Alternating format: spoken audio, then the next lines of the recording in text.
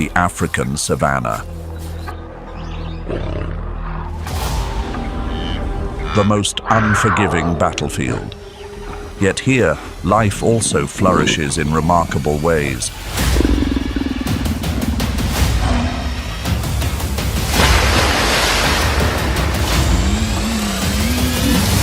Predators and prey, all must struggle to survive.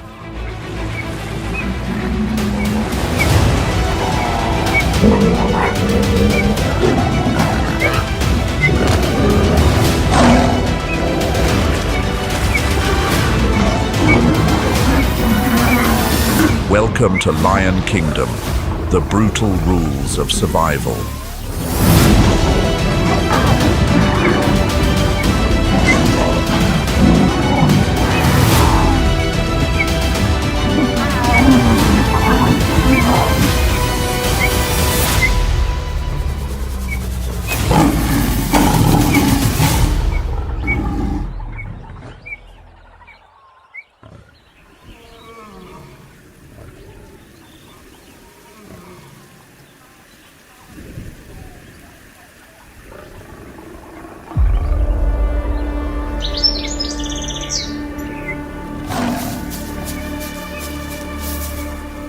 Lions do not oversee their territory as a peaceful family home.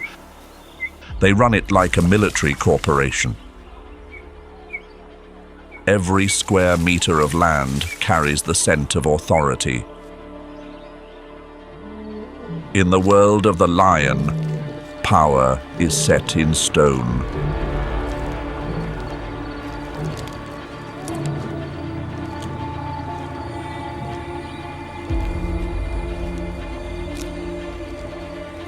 He is not merely a father. He is a sentinel, safeguarding the family from those on the outside.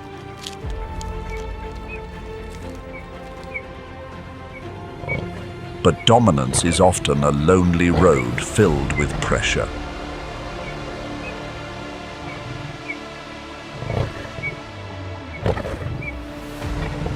When a young, vigorous, nomadic male steps up, a leadership change is bound to happen.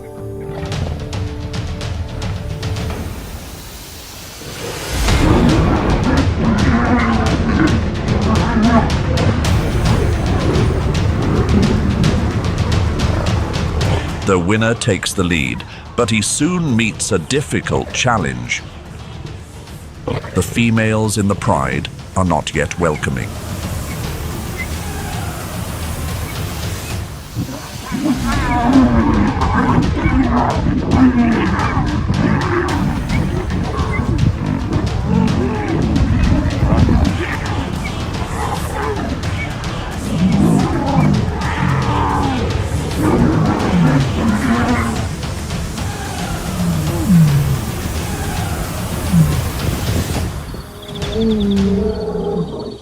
Winning the hearts of the ladies is no walk in the park. The females are ready to stand their ground against the newcomer. They must look after their young. For a single lapse in focus could mean the little ones are gone. The new leader will patiently wait for his moment. This is a natural strategy to encourage the lionesses to start their next cycle sooner. These young kings are eager, needing to secure their lineage before long, as their time in power is shorter than that of the queens.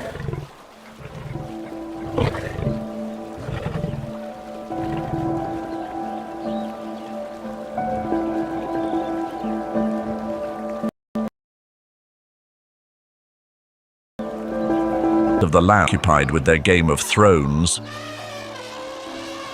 beneath the river surfaces, a different kind of authority, more raw and heavy, is being established. The hippopotamus is the most formidable mammal in Africa. Every 1 centimeter of water is a priceless asset.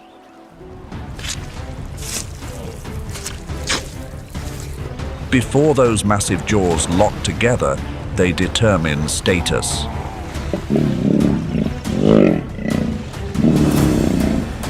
This is an infrasound that can make the ground tremble.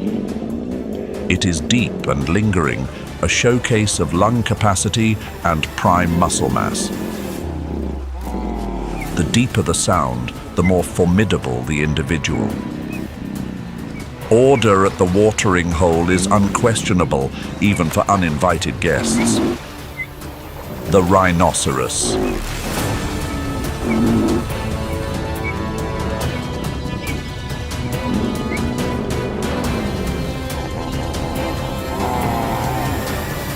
The power of sound forces even the largest figures to step back. However, if vocal intimidation fails, the confrontation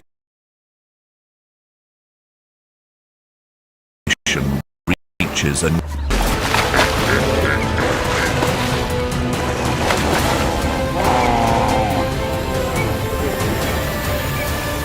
This is a direct insult, and the challenger is ready to cross the line.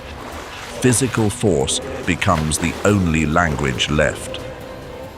Hippopotamus battles can last for hours. Under the scorching sun, the animals like the antelope to proactively vacate the area to stay out of harm's way. The result of such boldness is often a painful sentence of exile. He collapses, carries dissonance. The victor returns to the pod, continuing to hold exclusive mating rights and protect his muddy kingdom. Until the next challenger emerges.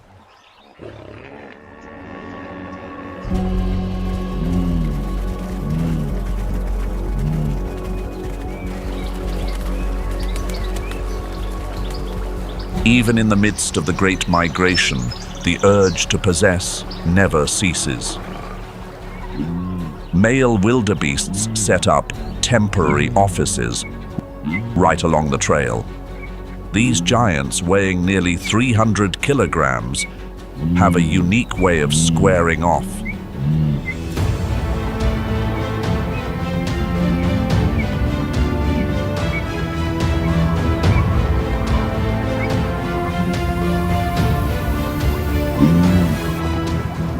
This is not an act of surrender.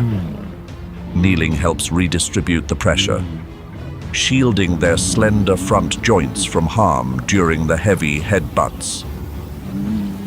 The struggle usually ends in a retreat, because in this moving tide, failing to reach the destination over a temporary patch of grass is an unnecessary waste. But winning the match is only half the battle, as mastering the space through scent is the key to keeping the ladies around.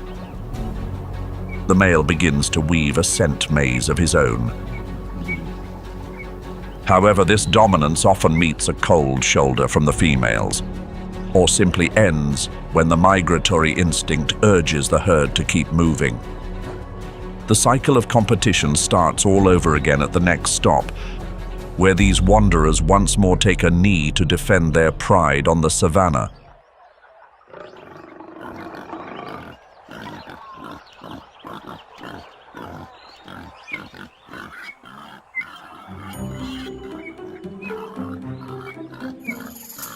Kneeling also resembles a ritual.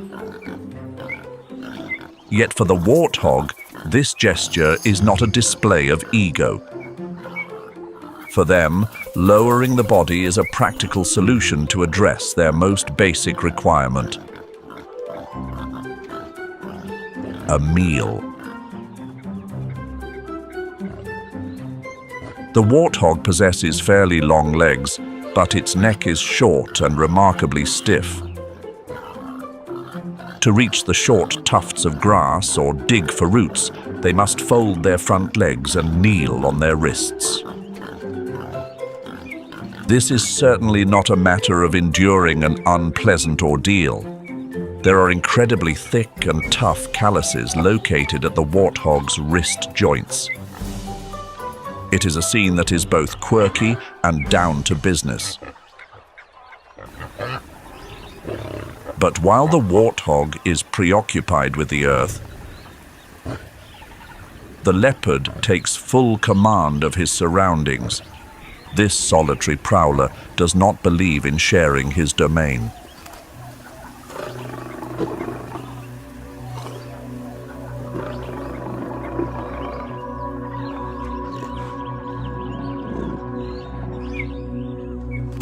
The leopard is a solitary phantom. He does not need an army to maintain his empire. The map of his kingdom is drawn with invisible boundaries that are very assertive.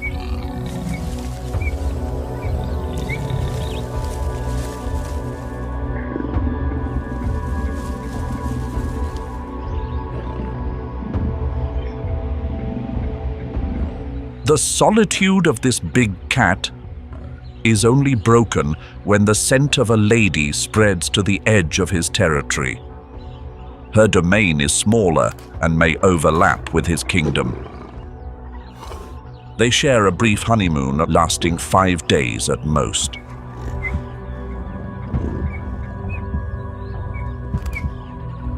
When the task is complete, the romance fades away instantly. They return to the quiet and to their professional solitude.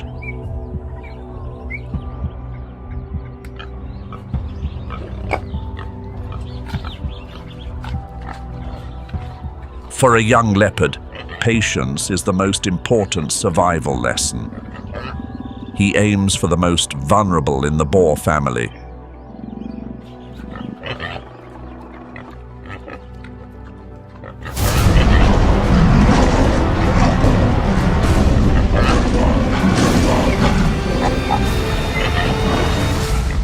But the hunt is only half the battle. The leopard performs a technique that few other big cats can mirror perfectly. This is his natural storage area, where food is kept away from thieves on the ground. Not with this lioness, though. Unlike her mate with the thick mane, the lioness has a body that is quite nimble and quick. Going up this tree is no challenge for her. The difficult situation belongs to the leopard. He doesn't dare to stand his ground.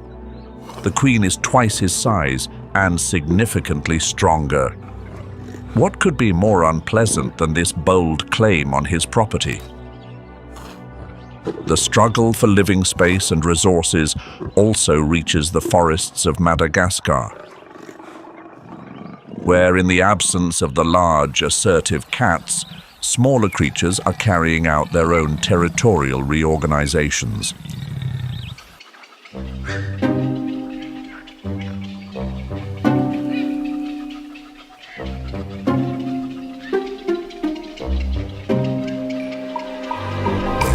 The Drongo is a spirited bird. Weighing only 50 grams, they proactively take the lead.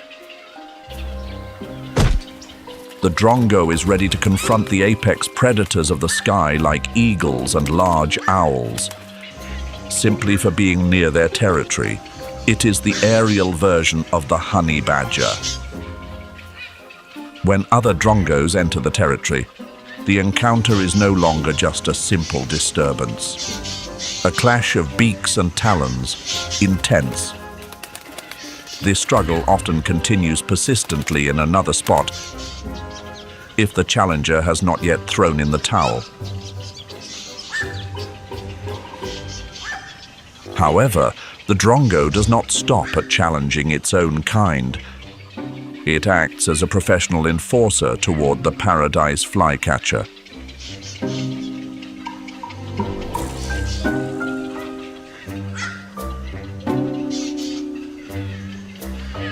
It intends to encourage the other party to seek a new home elsewhere. It establishes a paradoxical protection contract with smaller, gentler birds. These neighbors are permitted to nest within its domain to enjoy safety from larger predators. In return, the price is a frequent tax through quick food interception. From these tests of wit in Africa, the journey of territorial claim takes us across thousands of miles to another latitude. In the land of true giants in Alaska, a completely different arena awaits. The rules of the kingdom are once again rewritten with raw physical power.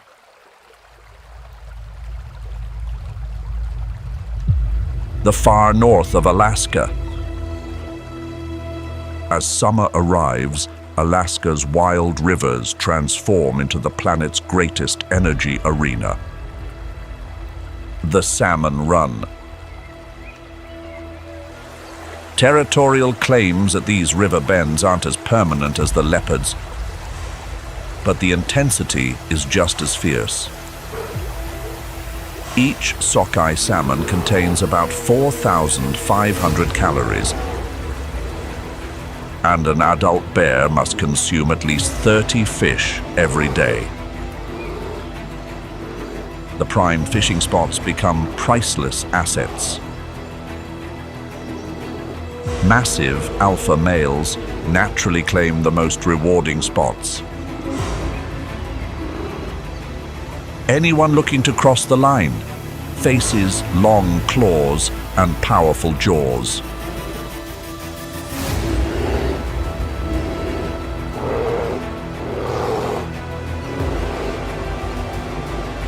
However, the riverside arena also witnesses the most intense instinctive conflicts. This mother bear won't seek a new partner as long as her little ones are by her side.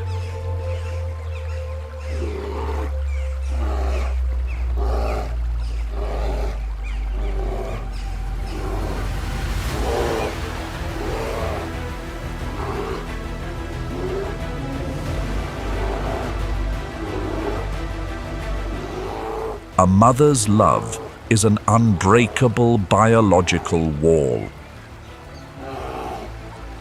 The ultimate goal for every river dweller is to pack on enough fat before entering a hibernation lasting 5 to 6 months.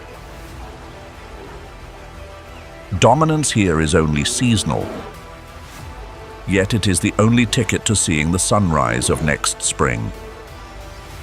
However, not every kingdom mirrors the one in Alaska.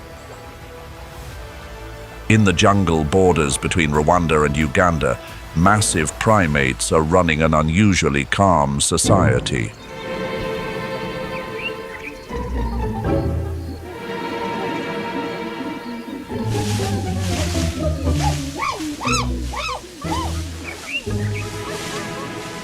The gorilla governs his empire under the supreme leadership of a single silverback. He is in the driver's seat for every rhythm of the troop's daily life.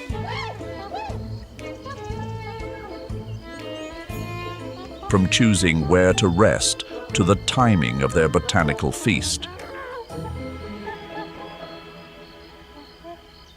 Unlike the big cat kings, who are always on edge about boundaries, the gorilla's domain is an open space. The silverback's leadership focuses on the quality of life and the security of his troop members. The young can play freely and learn to establish their social standing without needing intense confrontations.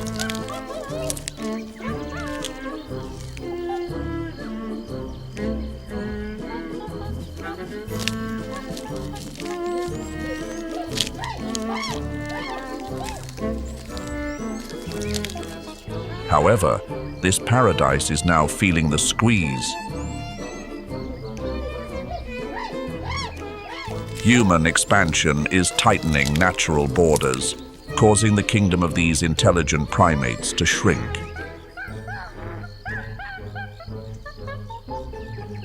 Yet, there are still places where local people can coexist with the wild inhabitants.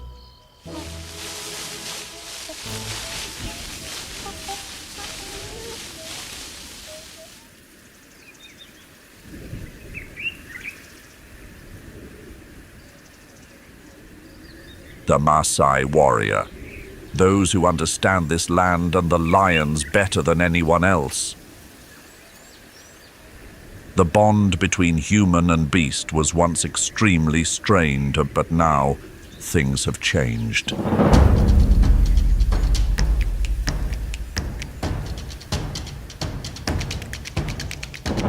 This lioness has taken what wasn't hers. It is unclear whether the herder's sharp senses or the safari vehicles blew her cover.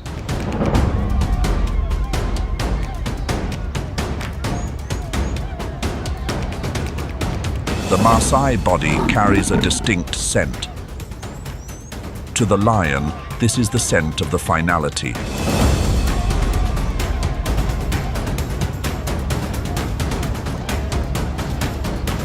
The scent of the only species that dares to face them head-on with a spear. The intruder does not find a happy ending. She wandered too far, into a place where hunting is not permitted.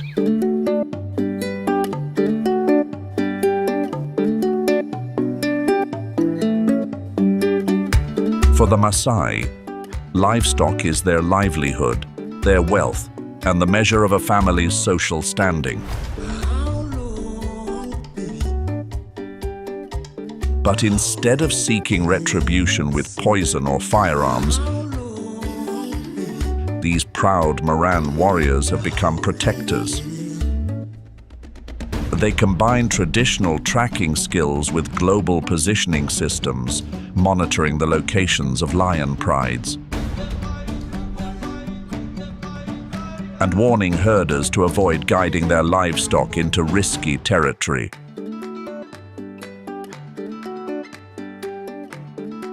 If livestock is lost, the owner receives a sum equal to the asset's value, provided they do not pursue the predator for revenge. However, this understanding and peaceful coexistence in Africa seems like a distant dream for those living in higher latitudes. As global temperatures rise and ice caps vanish, a more intense confrontation is unfolding in the far north.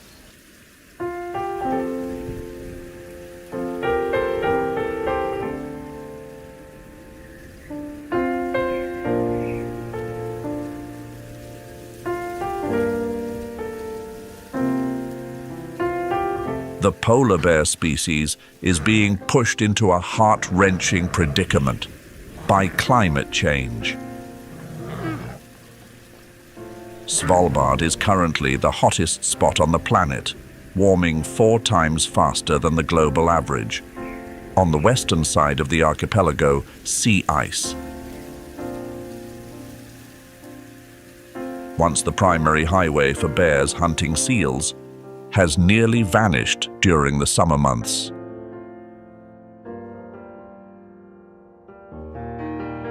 Without ice, their menu is forced to change tragically. Hunger overrides fear.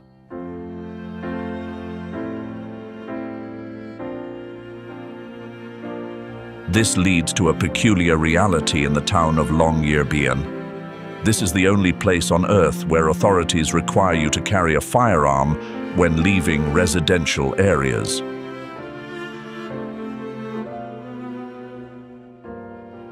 The goal is not hunting, as this was banned in 1973. The weapon here is for self-preservation. Flare guns are always the top priority. The loud noise and bright light from the flare are the most effective tools for deterring these white intruders from a distance.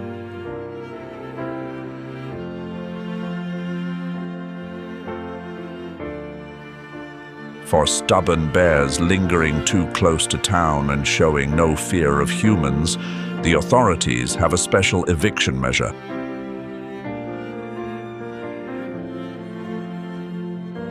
A rapid response team is deployed by helicopter to haze them away.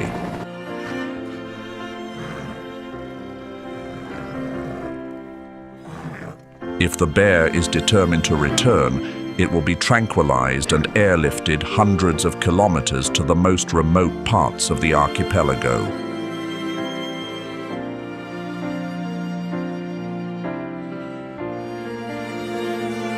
The thawing ice is redrawing the map of survival in the Arctic.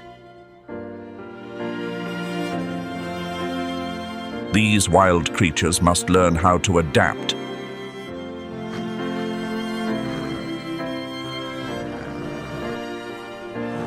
A coat of white isn't always the name of the game when it comes to nature's gifted camouflage. Occasionally, it acts as a dramatic genetic glitch, turning a top-tier hunter into a conspicuous target right in the heart of the sun-drenched savanna.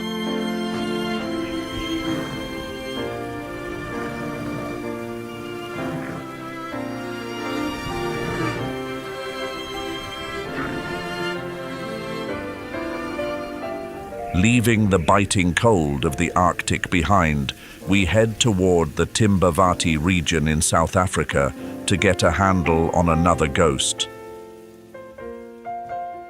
The white lion.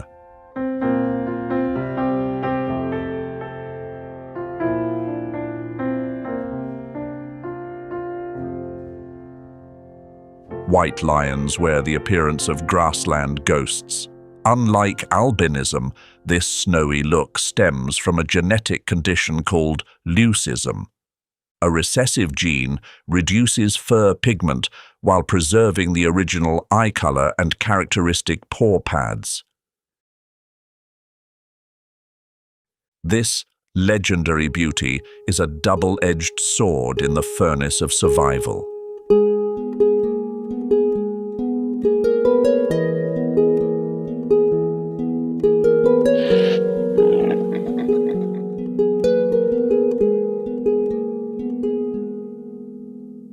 The pristine white coat contrasts sharply with the golden savanna, stripping away their natural camouflage. This conspicuous presence alerts prey and draws unwanted attention from the most ruthless rivals.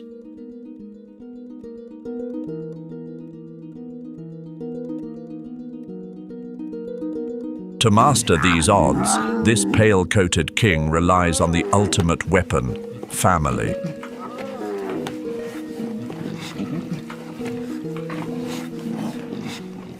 Lions are the only big cats to establish a tightly knit and organized social structure.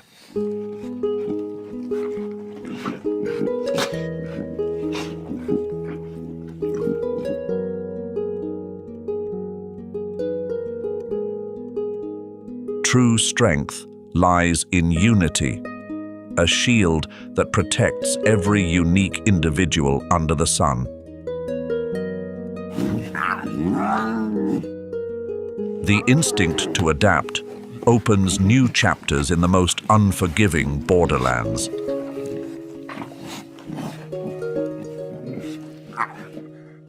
In the parched Serengeti plains, power is determined by strength and fire. A coalition of wandering warriors is intent on establishing a new empire.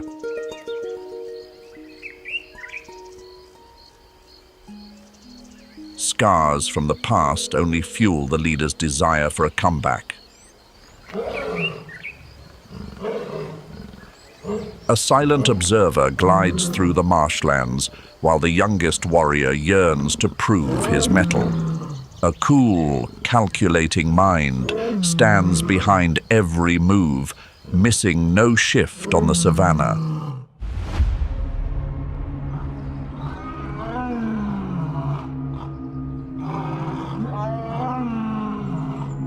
The quest for a worthy territory brings them to the heart of an ancient kingdom. A confrontation with the reigning monarch is unavoidable. The air grows heavy with the scent of the end before erupting into a clash of claws and muscle.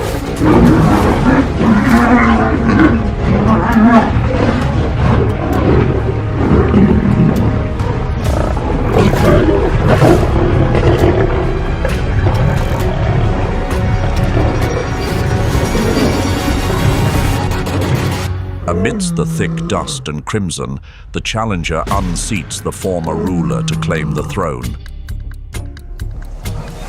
The females can only watch this intense transition of power from a distance. A new empire is officially born, turning this land into a realm of strength and fire. A thunderous roar asserts the coalition's supreme right over the new land. The arrival of the pride and the young cubs firmly secures the newly established legacy. As dawn breaks, their first coordinated hunt begins.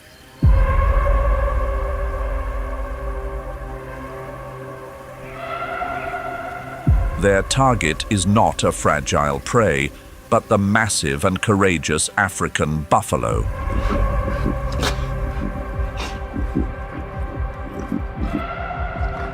The hunting party moves with precision, encircling the target from all sides with absolute synergy. A sudden surge occurs despite the ground giant's spirited resistance.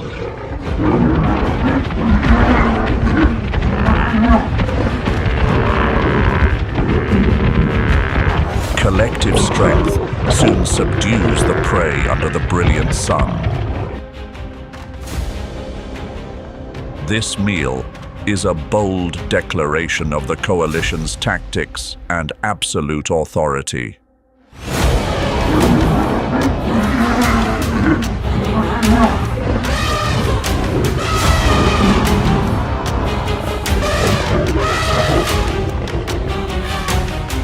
Months later, they set their sights on the ultimate test, the African elephant. A young African elephant separated from the herd becomes the focus of an unyielding siege.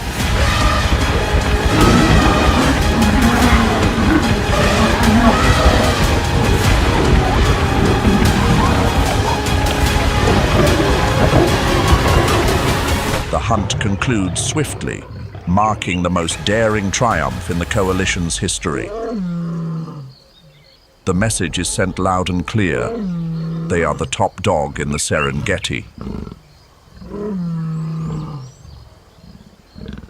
Despite establishing total dominance, the lion coalition soon faces a harsh trial from the shifting of the earth and sky.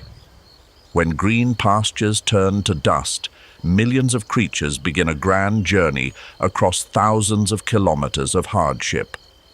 This is no longer a struggle for territory, but the start of a fateful migration between life and the final threshold.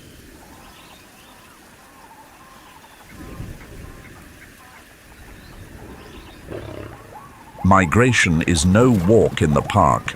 It is a biological contract signed with toil and sacrifice.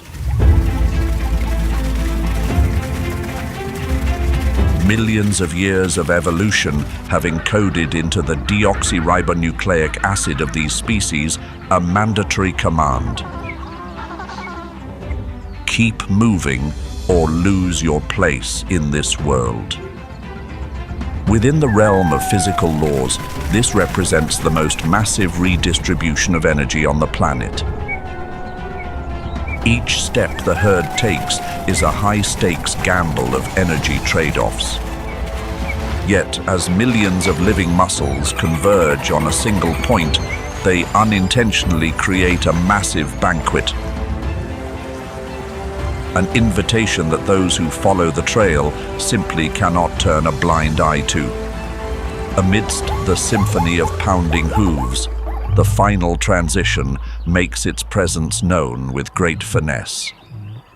And on the edge of the Serengeti plains, A certain presence is ready to transform this grand pilgrimage into a visceral, high-intensity pursuit.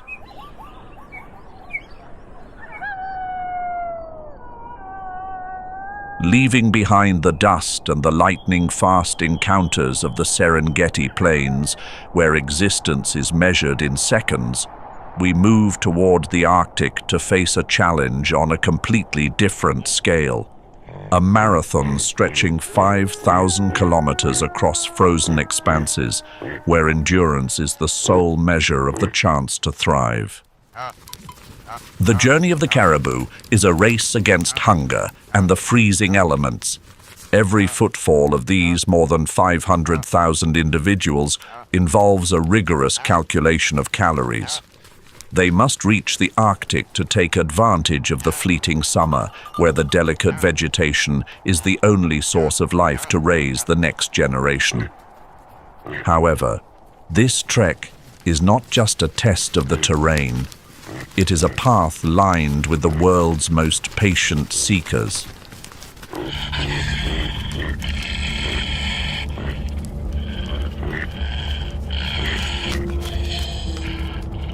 In the forests of Quebec, the inevitable end follows closely behind. Grey wolves are masters of exhaustion tactics. They simply need to outlast their counterparts.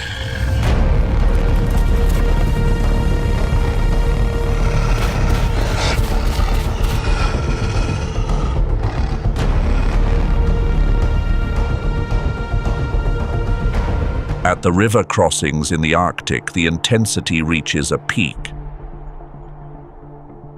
Solitary Arctic wolves know full well that this is when their counterparts are at their most vulnerable.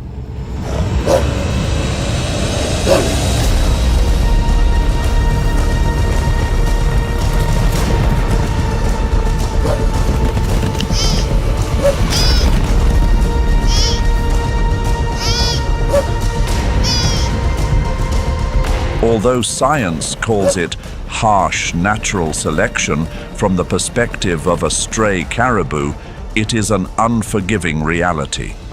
The wolf does not require an all-out battle. It only needs a precise grip on the hamstring to turn its counterpart's marathon into its final resting place. As the caribou herd moves deeper into the mountains, they encounter an entity of pure power, the grizzly bear. This is not an endurance seeker like the wolf, but rather an opportunistic force of nature. For a mother bear with 3 mouths to feed, the caribou migration season is a season of abundance that she cannot afford to miss. The encounter at this river bend lacks finesse.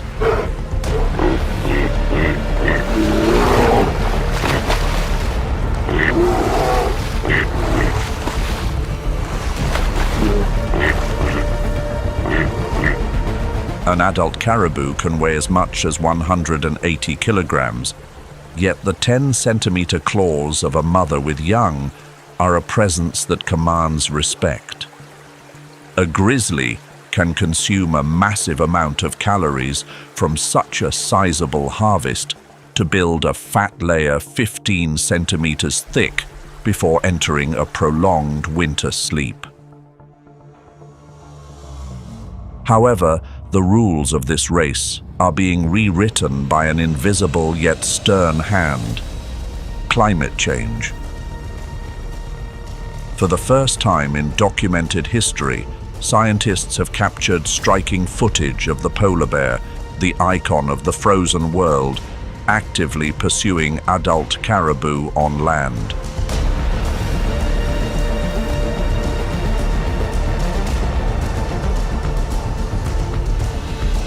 As sea ice melts ahead of schedule, preventing traditional seal foraging, these white bears are forced to adapt or face a profound lack of sustenance.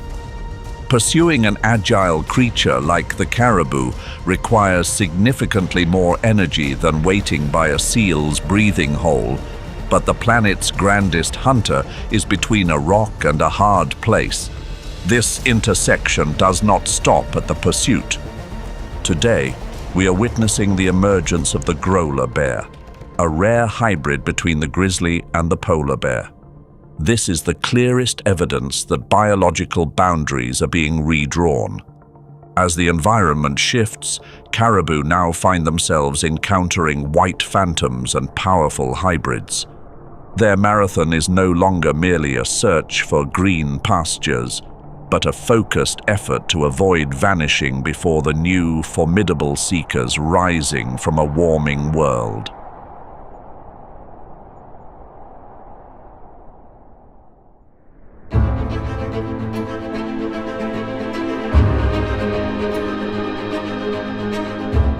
Leaving behind the chaotic banquets of the warm currents, we move toward the edge of the world, Antarctica, a frozen wilderness where there is no room for error.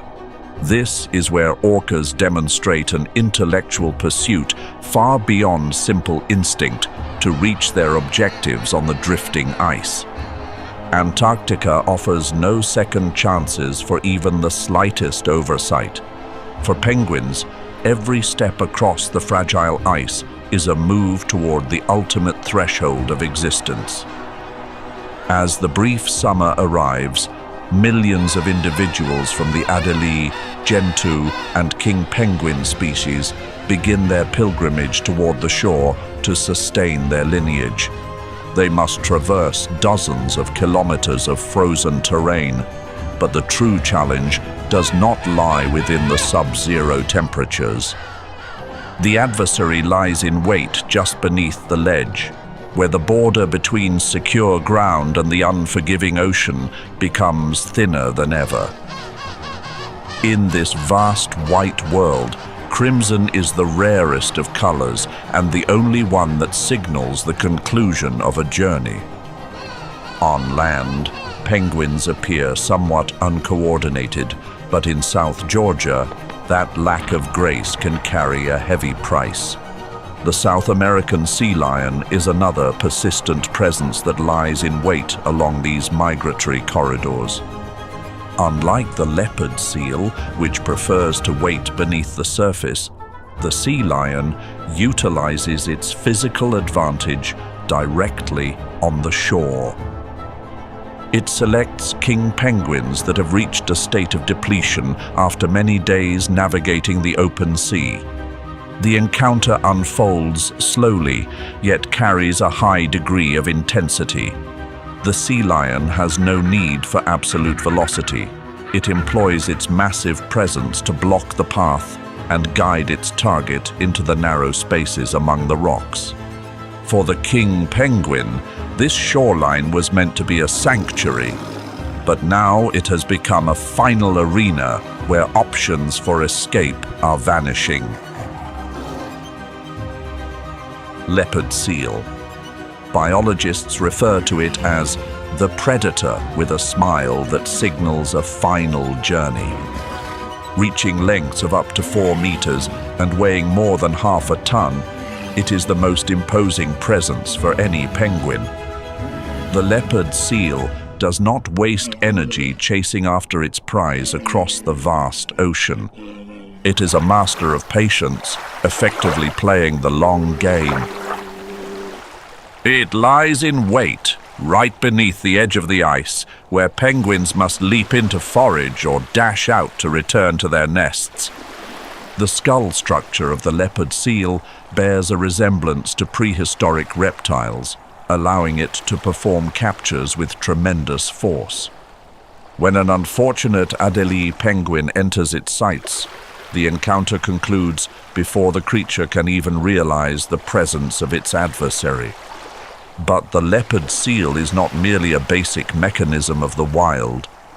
Recent studies reveal that they possess the ability to learn and accurately recall the migratory schedules of the penguins. They know exactly when the young ones will practice their swimming and when the alertness of the adults is at its lowest point. It is a seamless adaptation to transform the migration of others into their own bountiful buffet.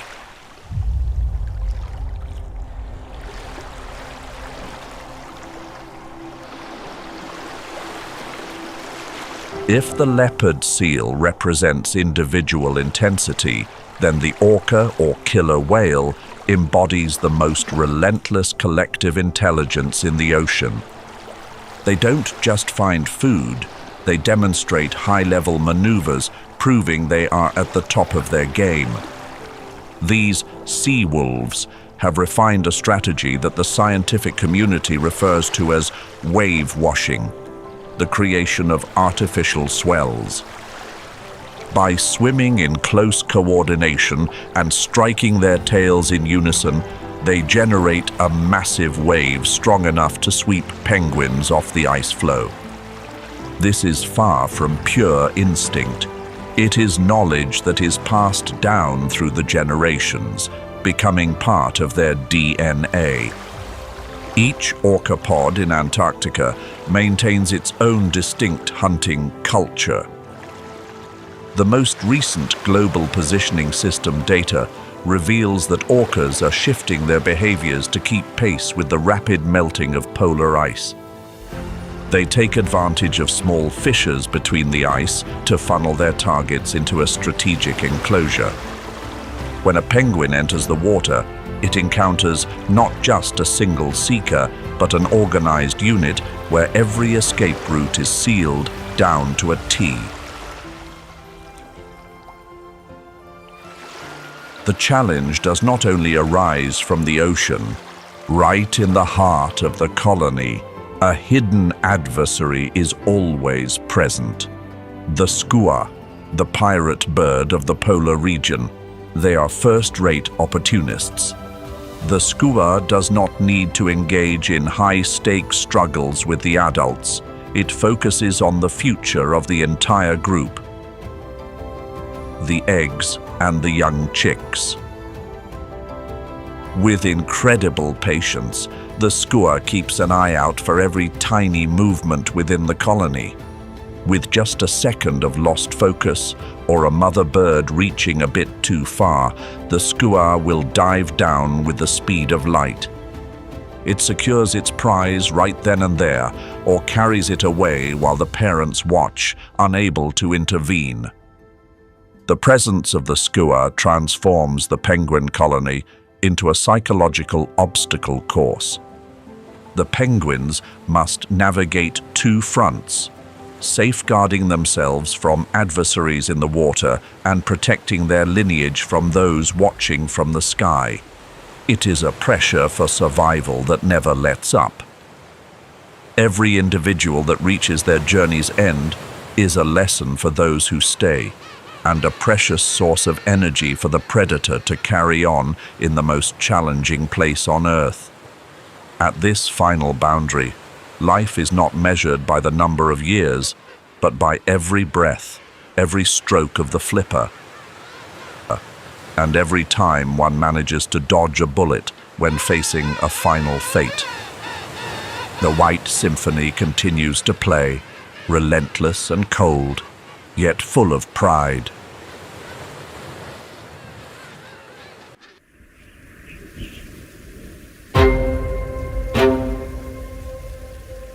The Serengeti plains are not for dreamers. Here, life is measured in the blink of an eye, and the final curtain is always waiting at the end of a single leap. A mother cheetah. She does not possess the rippling muscles of a lion or the raw intensity of a hyena. Her weapon is the elegance of biological engineering. To reach a velocity of 110 kilometers per hour, this cheetah's body serves as a perfect cooling and power assist system.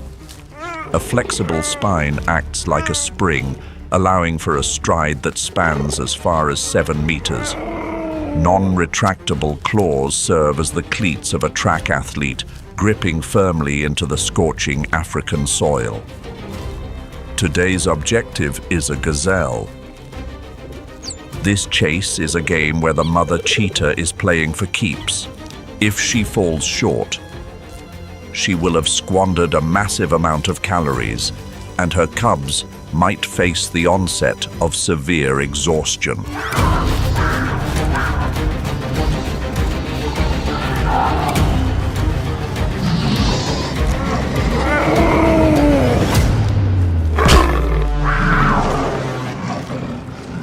The struggle reaches its conclusion. The mother cheetah requires 20 minutes to catch her breath before she can bring a meal back to her young ones.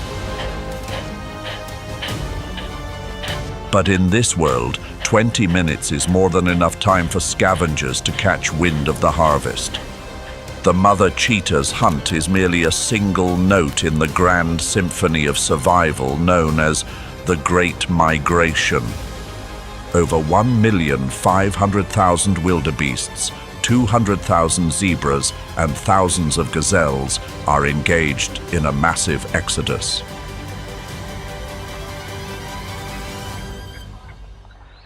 As the rains depart from the Serengeti, the arrival of the parched season begins to tighten on the plains.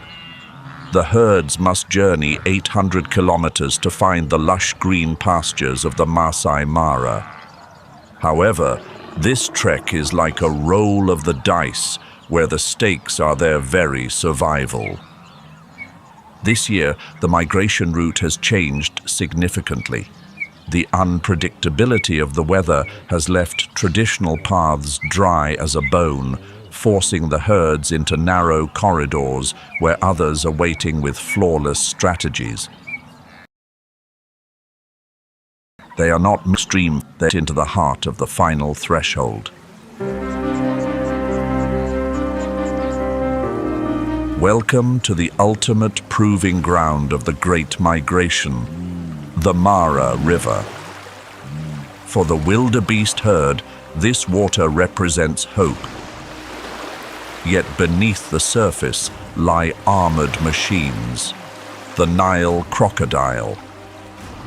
These creatures have no need for further evolution, as they reached their peak millions of years ago. A palatal valve at the base of the throat allows them to open their mouths underwater to grasp their meal without inhaling water into their lungs. Their hearts possess a small opening called the foramen, direct oxygen-rich blood to the most vital organs during a long period of lying in wait. An adult Nile crocodile can go without eating for an entire year. But when the migratory feast arrives, they become the most voracious diners. With a bite force reaching 22,000 newtons, equivalent to the pressure of a small truck pressing down on a single square inch, no shell or bone presents a challenge.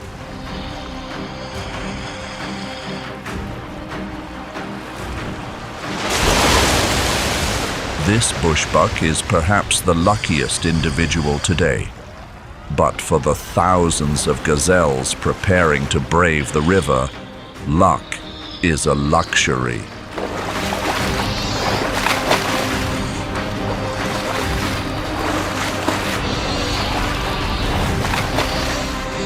Gazelles are the smallest members of this massive migratory group, and most of them were already satisfied with the distance covered before reaching the Mara River. Yet there are still those who harbor ambitions for nature's precious rewards. But there is one thing they do not realize.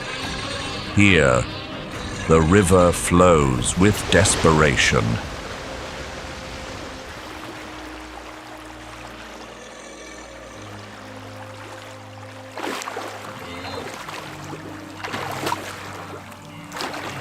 Making it through the murky waters of the Mara River does not mean you have secured the ultimate prize.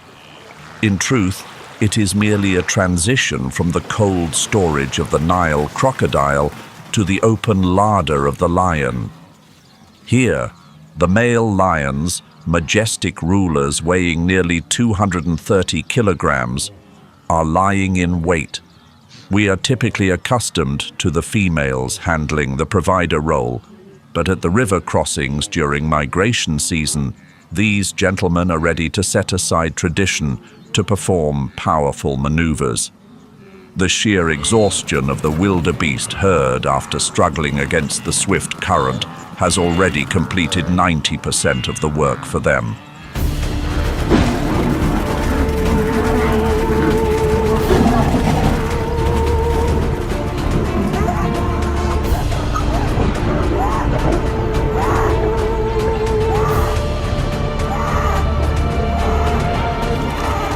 Biological data from the year 2025 indicates that cortisol levels, the stress hormone, within the blood of the wildebeests at this moment are 10 times higher than normal. This causes their reflexes to slow down, turning them into stationary figures in the eyes of an apex seeker. If the lion represents explosive power, then the hyena is the symbol of unrelenting endurance. A clan of hyenas can maintain a velocity of 60 kilometers per hour over a long distance, forcing their target into a state of total physical depletion.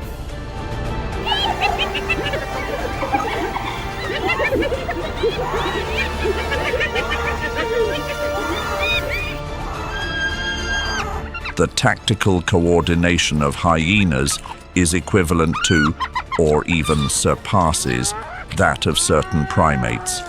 When a young wildebeest becomes the center of their focus, its chances of continuing its journey drop to nearly zero. And here is where the science becomes truly remarkable: the stomach of the hyena. With extremely high concentrations of hydrochloric acid, their digestive system is a genuine chemical reactor. From the hide and hair to the sturdiest bones of the wildebeest, everything is completely broken down. After a pursuit is finished, there is almost no trace remaining on the ground. Hyenas make full use of every protein source to sustain a matriarchal empire, where the most powerful females always get the lion's share. The Great Migration at the Serengeti persists as an infinite loop of existence and the final transition. The pilgrims continue their stride, because to halt means to fade completely into the food chain of this uncompromising landscape.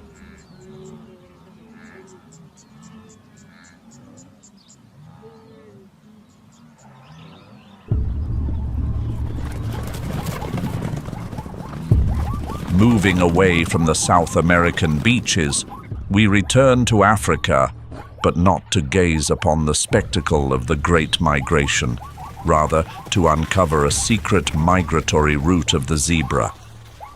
While the whole world is captivated by the grand migration in the Serengeti in Botswana, a greater secret has quietly existed for centuries. It was not until the year 2012, thanks to modern global positioning system technology, that we realized with astonishment the zebra migration from the Chobe River to Masai National Park is actually the longest overland trek of any mammal in Africa. More than 500 kilometers in a straight line and up to 1,000 kilometers for an intense round trip. Why do they choose this path? The answer lies within the vast salt pans of Masai. There, following the rains, the grass is more than just sustenance. It serves as precious mineral supplements, something the zebra herd cannot find anywhere else. Yet, there is a poignant historical truth that we must revisit. For many decades, man-made fences designed to prevent livestock ailments blocked this route. Once the barriers were removed, ancient instincts surged back with such incredible power, proving that nature truly stands its ground. These zebras were never taught this path by their parents, yet their genetic code guided them back to the promised land. Nature may be interrupted, but it can never be entirely erased. Nevertheless, this journey back to their origins also serves as an invitation for the master seekers of the savannah. The most formidable counterpart for the zebra on this trek is the lioness. If the male lion is the symbol of raw power, then the females are the architects of the quiet approach. They understand that an adult zebra weighing 300 kilograms possesses kicks capable of fracturing the jaw of any seeker. Therefore, recklessness is an inefficient strategy. Observation, stealth, and decisive engagement. Everything is performed flawlessly and with purpose.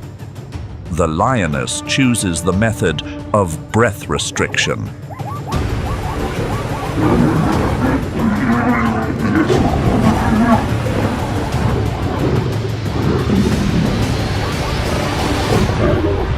By locking her jaws onto the windpipe of the counterpart, she interrupts the oxygen flow to the brain, transitioning a once vibrant creature into a still presence in just moments. This is a wise choice for both energy conservation and safety. It ensures the counterpart cannot struggle and inflict harm on the one pursuing it. In the world of the lion, the parental bond of the other is seen merely as an unnecessary expenditure of energy. The lioness will not hesitate to overcome the female, leaving the young one isolated on the savannah, another accessible meal that will soon be addressed.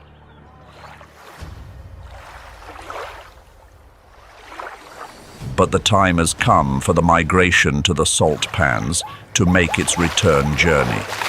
The evergreen forests near the banks of the Chobe River are the zebra's home, and they belong to the leopard as well.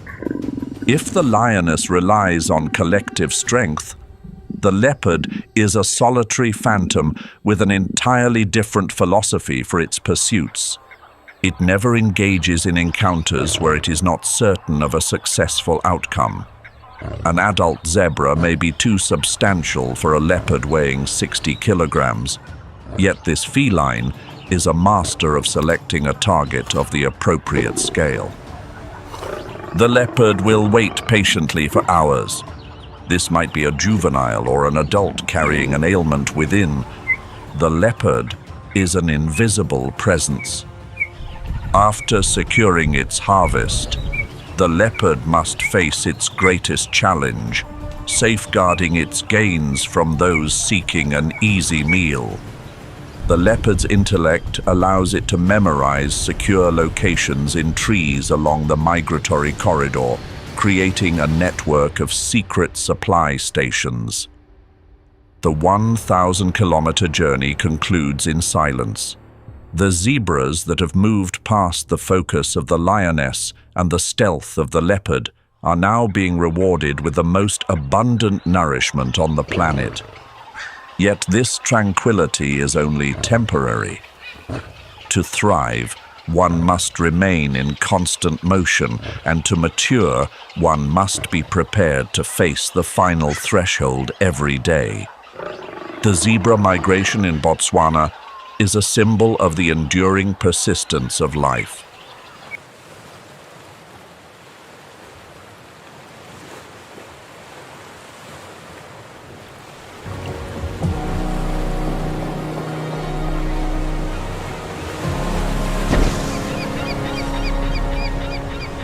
Sea turtles represent an exceptionally high-stakes investment.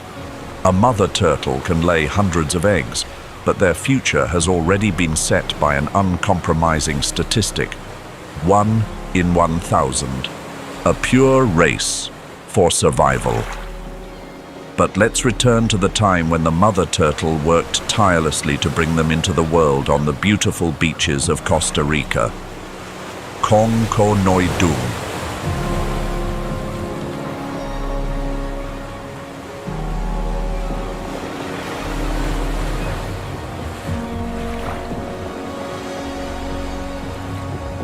After mating amidst the swift ocean currents, hundreds of thousands of mothers begin a solitary journey spanning more than 3,000 kilometers to return to the place where they were born. Throughout 3 weeks of drifting, a quiet biological miracle takes place. Inside the mother turtle's body, 100 precious eggs encased in durable, flexible shells are gradually reaching completion. However, to reach the nursery, many observers are still lingering nearby. Beneath the blue waters of Costa Rica, a 5-meter tiger shark does not require the speed of a cheetah. It possesses patience and a set of jaws engineered to dismantle nature's sturdiest armor. Unlike other sharks, teeth have a unique serrated structure. Referred to as the refuse collector of the ocean, this shark has an unlimited menu, yet sea turtles remain a highly favored main course. They function like handheld power saws, capable of slicing through a turtle shell as thick and hard as stone. Tiger sharks tend to gather in sea turtle migratory corridors with higher density due to changes in warm ocean currents. A precarious contest between passive protection and active measures of engagement. But the mother has prevailed.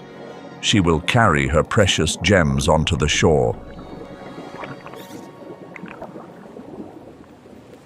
When sea turtles imagine the sandy shore is a secure haven to continue their lineage, they have made a fateful oversight. In the coastal regions of South America, particularly Brazil, the laws of the jungle have expanded into the realm of the ocean. The mother turtle comes ashore to deposit hundreds of her precious eggs, and she is nearly ready to return to the sea. However, the shoreline seekers do not permit it.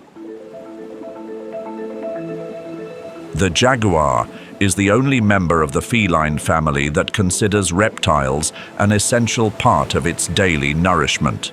In the South American wetlands, such as the Pantanal, their preferred choice is the caiman. But on the beaches of Central America, the menu has undergone a shift. How do they pursue the sea turtle, a creature that always carries its mobile home? The answer lies in the force of their bite. Jaguars possess the most powerful bite among the big cats when measured relative to body size. The power of this feline is twice the biting force of a lion. While other creatures are left without options against the sturdy turtle shell, the jaguar simply employs its teeth like a hydraulic press. As traditional forest sources of nourishment decline, individual jaguars in this region have become genuine specialists in turtle pursuit. They know precisely when the tide rises and when the turtles are at their most exhausted after finishing the placement of 100 eggs. For the turtle, this is a tragedy of fatigue. After traversing thousands of miles of ocean and navigating past the presence of sharks, she finds the conclusion of her journey beneath the talons of a seeker from the jungle. Yet within the Central American ecosystem, existence always harbors astonishing paradoxes. The dominance of the jaguar creates a buffer zone of apprehension. When the silent paw prints of this large feline are imprinted on the sand, professional egg takers like raccoons, coatis, or vultures, those capable of undoing countless nests in a single night, must remain hidden in the shadows. A single mother turtle may reach her end under the claws of the jaguar, but in exchange, this presence is a blessing in disguise, as thousands of other nests are kept safe from the interference of smaller seekers. A perfect equilibrium that nature has meticulously established. As the first light of dawn touches the shores of Costa Rica, the final mother turtles slowly return to the ocean, leaving behind millions of seeds of life hidden beneath the sand heated to 28 to 32 degrees Celsius, the temperature that determines the gender of the next generation of turtles. The moment these tiny souls take their first salty, silent presence is already waiting. The magnificent frigate birds are true pirates of the air. With a wingspan extending over 2 meters, yet possessing feathers that lack proper waterproofing, they cannot land on the ocean to forage for fish like other seabirds.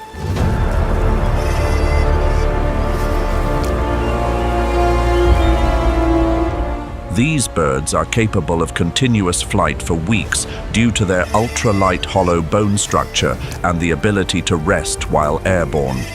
To a magnificent frigate bird, these little hatchlings are protein-rich morsels encased in a soft exterior. The most fortunate hatchlings that make it past the aerial seekers and navigate through the persistent waves crashing against the shore will enter a completely new arena.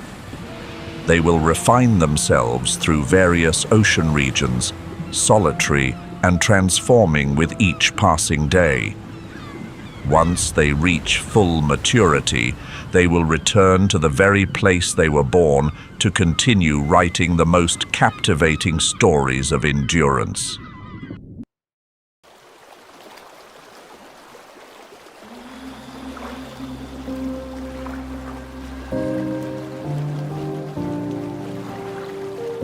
For the salmon, migration is not a journey in search of life, but a biological legacy written through their own undoing. These fish are undertaking one of nature's most extraordinary treks.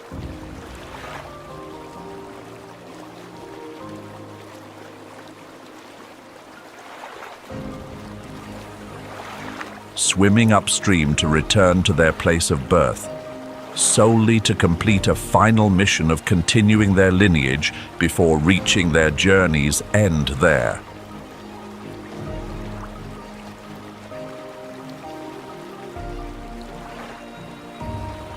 Upon departing the salty waters of the ocean to enter the freshwater rivers of Alaska, the salmon's body begins an intense process of transformation. They cease nourishing themselves entirely.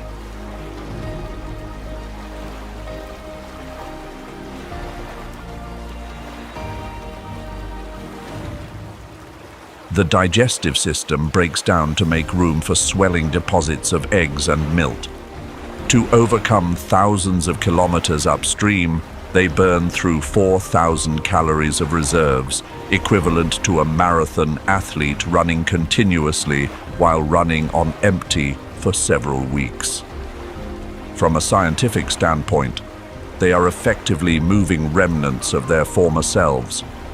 The salmon's body begins to deteriorate, even as they continue to swim. Skin peels away and internal organs fail, yet instinctive will continues to propel them forward. This is a collective journey of sacrifice on the largest scale on the planet, creating a massive resource that draws the most formidable seekers of the north. At choke points like these waterfalls, grizzly bears are the uncrowned kings. An adult grizzly bear can consume up to 40 kilograms of fish daily, yet they are far from indiscriminate. In the peak season, grizzly bears employ a strategy that biologists call high grading, premium selection. Rather than consuming the entire fish, they only strip away the skin, subcutaneous fat, and the brain, the most energy-dense portions to quickly accumulate fat for the lengthy winter slumber. These bears are not merely standing there by chance. There is a rigorous social hierarchy within this arena. The largest alpha males will claim the most lucrative spots right at the crest of the waterfall, where fish often leap directly into their reach. Younger bears or mothers raising cubs must accept positions further downstream, gathering what remains or braving the odds in the competition for a prize. A single swipe from a grizzly bear's claws can instantly subdue an opponent, yet in this salmon fever, the hunger for energy often surpasses any sense of unease.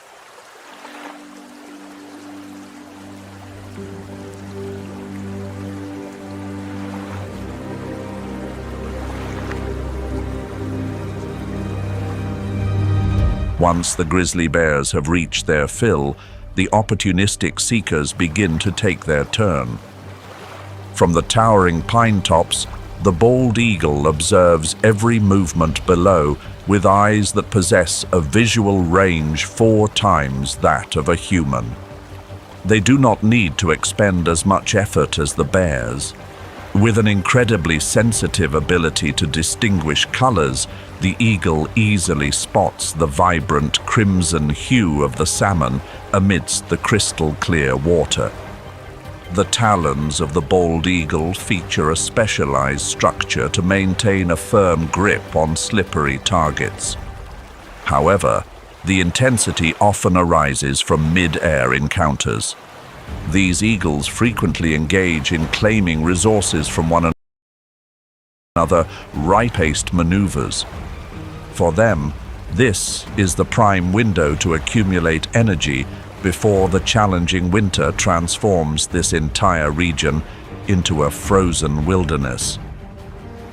The abundance of salmon even alters the inherent nature of terrestrial seekers. In the coastal regions of British Columbia and Alaska, grey wolves have set aside traditional foraging habits to become genuine fishing specialists. This is an intelligent adaptation. Pursuing a deer in the deep woods requires too much energy and brings many risks of physical harm. Conversely, these declining salmon represent complementary and secure meals. Interestingly, these wolves also follow the example set by the bears. They typically only consume the salmon's head, the area containing the most nourishment and fewer stowaways compared to the body. This shift in nourishment is so distinct that scientists have discovered traces of marine life in their fur and bones through radioactive isotope analysis. As the seekers conclude their banquet, the true story of the salmon run begins to soak into the soil. Each year, millions of salmon remains are carried deep into the forest by bears, wolves, and eagles. What remains from their meals is never squandered. As the fish remains break down, they release a massive amount of nitrogen and phosphorus originating from the ocean into the terrestrial ecosystem. Recent scientific studies have provided an astonishing figure. Salmon remains provide as much as 25% of the nitrogen necessary for the growth of the towering trees around the migratory zone. The spruce and ancient pines are able to reach great heights thanks to the sacrifice of these crimson pilgrims. The river becomes a perfect system of energy circulation where everything has come full circle as the conclusion of one species' journey becomes the source of vitality for thousands of others, from tiny microorganisms to 100-year-old giants. The salmon run is more than just a migratory event. It is the beating heart, pumping the blood of nourishment from the deep ocean into the very lungs of the continent. As the final salmon takes its last breath, its trek reaches its destination, but the vitality it leaves behind will endure forever within every grain of the ancient Alaskan timber.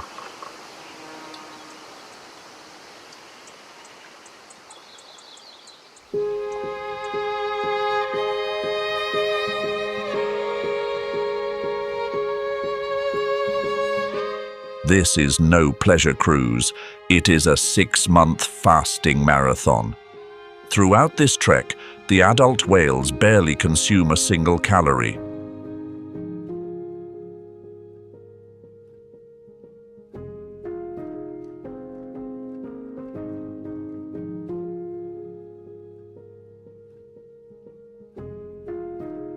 They live entirely off the blubber reserves under their skin, drawing from their own bodies to power every stroke of their tails.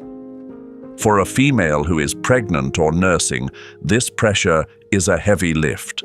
They are swimming a path where the toll for a new life is their own physical depletion.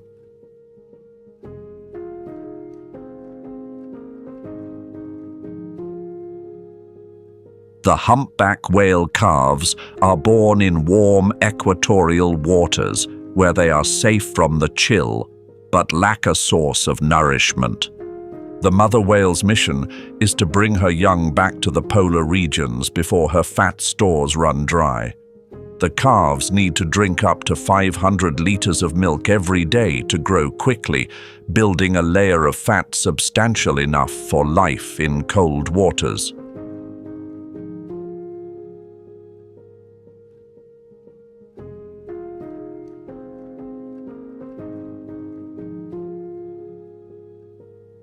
Scientifically, this is a high-stakes biological puzzle. The mother is transforming her own fat into milk for her calf, while she has no way to refuel. With every kilometer that passes, the mother grows more frail, while the calf remains quite small in the face of the ocean's shifts.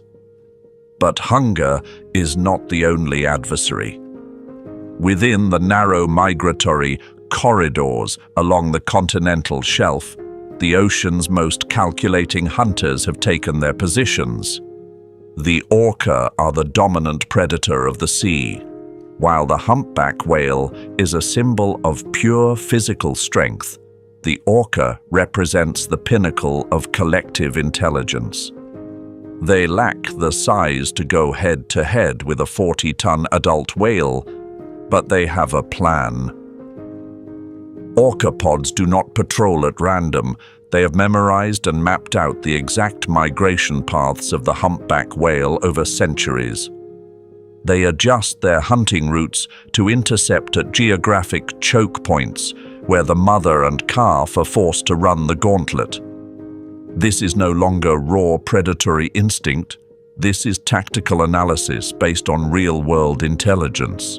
The orcas are conducting a psychological and physical campaign, waiting for the moment when the mother's fatigue reaches its peak. The orca's strategy is incredibly relentless and efficient. They do not aim for an immediate outcome. The sole objective is to separate the calf from its mother's protection. The orca pod coordinates like a special forces unit. One group acts as a distraction, constantly bumping and nipping at the mother's pectoral fins to draw her attention away. The other group focuses all its energy on the calf. Even more daunting is the submerging technique. Since whales are mammals, they need to reach the surface to breathe. The orcas will take turns swimming on top of the calf's blowhole, using their weight to prevent it from taking in oxygen. It is a slow process of exhaustion through oxygen deprivation.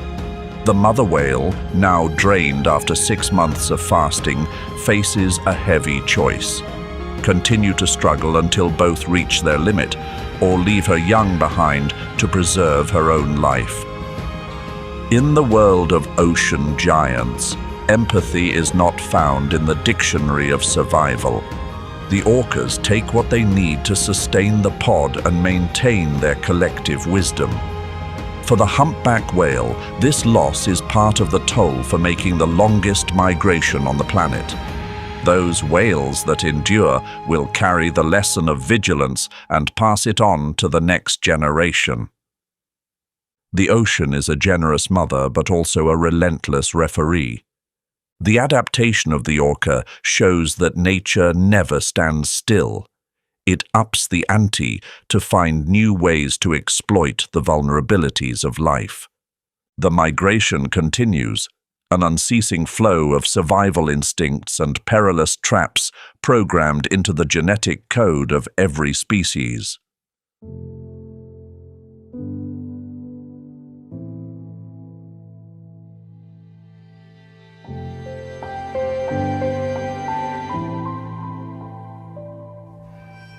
That peculiar trunk-like nose is no mistake of evolution. It is a versatile climate control system, filtering the dust of the steppe in the summer and warming the freezing air before it enters the lungs in the winter.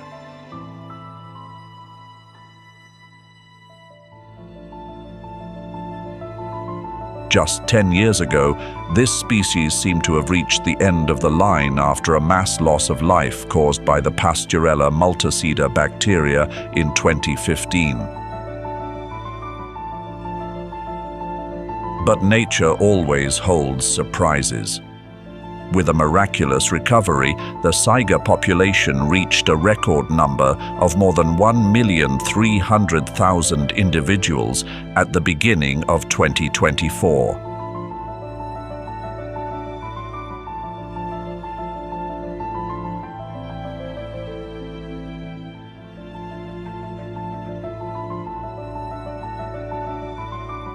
However, this population boom is not just good news for conservation efforts, it is also a signal sent across the steppe, inviting the ghosts of this land to return.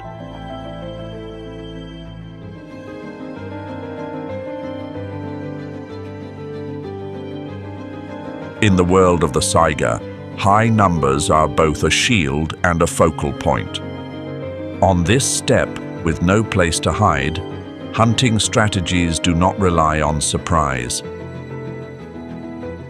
Grey wolves here are the most relentless marathon athletes. Saiga can reach top speeds of up to 80 kilometers per hour, but they cannot maintain it forever. Wolves do not need to be faster. They just need to stay the course.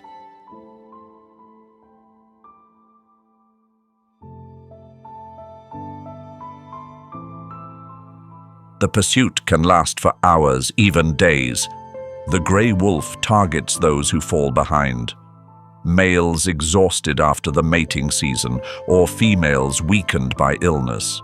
Wolves use pack intelligence to press the saiga herd into muddy areas or rugged terrain, where the saiga's trunk-like nose cannot help them breathe more easily when their heart rate has gone off the charts. When exhaustion takes hold, the saiga herd's shield of numbers begins to crack. But the challenge does not only come from the ground. For those newly born lives, the steppe is an arena full of traps from above. The steppe eagle. With a wide wingspan and incredibly sharp vision, this bird of prey takes advantage of the saiga's birthing season to execute lightning-fast aerial strikes. The young saiga, although capable of running just hours after birth, are still too slow against the speed of a diving eagle. The steppe eagle does not need a long pursuit. It targets the most vulnerable, using its razor-sharp talons to conclude the hunt instantly. During the peak days of the migration season, the steppe sky is never quiet. It is a constant pressure, forcing the saiga to keep moving, never allowed to stop long enough to become a sitting duck. The return of the saiga is one of the clearest testaments to the reviving power of nature. Despite the persistent pursuit of the grey wolf and the steppe eagle, or the lingering shadows of illness, this strangely shaped creature continues to move forward. The increase in predators is actually a sign that the steppe ecosystem is regaining its balance. 1,300,000 individuals are not just numbers on paper. They are a powerful biological flow, providing life for an entire food chain from the ground to the sky. Saiga antelopes do not need powerful offensive weapons. Their weapon is their resilience and incredible ability to bounce back. The migration continues, moving past the thorns and the shadows of the past, leading the survivors of the Ice Age into a new future, where they remain the peculiar and proud guests of the green steppe. On the Kazakh steppe, a life reaching its conclusion is not a tragedy. It is part of the way the world works. One saiga falling is the price for the species to endure, and for predators to have the strength to carry on their own lineage. The intensity here is not about graphic details, but about the high stakes of natural selection. The fastest, the most enduring, and the luckiest will see the break of dawn tomorrow. The journey of the saiga is an epic of revival, a reminder that even in the most challenging places, life always finds a way.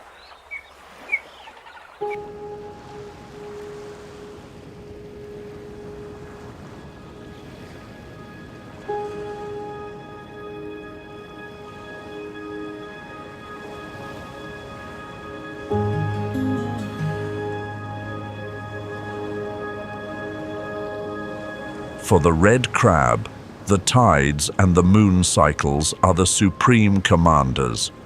They must leave the security of their damp forest burrows to head toward the sea.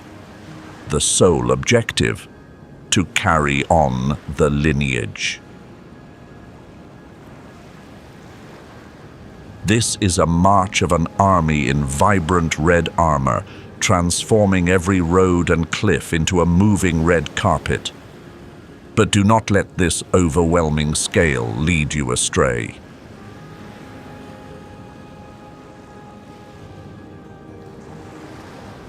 In the world of small creatures, high numbers do not always equate to security.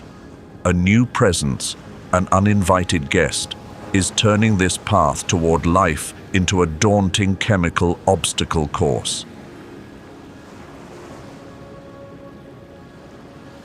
The yellow crazy ant. They are not native residents of this island.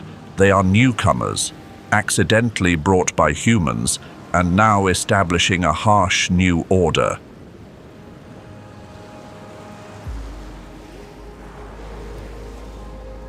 Their name stems from their erratic, frantic movements when disturbed, but do not underestimate that frenzy.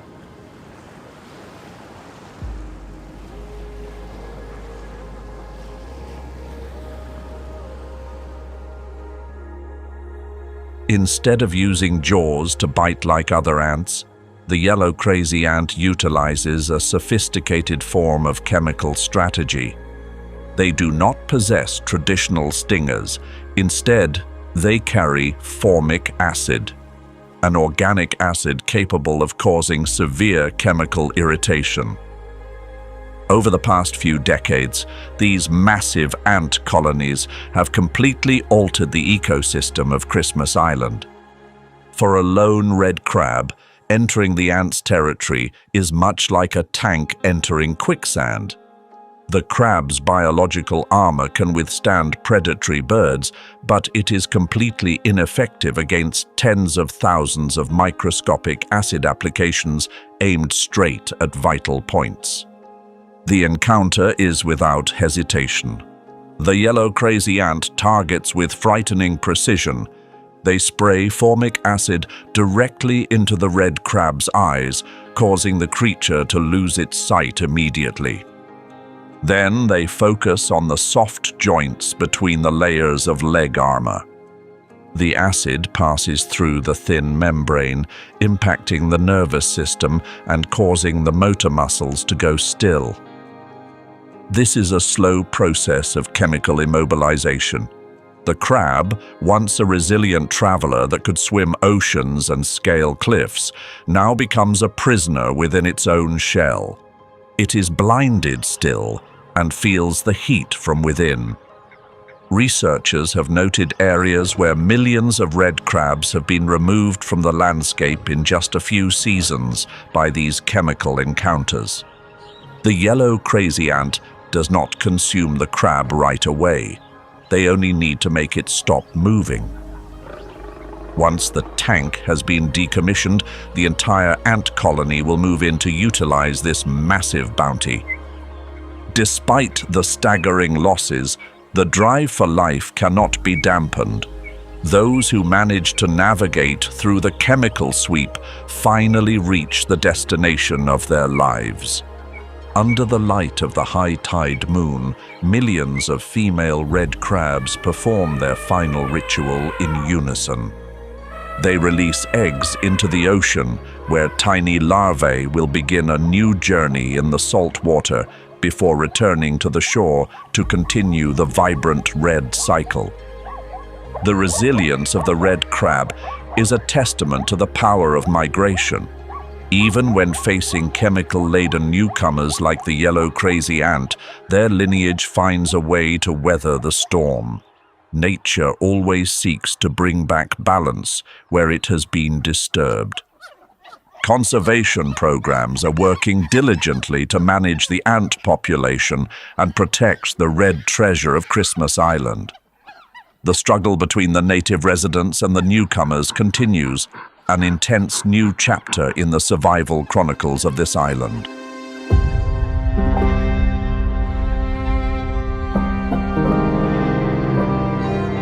Leaving behind the vibrant red beaches, we head toward the heart of the vast African continent, where another legion prepares to take to the skies.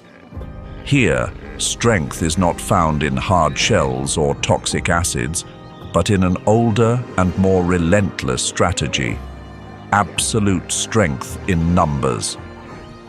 As the Zambian twilight gradually fades, the sky no longer belongs to the clouds, but to a dark presence substantial enough to veil the sun, opening a vivid new chapter in the symphony of migration. In the center of Zambia, there is a tiny swamp forest called Kasanka. Its area is less than 10 square kilometers, yet as each year draws to a close, this place becomes the focal point for one of the most astonishing biological events on the planet: the straw-colored fruit bat. This is not just an ordinary colony, it is a gathering of 10 million individuals, creating the largest mammal migration on Earth by density in a single location. Imagine the entire population of a major city like New York or London packed into a small garden.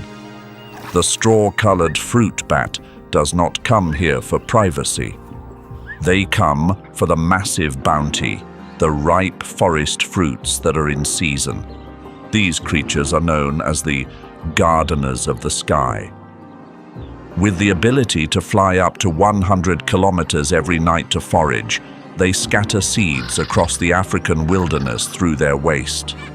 However, when 10 million lives gather at a single coordinate, the concept of predator and prey is pushed to an entirely new boundary.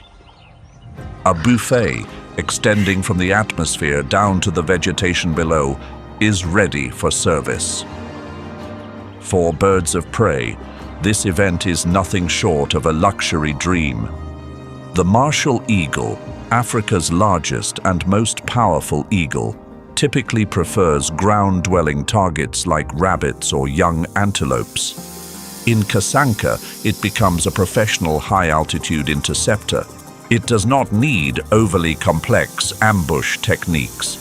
Amidst a sky thick with straw-colored fruit bats, finding a specific target is essentially like finding a needle in a haystack, yet missing entirely is even harder. Nearby, the African fish eagle, usually a specialist in catching fish, temporarily adjusts its menu. It uses its razor-sharp talons to make direct grabs right in midair.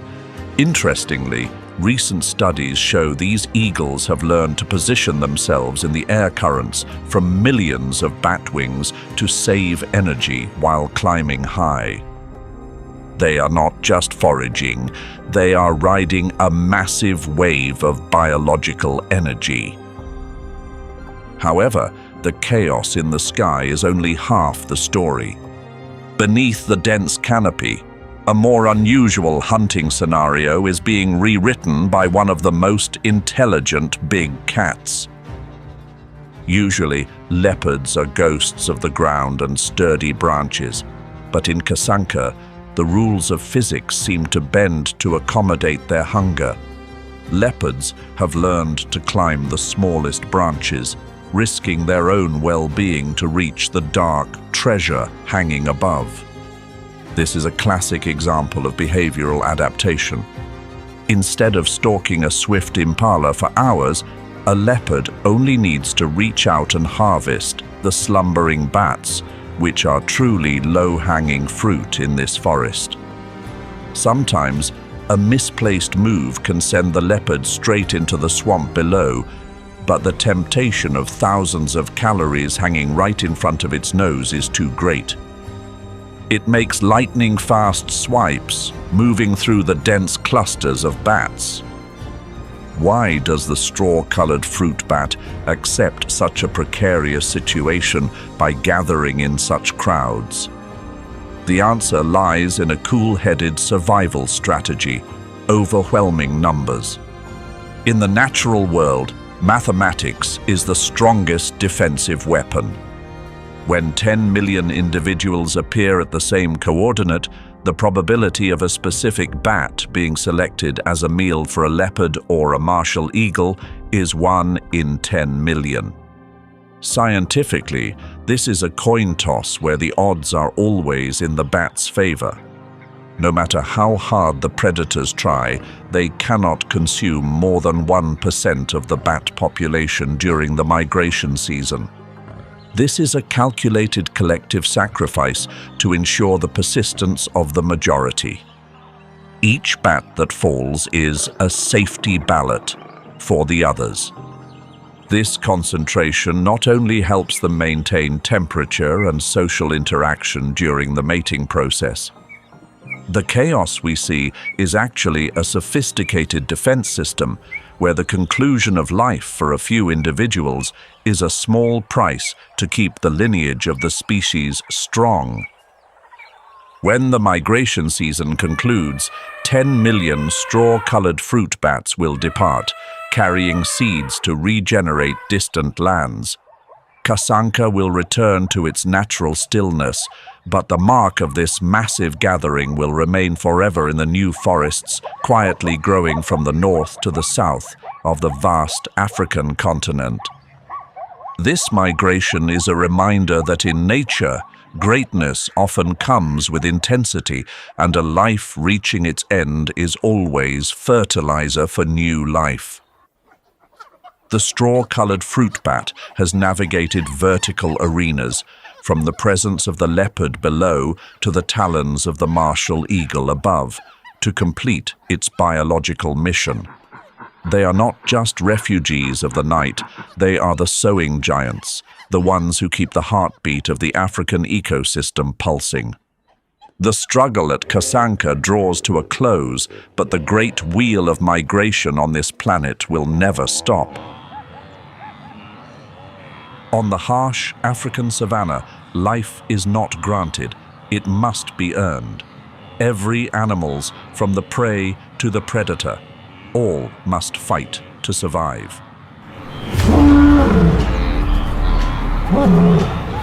Across the African continent, all wildlife must choose.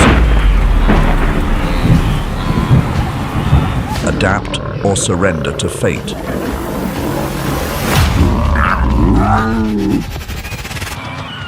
This kingdom is ruled by the ultimate predators. To make it through, the prey must overcome the strongest beasts.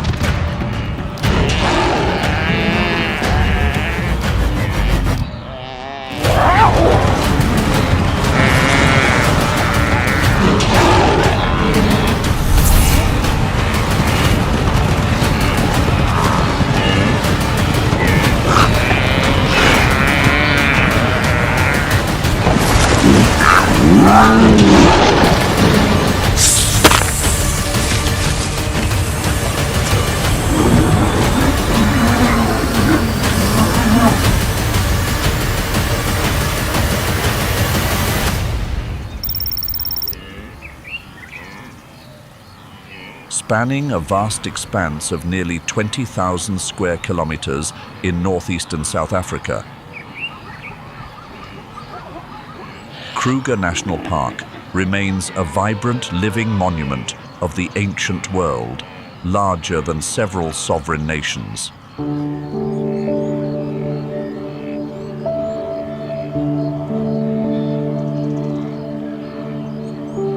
It is home to a gathering of more than 1,500 lions.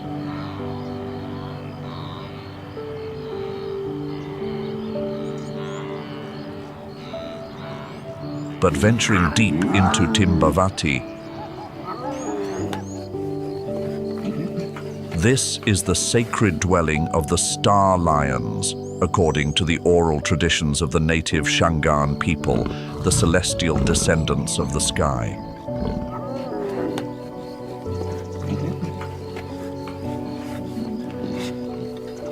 The Ross Pride once stood as the most illustrious lineage of this territory.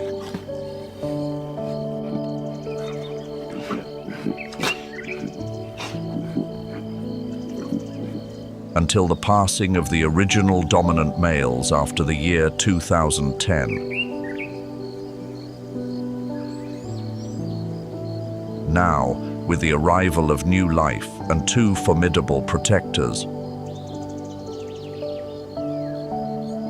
the Ross Pride is reclaiming its supreme presence over this kingdom.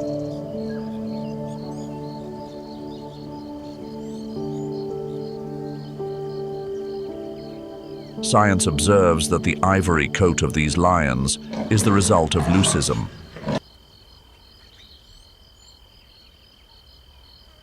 It is not a biological discrepancy like albinism, which entirely omits pigment and limits visual clarity.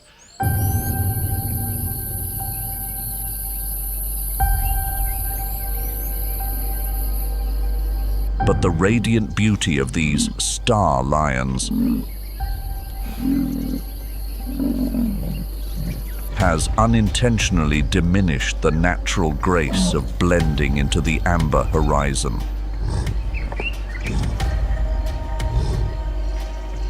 It makes them highly visible to others who view such rarity as a challenge.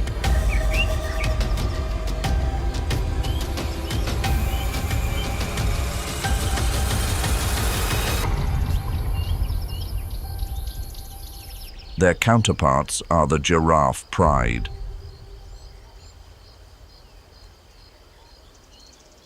They also represent a white star lineage, led by two wise and discerning white queens.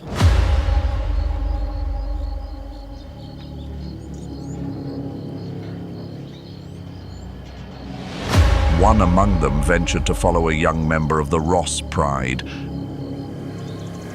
and faced a significant consequence.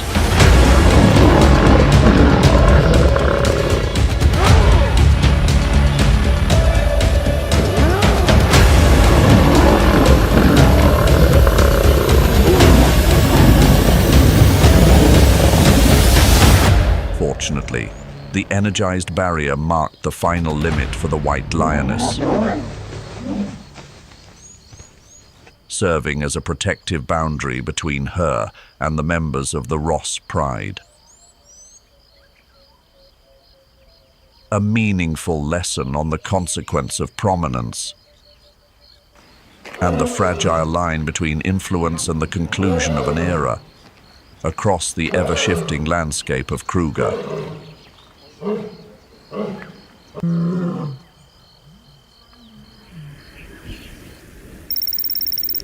East Africa's Garden of Eden.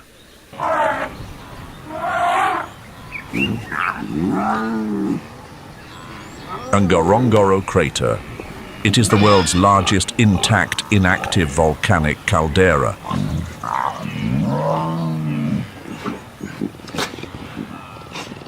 The density of powerful seekers here is the highest in Africa, especially the lions.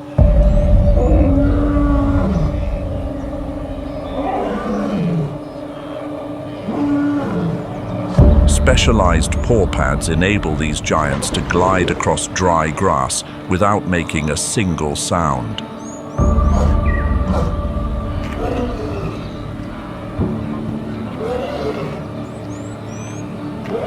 Hidden deep within the tall grass, They begin setting a perimeter.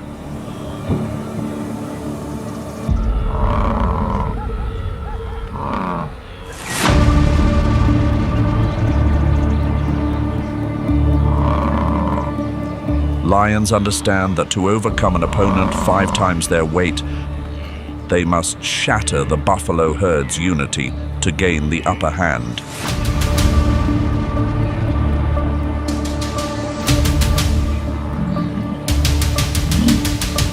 And turn the terrain into a tool.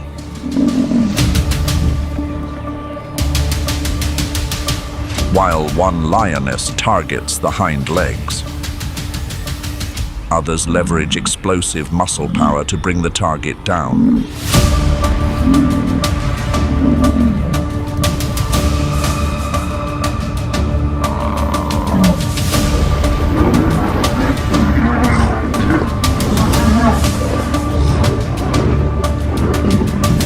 For a Cape buffalo, the deciding factor is often the suffocation grasp.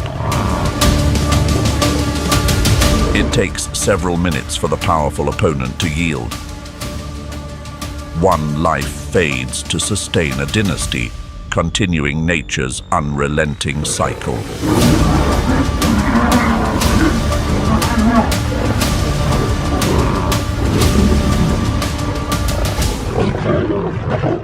Ngorongoro lions possess a unique, regal presence with their thick, dark manes.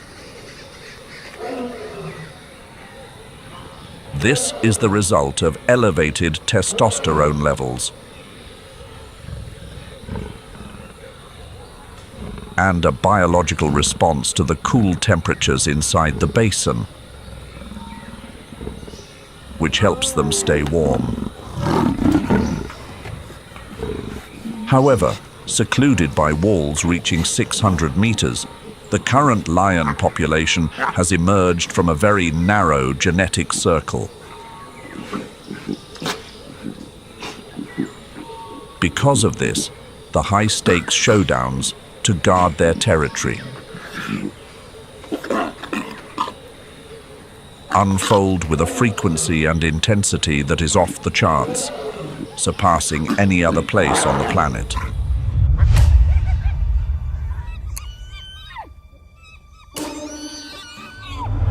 At the heart of Ngorongoro, spotted hyenas lead the way with 400 to 500 individuals.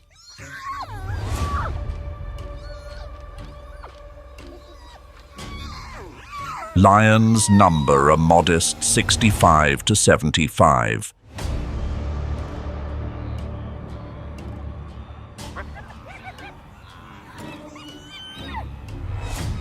Yet this does not diminish their profound influence.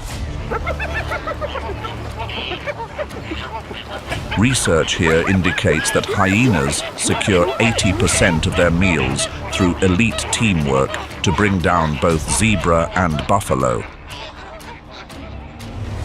But lions frequently step in to take the lion's share, using their physical power to reclaim the prize from the hyenas. In the hyena world, leadership belongs to the females. The clans are guided by females that are larger and more assertive than the males.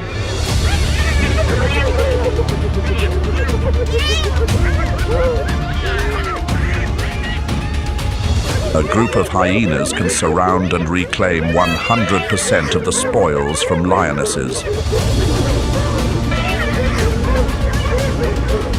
Everything changes the moment the king arrives.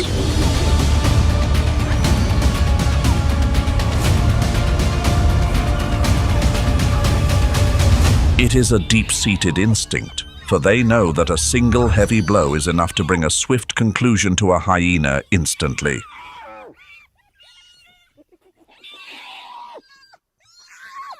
As we move through 2026, the Cope Lion Conservation Project is working to establish safe corridors, hoping to bridge lions from the Serengeti plains into the crater.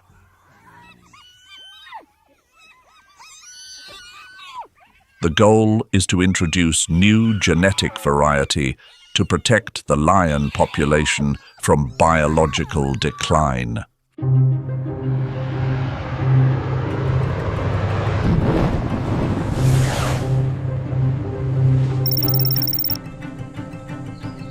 Moving towards southern Africa, another intense chapter of survival is unfolding.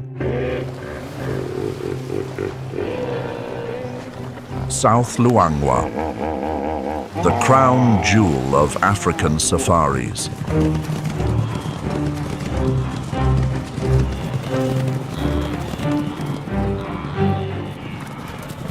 Yet for the creatures dwelling within this valley, this is a high-stakes arena of existence.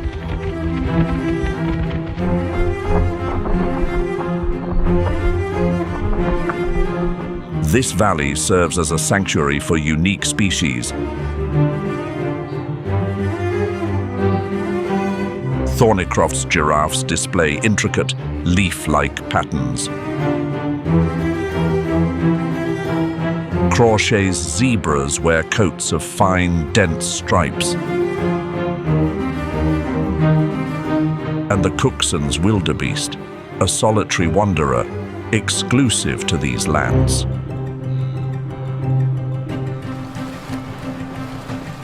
Life revolves around the Luangwa River, one of the continent's last truly wild river systems.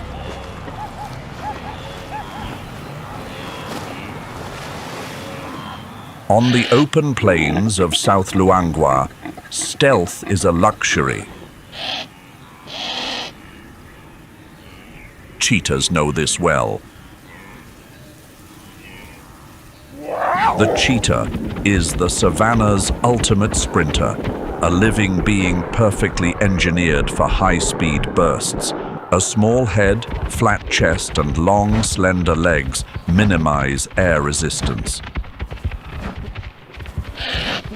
Meanwhile, wide nostrils open fully to fuel massive lungs with oxygen. A cheetah's claws act like specialized track spikes. Blunt and semi-retractable, they provide maximum traction during high-velocity pursuits.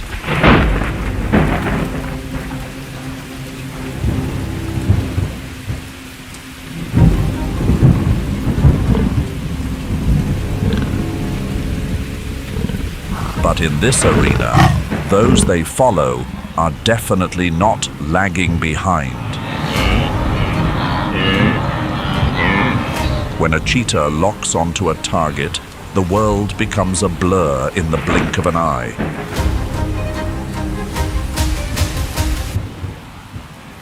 A flexible spine propels its body forward with strides reaching 8 meters long. A long tail provides absolute stability.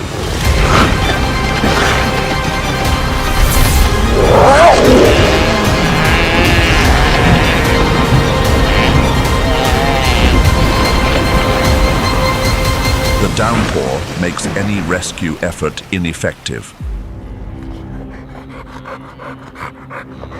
However, the gift of speed always comes with a steep price. After every successful pursuit, the victor becomes the most vulnerable. It must lie there panting, watching its prize while its heart works to cool down the entire system. In that state of exhaustion, the cheetah is entirely exposed to more imposing giants.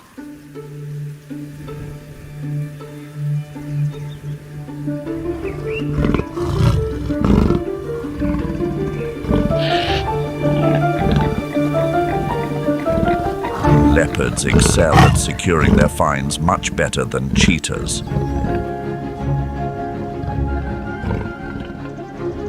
They are capable of hauling a catch twice their own weight up into trees as high as 15 meters.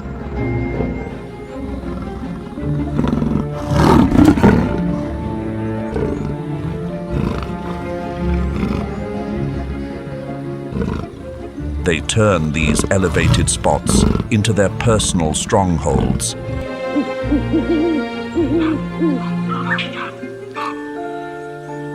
South Luangwa is a leopard sanctuary. The leopard population is so dense that they no longer view people as a concern.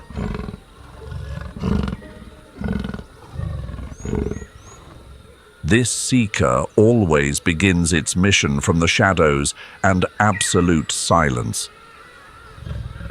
Lacking the cheetah's lightning speed or the lion's overwhelming group power,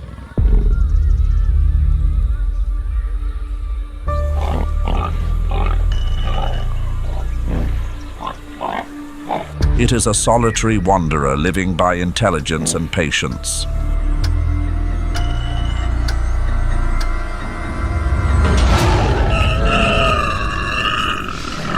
Every step is calculated to remain silent, hearing 5 times more sensitive than a human's.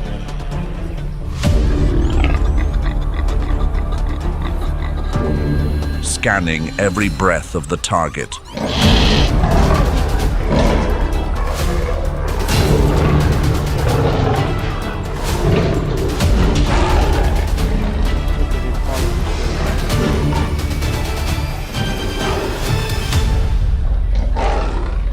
The leopard intercepts the target in mid-flight.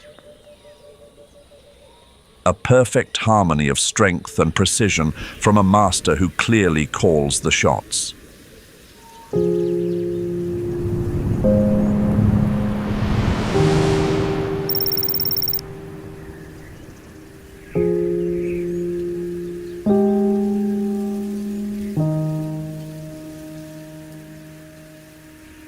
Moving away from these loud encounters, we head west, where green grass yields to waves of burnt orange sand.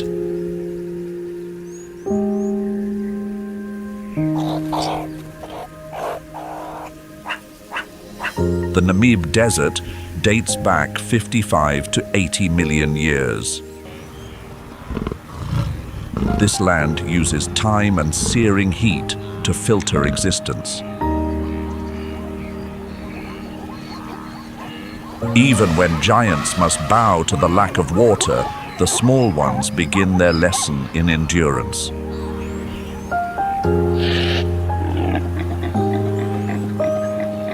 Within the desert lies Dedvley, a pristine white clay pan where camel thorn trees that finished their journey 600 to 900 years ago remain upright.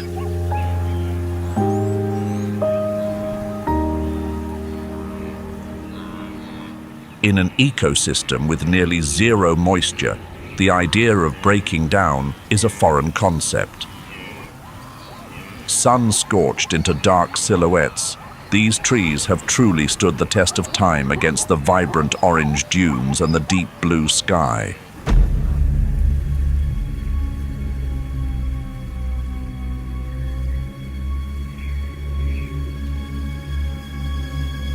When temperatures reach 40 degrees Celsius, life still finds a way to weave through the narrowest cracks. This is the domain of the rock scorpion.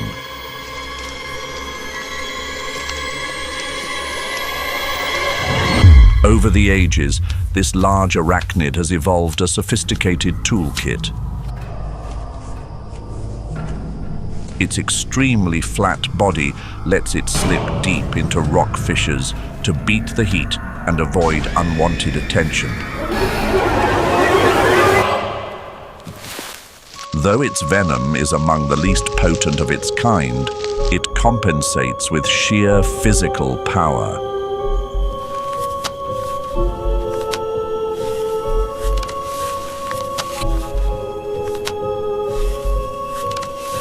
Its pincers act like hydraulic pistons, possessing enough pressure to crush even the toughest shells.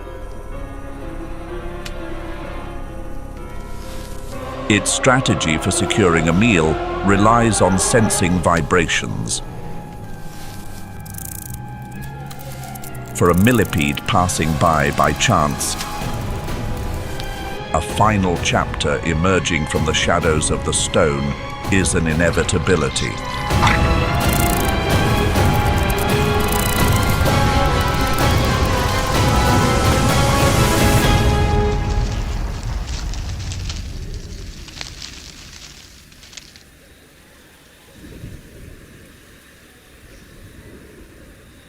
Deep within the desert's furnace, the sand can scorch any inhabitant at 70 degrees Celsius. This is the domain of the Sidewinder, a master who has turned physics into a survival asset.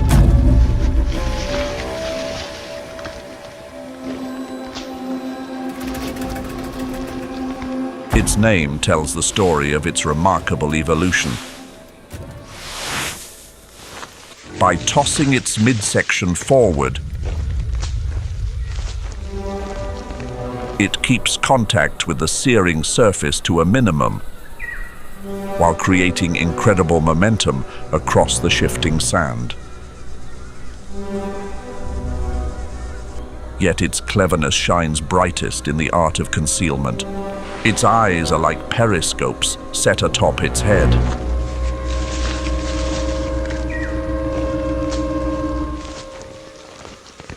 Tucked deep under the surface, it leaves no suspicious marks behind.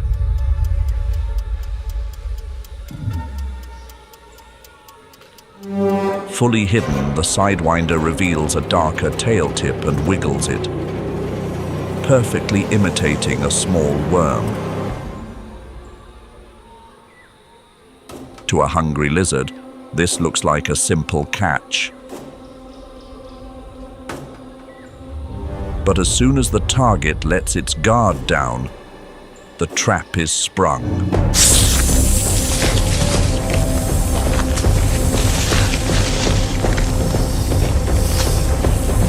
One more journey concludes through this seamless harmony of disguise and trickery, proving that this seeker truly knows the ropes.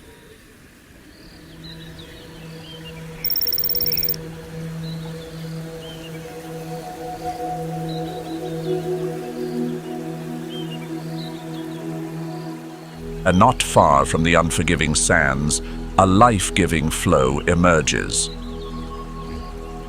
We are entering Okavango. This is one of the world's premier inland delta systems, where the Okavango River goes against the grain by wandering inland instead of meeting the ocean. This massive volume of water eventually evaporates or sinks deep into the earth, creating a lush oasis covering 15,000 square kilometers in the heart of the parched Kalahari. But what truly makes Okavango a marvel is its flooding paradox. When the rest of Botswana is feeling the heat of the driest months, the pulse of upstream waters finally reaches the delta. While the continent withers, Okavango becomes a massive, life-sustaining basin, drawing in countless residents from every direction to find renewal. Within this liquid labyrinth, a hidden world of patient seekers is lying in wait.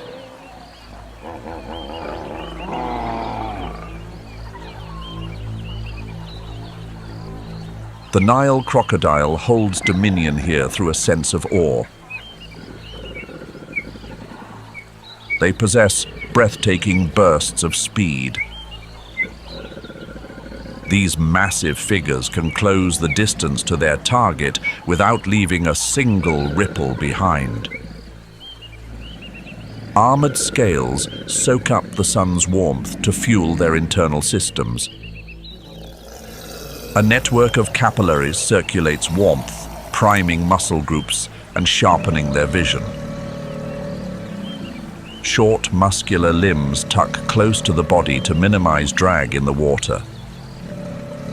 Eyes, ears, and nostrils aligned along the top of the head reflect a sophisticated biological design.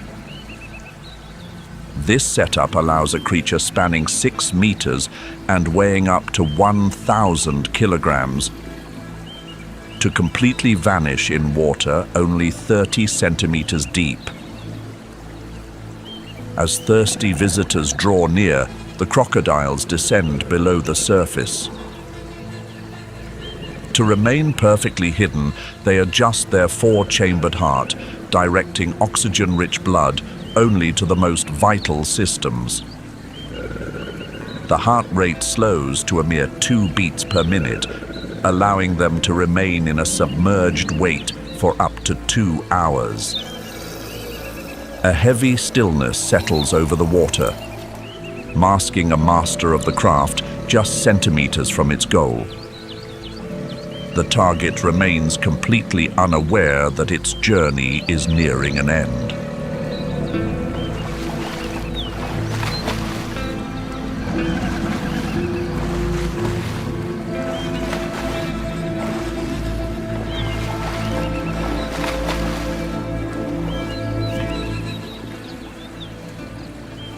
Few ever manage to slip away from such a powerful conclusion, even those who are skilled seekers themselves. Yet even the Nile crocodile must keep an eye out for one formidable rival.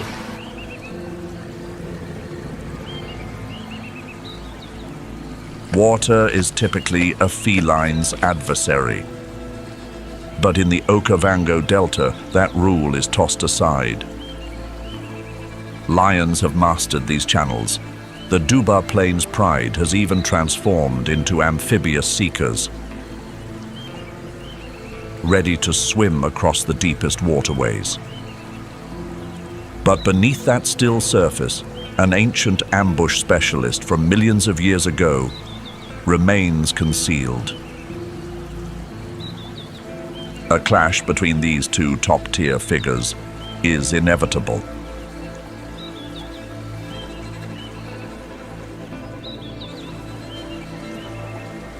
Across the waterhole lies the pride's home.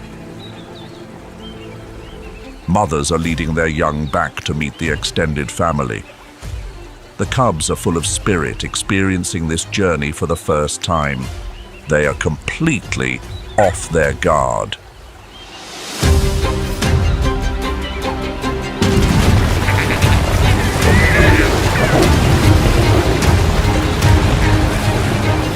The mothers clearly did not anticipate this turn of events. They have plenty of heart, but are still learning the ropes of parenting. A somber outcome.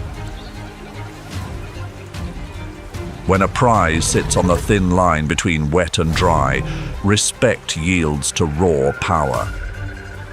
Conflicts typically flare up when sustenance is scarce, leading to disputes over a find. During these times, the struggles often end in a tug-of-war at the water's edge, or grand displays of dominance. In these high-stakes moments, whoever has the size advantage usually holds all the aces.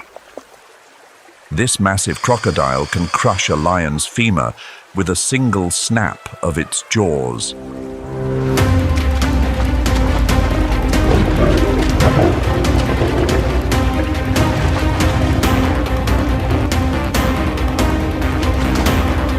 The male lion is forced to intervene.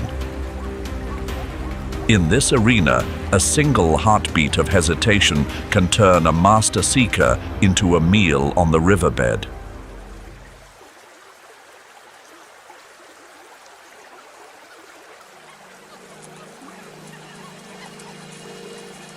Unlike most spiders bound to the soil, the fishing spider has a leg up on the competition with its rare ability to walk across liquid surfaces.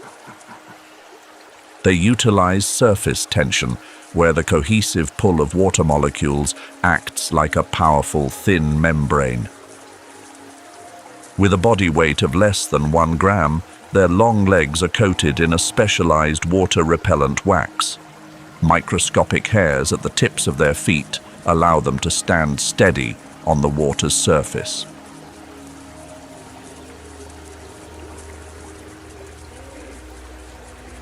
Advanced biological sensors have recorded their sophisticated leg pressure regulation used to maintain absolute balance.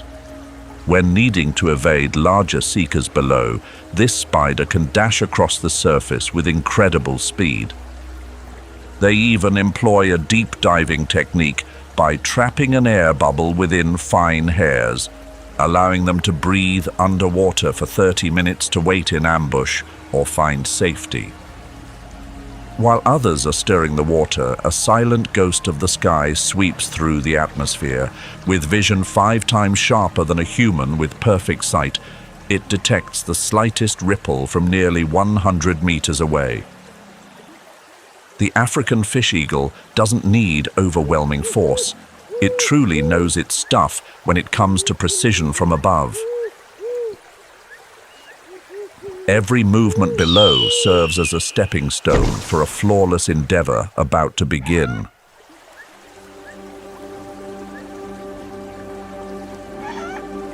The water's surface can be a precarious spot for both targets and land-dwelling giants. But this sky belongs to a different master. The African fish eagle is an incredibly efficient provider. It spends a mere 10 minutes each day on the actual pursuit.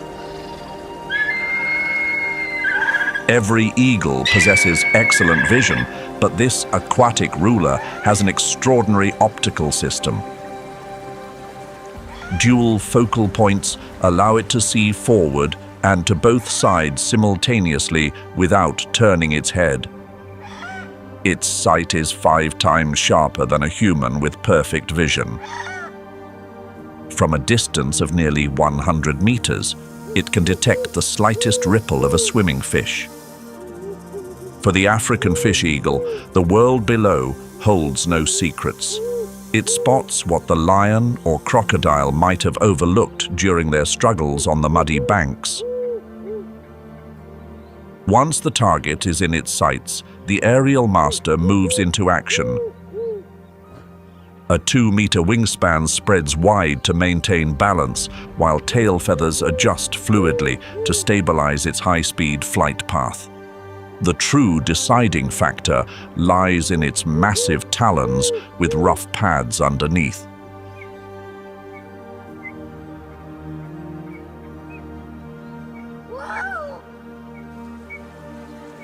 Providing enough pressure to overwhelm the catch and maintain a firm grip on slippery scales. A successful endeavor, yet the African fish eagle is more than just a success story for survival in these wetlands. If Okavango is where a river chooses to vanish into hot sands to create a magical migratory oasis, then across the ocean, another ecosystem is fulfilling a similar mission. An ecosystem as vital as a steady heartbeat in the center of Brazil. A land born to coexist with fire. But it is the source of 70% of the water for South America's major basins. Welcome to the Cerrado.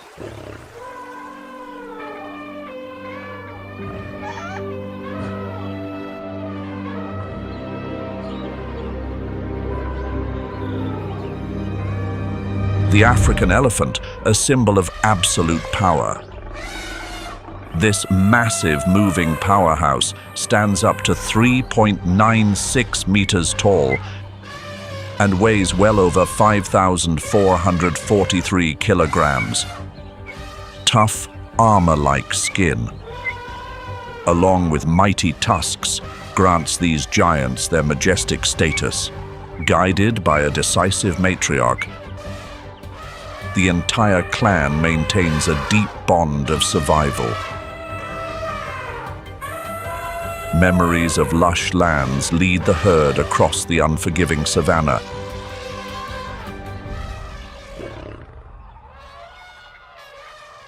By a distant watering hole, a cheetah, a master of speed, faces a daunting challenge to her survival.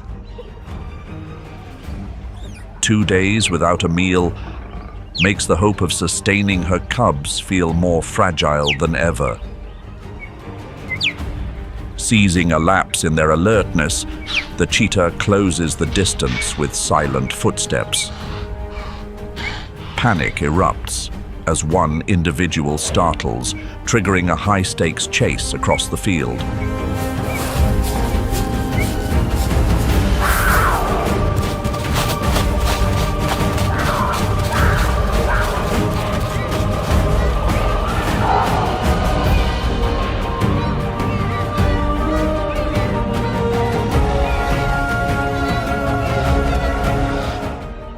The loss of one Thompson's gazelle secures the future for the cubs. The savannah operates by a stern law, where the fallen nourish those who remain. The struggle for life unfolds relentlessly under the scorching sun of the dark continent.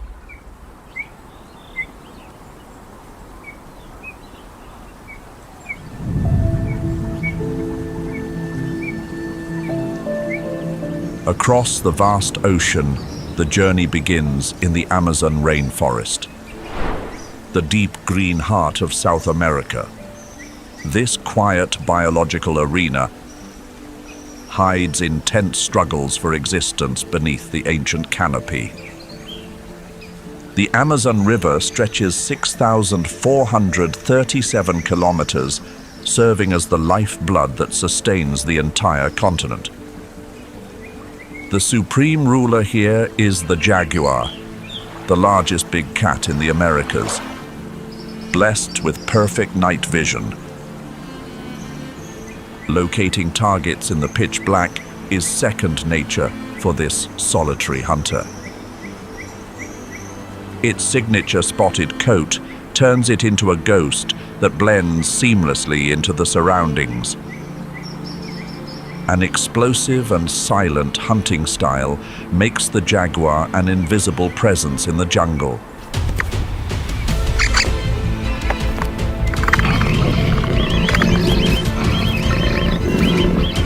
In the blink of an eye, an unlucky capybara finds itself caught by the night hunter.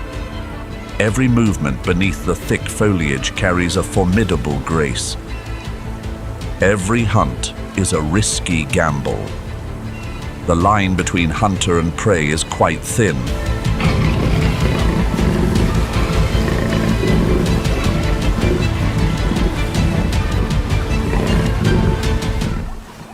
A massive fish fails to anticipate the jaguar's power and quickly becomes dinner. However, the true marvel of power in the Amazon is the ambush specialist, the black caiman. Living up to 70 years, this crocodilian is a testament to the incredible resilience of reptiles. A unique ability to store fat allows them to go without food for months in patient anticipation. Its jet black skin helps this giant vanish into the dark waters while waiting for a meal. The rainy season arrives from December to May, with river levels rising 3.05 to 4.88 meters.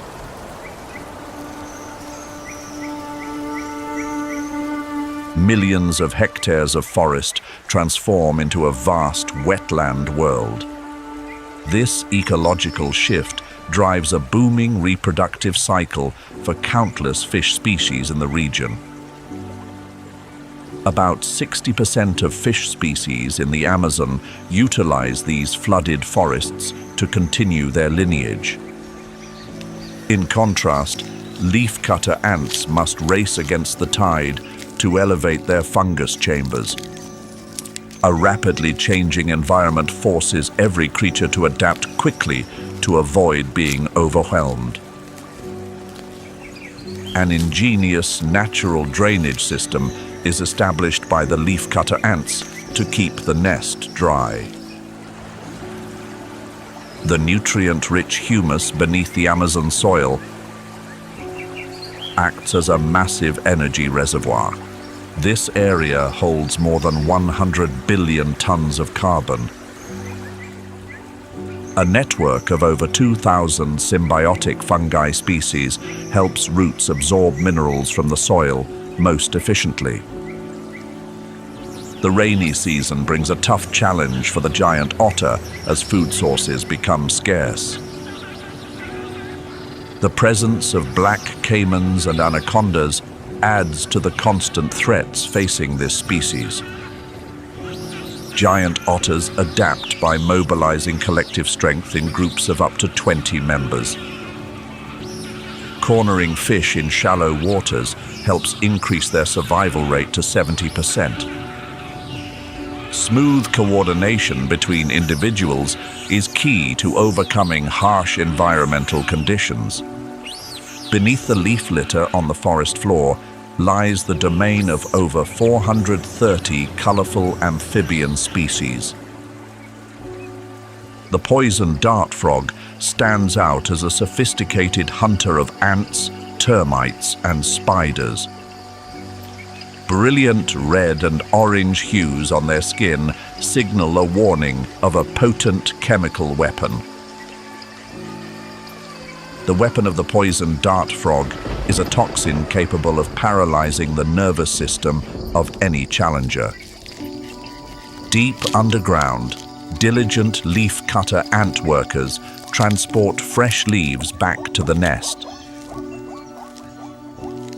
They cultivate a specific fungus as a primary food source to sustain the entire colony. Each leafcutter ant empire gathers millions of members with a perfect division of labor. At heights of 30.48 to 48.77 meters, a vibrant world shines under the sun. Nearly 50% of Amazonian creatures spend their entire lives in the high canopy without ever touching the ground. A prime example is the sloth, a creature famous for the most laid-back lifestyle on the planet. Toesing and turning is not their style, as their movement speed reaches a mere 0.24 kilometers per hour. This extreme slowness stems from a specialized diet of leaves, flowers, and forest fruits. The sloth's digestive system needs up to 30 days to fully break down the cellulose in the leaves. As dawn or dusk settles in, strange sounds begin to echo through the dense canopy. That is the powerful troop call of the howler monkey. This resonance spreads over 5 kilometers, keeping communication between members crystal clear. A unique vocal structure allows the howler monkey to possess the loudest roar among primates. Another master of climbing is the spider monkey, a survival expert at the treetops. Spending almost their entire lives aloft, they rarely venture down to the ground. Every activity from foraging to raising offspring takes place amidst the green layers. Long arms and a flexible tail act as a fifth limb, helping the spider monkey move with skill.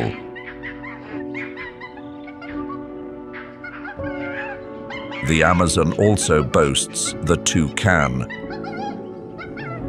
a vibrant and colorful icon of the jungle. A brilliant, massive beak making up a third of its body length makes this bird unmistakable. This biological marvel is made of keratin with internal air pockets to optimize weight. Despite its bulky appearance, the beak is light as a feather, allowing the toucan to fly with great grace. This feature also serves as a natural heat radiator, helping the bird maintain a steady body temperature. The toucan plays a vital role in seed dispersal to rebuild the ecosystem. Below the main canopy, at 19.81 to 30.48 meters, is a world filled with dappled sunlight. This transition zone acts as a natural nursery where life begins to flourish. Dense vegetation here accounts for 60% of all plant species in the entire Amazon. The massive leaf system stores 40% of the carbon, becoming a strong shield against climate change. But South America has even more to offer.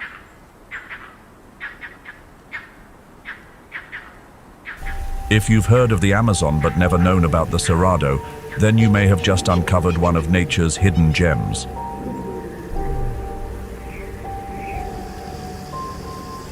Across the dry grasslands, the tall, slender shadow of the maned wolf glides quietly past low shrubs, its large ears standing alert, tuned in to every sound. Deep within the tropical forest, the jaguar moves with care beside a shallow stream, once teeming with prey. Out along the edges, the cougar roams the scorched plains, following the fading traces of life. High in the branches, the toko toucan nestles beneath withered canopies, its watchful eyes scanning a fiery horizon. On the ground below, the boa constrictor lies coiled, its movements slowed by the loss of warmth. In the last remaining wetlands, the Yacaré caiman dives and resurfaces, searching for the faint ripple of prey beneath the murky water. This is no longer just a struggle to survive. It is a fractured epic where every creature must endure the dry sea of fire to carry on. The Cerrado spans nearly 2 million square kilometers, covering over 21% of Brazil's territory. It winds through many states such as Goiás, Mato Grosso, Tocantins, Minas Gerais, and Maranhão, and even lightly extends into Bolivia and Paraguay. Though this landlocked region touches no ocean, it serves as a vast natural reservoir, giving rise to and sustaining 8 of Brazil's 12 largest rivers, including the Amazon and the São Francisco. The Cerrado's quiet presence subtly orchestrates underground water flows and plays a vital role in shaping the surrounding ecosystems.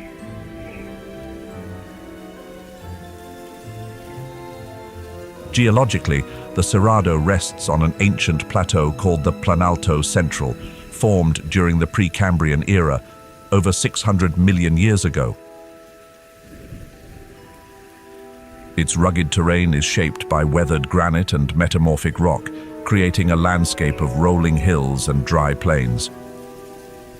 The soil here is deep reddish in color, rich in aluminum but low in nutrients, with a high level of acidity. The landscape of the Cerrado is a patchwork of diverse ecological shades. In some areas, open grasslands stretch wide, dotted with only a few low shrubs.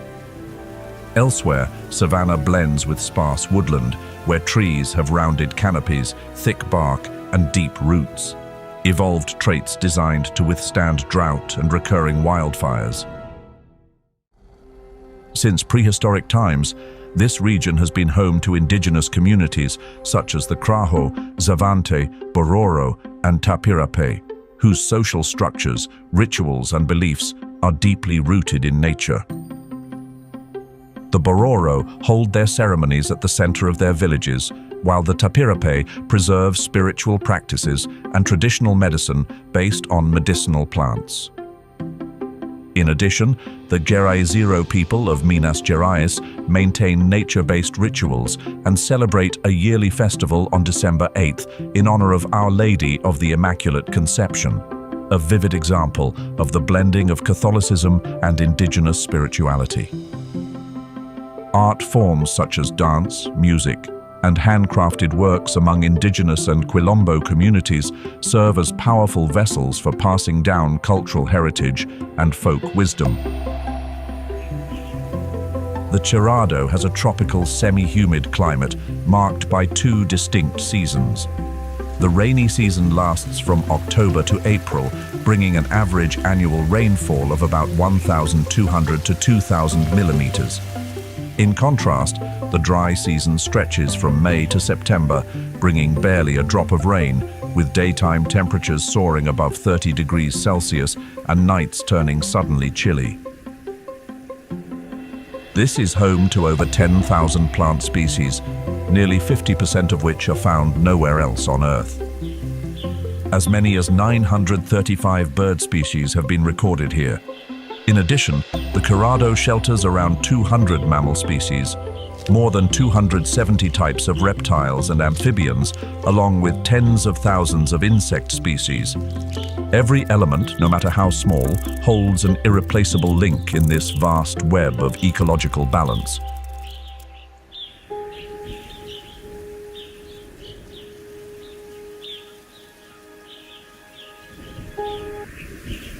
As the dry heat begins to fade, the Cerrado shifts into its rainy season from October to March, bringing with it an abundant water supply, between 1,000 to 1,600 millimeters per year.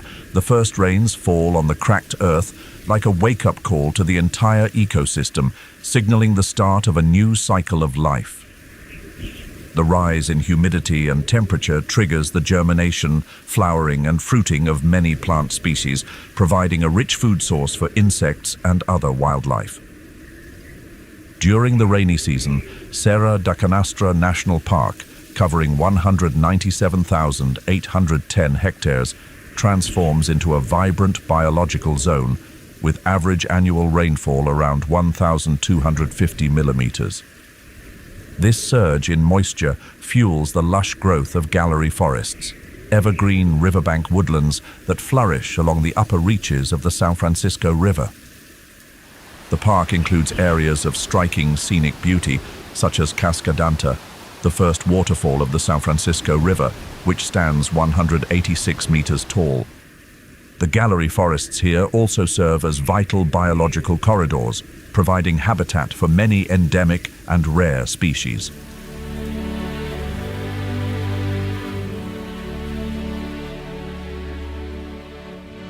If the ocelot is nicknamed the dwarf leopard for its petite build and leopard-like appearance, then the margay, a smaller wild cat, is often called the tree ocelot.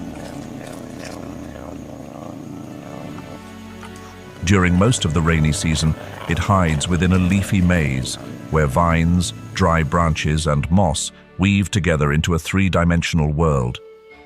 Measuring 70 to 80 centimeters in length and weighing just 3 to 4 kilograms, the margay is the acrobat of the forest world.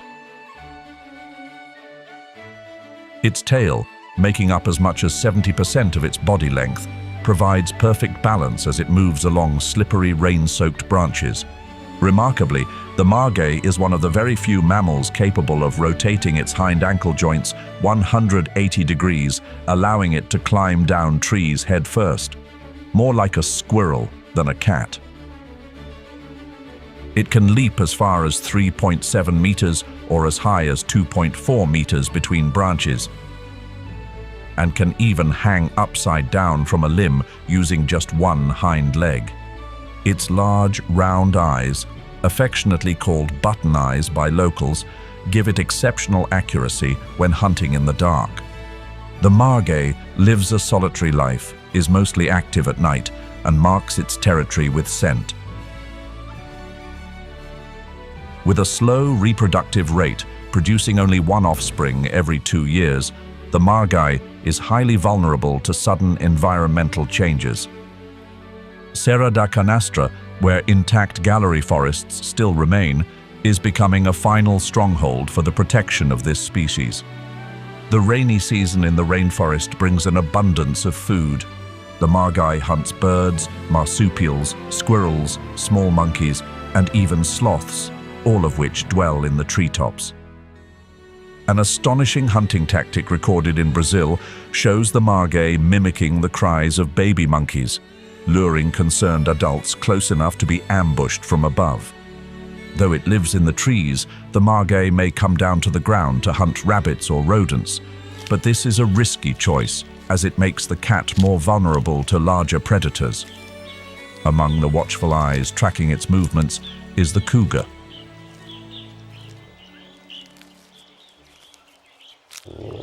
Like a mystery written in many languages, the cougar holds more names than any other animal in the wild. Puma, mountain lion, catamount, panther. Over 40 nicknames, all referring to the same species.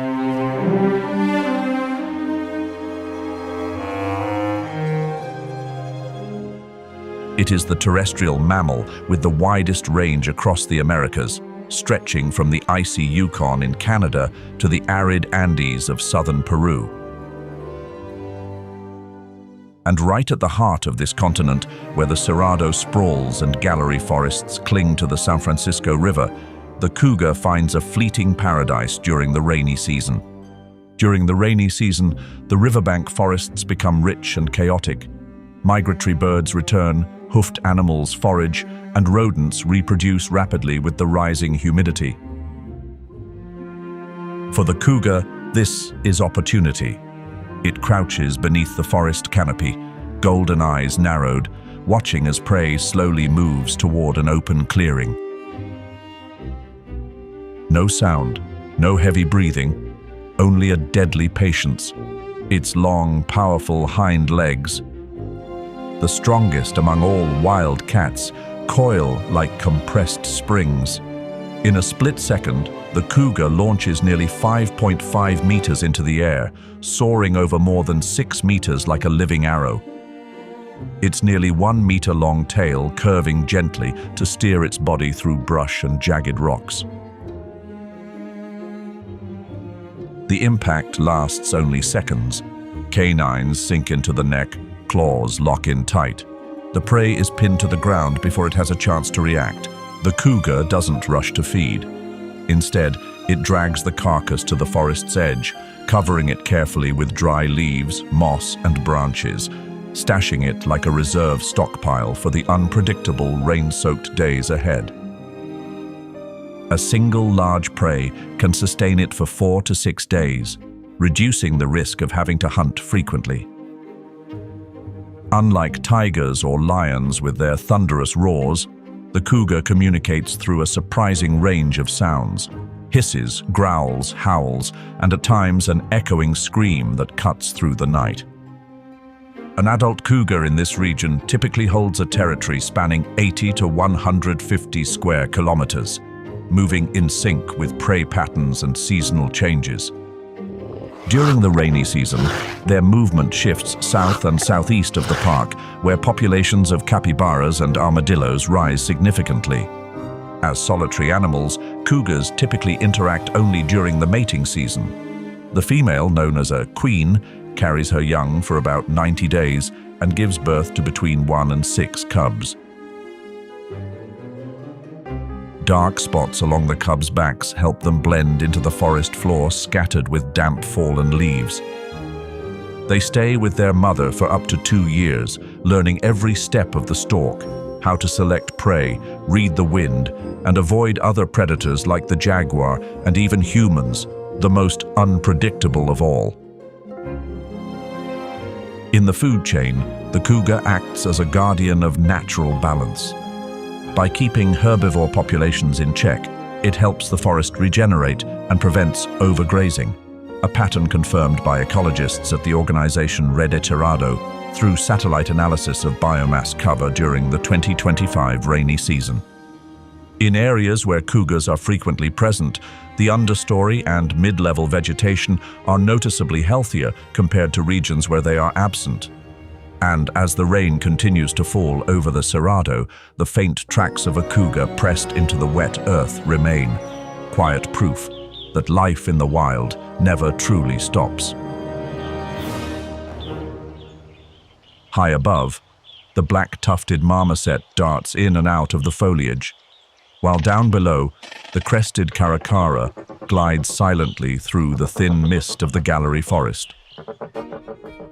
Unlike falcons that dive and twist through the air, it lands on the damp earth, stepping slowly on orange-yellow legs, as if reading the ground that has just come back to life after the season's first rain.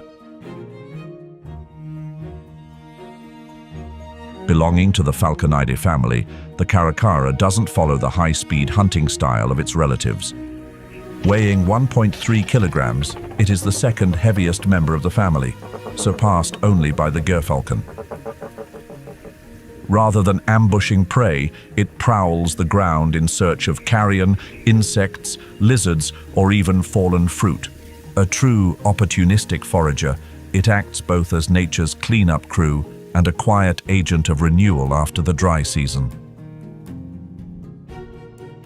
The rainy season brings a biological feast. Rodents, animal remains, organic debris, all washed toward the forest edge. The crested caracara scratches through the leaf litter with its beak or feet, walking hundreds of meters each day, seizing every chance to survive.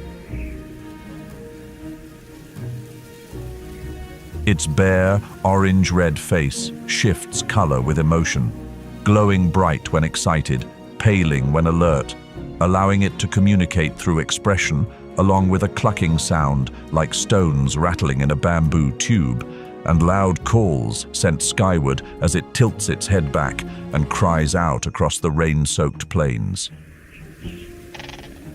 Unlike the typically solitary falcons, the crested caracara is socially flexible, living alone, in pairs, or in small groups. During the breeding season at the end of the rains, they build new nests as high as 10 meters, incubate their eggs for 30 days, and raise their young for about 6 to 8 weeks. Remarkably, the chicks don't leave the nest right away. They stay for several more months, learning how to forage, move through the landscape, and sense the life hidden within what seems lifeless. The origin of the caracara traces back to the Caracarini group, which branched off from true falcons near the end of the Pleistocene epoch. Not as powerful as eagles nor as fierce as falcons, it is the ability to survive on what's left behind that has made the caracara a true symbol of resilience. Cerrado is no stranger to scavengers. Alongside the crested caracara, this land is also home to a species as strikingly colorful as the toko toucan, the king vulture.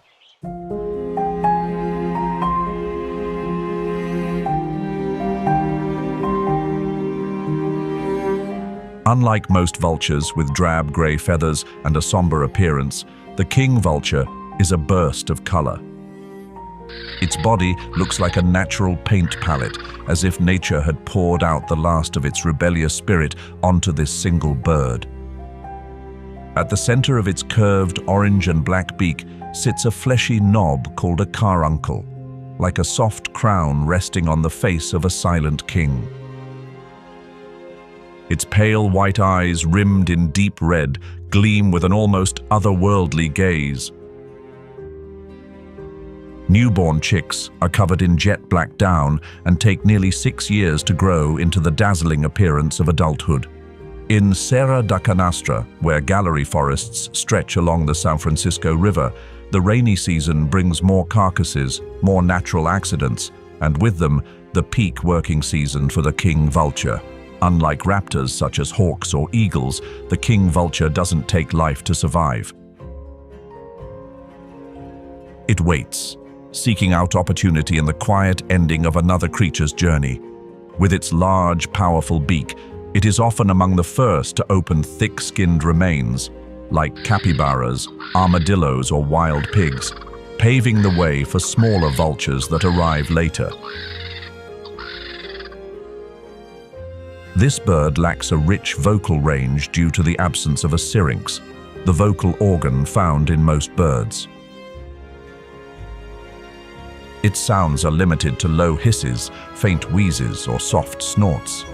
Instead of calling to one another, they rely on observation. With exceptionally sharp eyesight, the king vulture can spot a carcass from hundreds of meters above. During the humid conditions of the rainy season, when the scent of decay spreads more slowly, vision becomes its primary tool for survival. Though it lives quietly, the king vulture is not entirely solitary. Each dry season, its main breeding period, it lays a single egg, usually tucked inside a hollow tree or a rotting log. The chick, once hatched, receives careful attention, and one behavior sets this species apart from other New World vultures. The parents return with partially digested food stored in their crop and gently feed it to the young. It is a rare gesture, a clear sign of deep, long-term parental investment in a natural world where the most fragile lives demand the greatest patience. In the Cerrado ecosystem, the king vulture is not just a link in the food chain, it is part of nature's self-cleaning, self-healing system. By processing animal remains, this bird helps prevent the spread of disease, maintaining stability across the entire wildlife community. With a lifespan reaching up to 25 years in the wild and even over 30 years in captivity, the king vulture stands not only as a biological symbol, but also a cultural one. In Maya mythology, it was once seen as a messenger between humans and the gods, known by the name Osi, the spirit of the upper sky, and the one who cleanses the stains of the earthly world.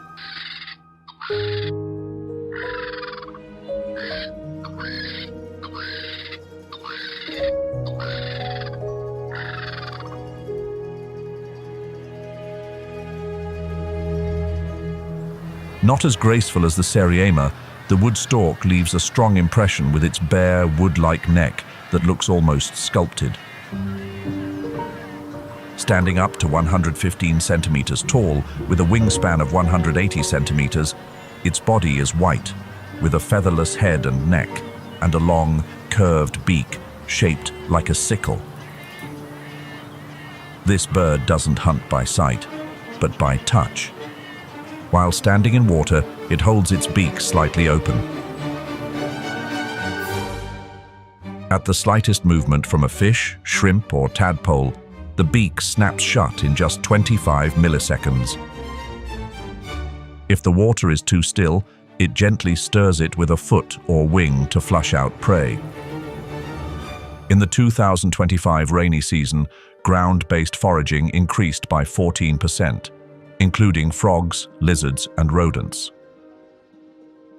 This adaptability allows the wood stork to survive in hydrologically dynamic regions, like Serra da Canastra, where it nests in colonies atop tall trees near wetlands.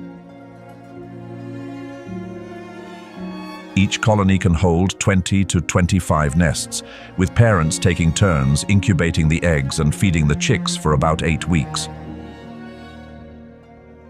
When not foraging, the wood stork glides gently through the air, rarely flapping its wings, like a black and white ribbon riding warm currents. It moves through a variety of habitats, from mangrove forests to freshwater marshes, helping to distribute nutrients and maintain ecological connections. Not loud or showy, the wood stork survives through quiet precision, stepping through muddy waters, tending its young under the sun, and soaring through storms like an ecological messenger.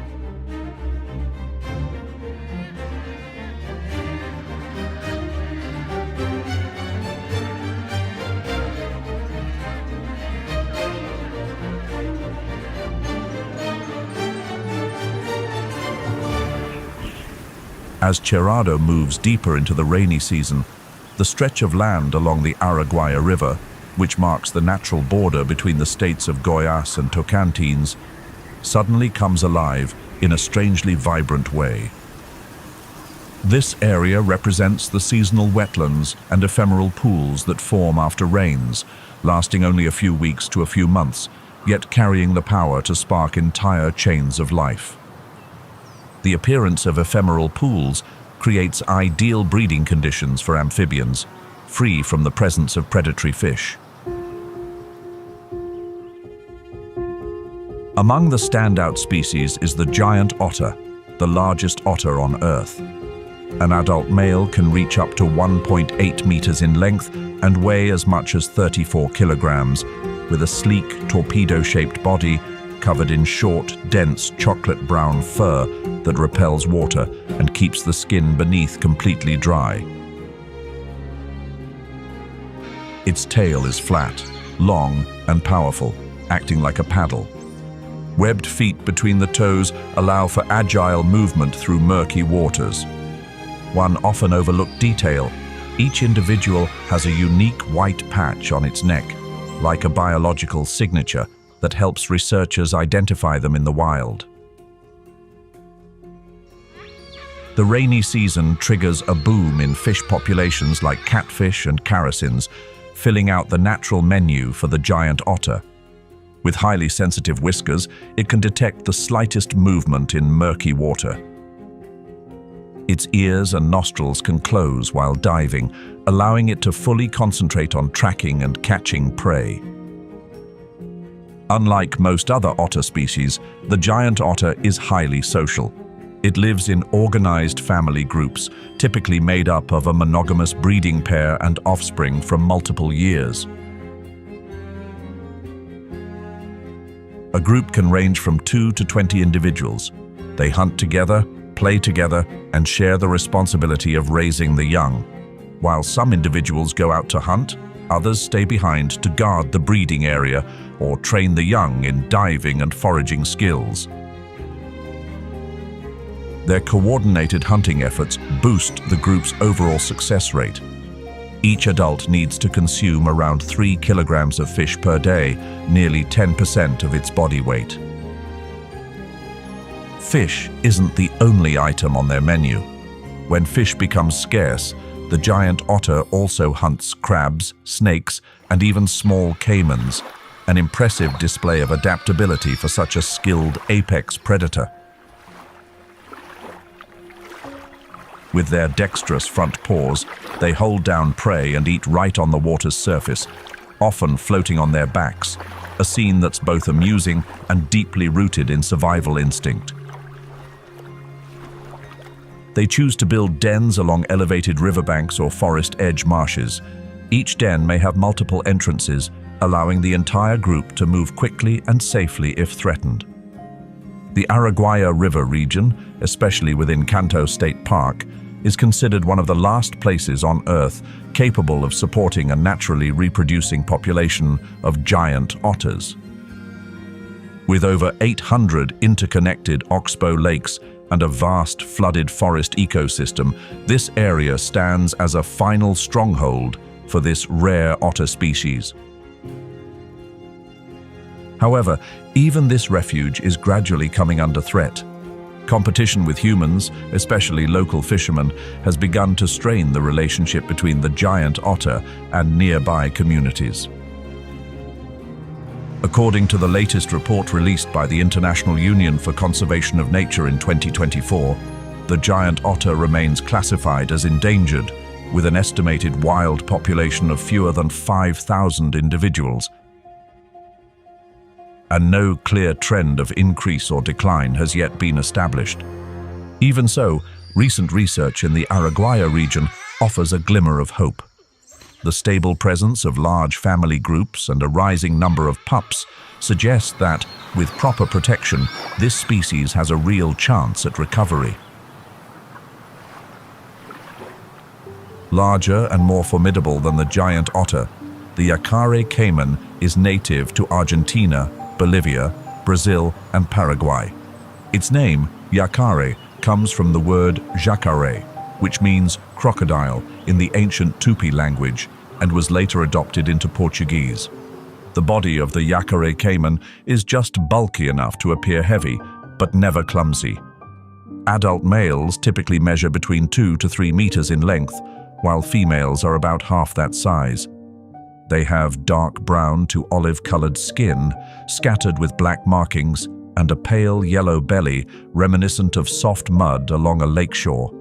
The long, slender snout is the result of millions of years of evolution, perfectly shaped to maximize efficiency in catching fish, their primary food source. Their teeth are a biological marvel, between 70 and 82 in total, constantly replaced, with the 4th tooth in the lower jaw always jutting out, even when the mouth is closed. Because of this feature, they are sometimes nicknamed the piranha caiman. In the intricate system of ephemeral pools, the Yacare caiman emerges as a silent predator. It doesn't lunge or chase, but lies still, almost motionless, beneath floating vegetation, with just its eyes and nostrils breaking the surface. When unsuspecting prey ventures too close, the strike comes so fast there's no chance to escape. Adults typically feed on fish, snakes, birds, and even small mammals. Young caimans, on the other hand, start with smaller fare: insects, crustaceans, and freshwater snails. When hunting among floating vegetation, they use their powerful jaws to crush hard shells, a skill that leaves even the toughest snails with no way out. Beyond its predatory instincts, the Yaqare caiman also reveals a softer side: reproduction. During the rainy season, as the soil turns moist and temperatures rise, females begin to build nests atop mounds of mud and decaying vegetation, warm and gently steaming like natural incubators. They lay between 22 and 35 eggs inside. The temperature inside the nest determines the sex of the hatchlings. Warmer conditions produce males, while cooler ones result in females. And even before they hatch, soft calls can be heard from within the eggs, like a gentle call to their mother. Once the eggs hatch, the young follow her to the nearest water, where they begin to learn how to swim, how to avoid predators, and eventually, how to hunt. As adults, Yaqare caimans spend most of their time alone. Each individual is an independent hunter. But when necessary, especially during the breeding season, they are willing to gather and share ecological space, as if guided by an unspoken code among their own kind. The presence of the Yaqare caiman is more than just a link in the food chain. They help regulate fish populations, especially piranhas, preventing sudden booms that could destabilize the delicate balance of seasonal wetlands. Their movement through the water and the soil creates temporary wallows that provide breeding grounds for other aquatic species. In their quiet presence, in each sudden dive and those sharp, glinting teeth, lies an ancient story of life itself. Amid the shimmering riverside light as golden sunbeams fall, the roseate spoonbill appears, its vivid pink plumage and unique spoon-shaped bill making it look like a drifting ribbon of color gliding through calm waters. Its pink hue comes from its diet, rich in the carotenoid pigment canthaxanthin, just like the flamingo. During breeding season, the color deepens, spreading to its legs and around its eyes, like a natural wedding gown worn by a wanderer in search of a mate. Standing 70 to 85 centimeters tall with a wingspan of up to 130 centimeters, the spoonbill has long legs, a slender neck, and a broad, flat bill shaped like a spoon.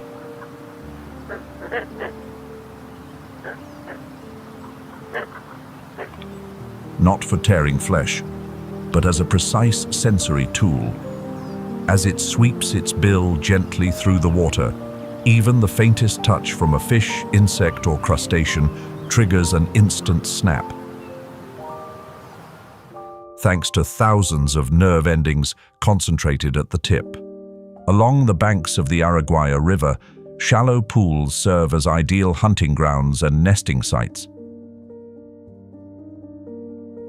They build nests in dense shrubs or low trees, laying 2 to 5 eggs per clutch with an incubation period of around 32 days.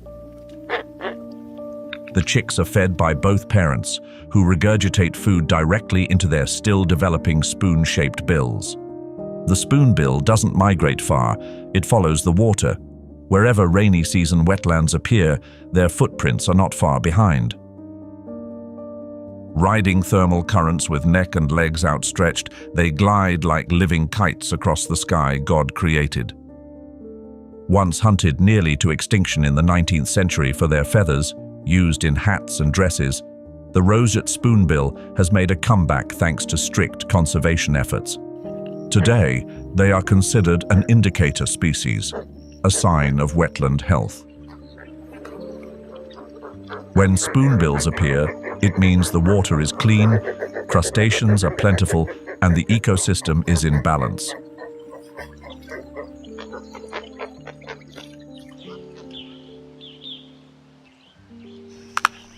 Larger than the roseate spoonbill and the biggest stork in South America, the Jabiru stork enters the scene like an ancient guardian. It stands up to 1.5 meters tall, with a wingspan ranging from 2.7 to 3.6 meters, adorned with white plumage, a glossy black featherless head and neck, and a vivid red throat pouch. The feature that inspired the Tupi-Guarani name Jabiru, meaning swollen neck. In males, the pouch can swell and change color during the breeding season, a vivid, wordless signal of readiness. Its slightly curved bill, measuring 35 centimeters long, is a remarkably precise hunting tool. Without needing to see its prey, the Jabiru senses movement in murky water and snaps its beak shut like a falling trapdoor. In addition to fish, frogs, and snails, it also feeds on snakes, carrion, crustaceans, and even small mammals. In the Araguaia region, home to over 800 oxbow lakes, Jabirus typically live in lifelong pairs. At the end of the rainy season, they build massive nests up to 30 meters high on dead trees, some spanning over 1 meter wide and reaching 1.8 meters deep, growing larger each year like a living legacy. The parents incubate 1 to 5 eggs and raise their young for over 100 days, far longer than most other stork species, with the chicks entirely dependent on their care. Belonging to the Ciconidae family, the Jabiru is the only living species in the genus Jabiru, a remnant of an ancient lineage. In the Cerrado, it is an essential piece of the ecological puzzle, like the giant otter, Yacare caiman, or roseate spoonbill, embodying the deep connection between water, land, and life.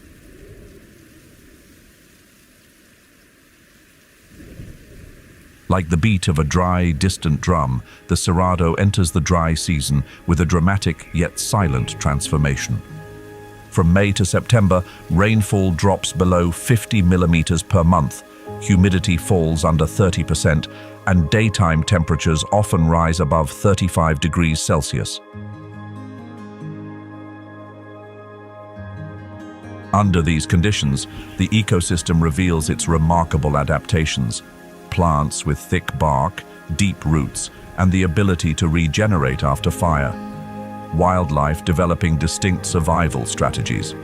Even so, protected areas like Chapada dos Veadeiros and Emas National Parks continue to serve as vital refuges and recovery zones for many species during the dry season. Located in central Brazil, Emas National Park stretches across 1,320 square kilometers within the Cerrado ecosystem. This area is mostly covered by low grasslands with hardly any shrubs or trees. The soil here is thin, highly acidic, and low in nutrients. The extended dry season makes the region prone to wildfires, yet these fires play an important ecological role by triggering plant regeneration and helping maintain ecosystem balance. It is an ideal habitat for small grazers, burrowing animals, seed-eating birds, and predators, forming a rich biological structure even in such a harsh environment. In the scorching heat of the Cerrado, one of the most remarkable creatures of these arid plains, the great rhea, begins its challenging journey of survival in Emas National Park. They are the largest native bird species in the Americas and rank among the largest birds in the world. Standing between 1.2 and 1.7 meters tall and weighing anywhere from 20 to 40 kilograms, the great rhea can run at speeds of up to 60 kilometers per hour, fast enough to evade most predators. Its long, sturdy legs work in tandem with wings that act like rudders, helping it maintain balance during sudden turns. It's a perfect blend of speed and strategy in an unforgiving environment like the Cerrado. Not only are great rheas fast runners, but they're also skilled swimmers. They use their necks and wings to move through streams and shallow waters scattered across the savanna. In the intense dryness of the Campos Limpos, this swimming ability helps them reach the few remaining water sources. Their three-toed feet, unlike the four toes found in most other bird species, are an evolutionary trait well suited for quick movement across dry and uneven terrain. But what truly sets the greater rhea apart isn't just its physical ability. Unlike many other bird species, it's the male that takes on the nesting role.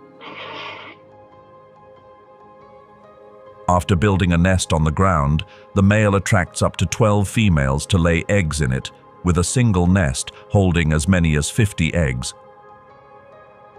Once the females leave, the male stays behind to incubate the eggs for 35 to 40 days, then continues to care for the chicks for up to half a year. He not only protects them from predators, but may even adopt and care for stray chicks that have lost their way. Outside the breeding season, greater rheas live in flocks ranging from 10 to 100 individuals, depending on environmental conditions. Their flexible diet is a clear advantage for survival. As omnivores, greater rheas feed on a wide variety of plant materials such as broad leaves, grasses, seeds, and fruits, as well as small animals like insects, lizards, frogs, and even young birds. They also swallow small stones to help break down fibrous plant matter in their stomachs, much like chickens or ostriches do. During the dry season, when green vegetation becomes scarce, they gradually shift toward protein-rich sources like insects or whatever wild fruits remain. In its journey of survival at Imas National Park, the greater rhea plays a vital role in the biological structure of the Cerrado, serving as a seed disperser, helping maintain species balance, and quietly moving between the dry and rainy seasons. In a place where the silence of fire can consume entire fields, the footsteps of the greater rhea echo like a drumbeat of resilience and the instinct to endure.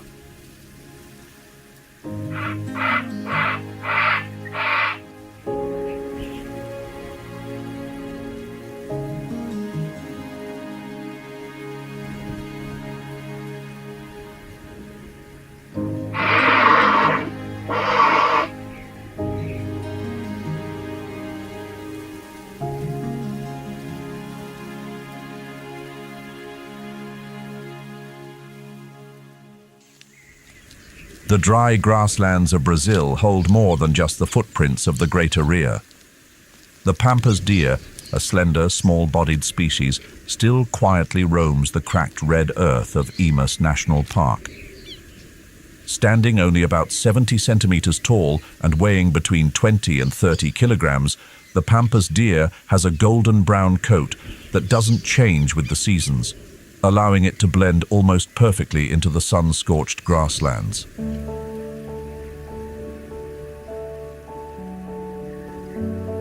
Males carry small, three-pronged antlers that are shed around August or September, while females sometimes display a unique swirl of fur on their forehead, a rare biological trait among deer species.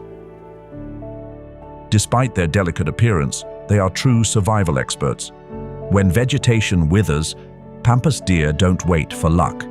They stay on the move, carefully selecting tender grasses and flowering herbaceous plants.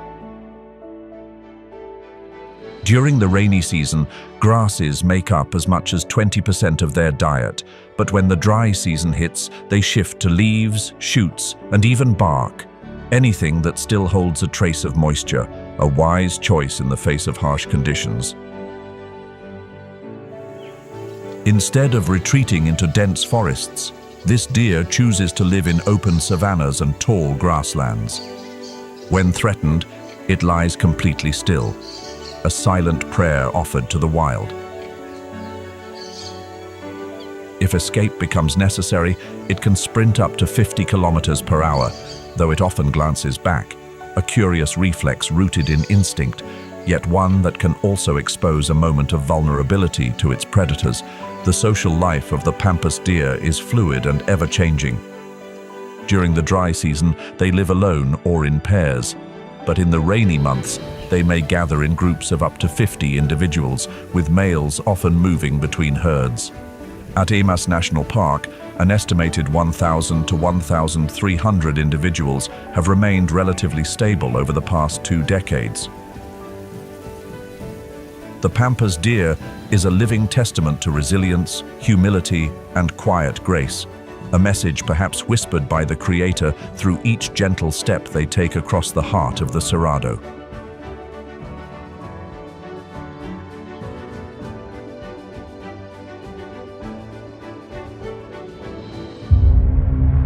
With its fierce appearance, the maned wolf might easily be mistaken for a fearsome predator. With a fiery red coat, pointed face, and long, stilt-like legs, the maned wolf is neither fox nor wolf.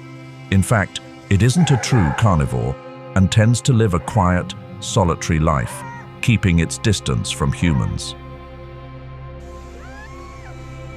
It is the sole species in the genus Chrysochaeon, carrying a uniquely isolated evolutionary branch that has stood apart for millions of years within the broader Canidae family. Standing up to 90 centimeters tall at the shoulder, taller than the grey wolf, the maned wolf is perfectly built to move through the tall grasses of the Cerrado. Its large ears can rotate independently, allowing it to pinpoint the movements of small prey hidden in the thick vegetation, especially useful during twilight hours or at night. The maned wolf has a highly flexible diet. During the dry season, its meals shift heavily toward plant-based foods, especially the wolf apple, a fruit that makes up 40 to 90% of its intake, rich in water and fiber, with natural properties that help fend off parasites.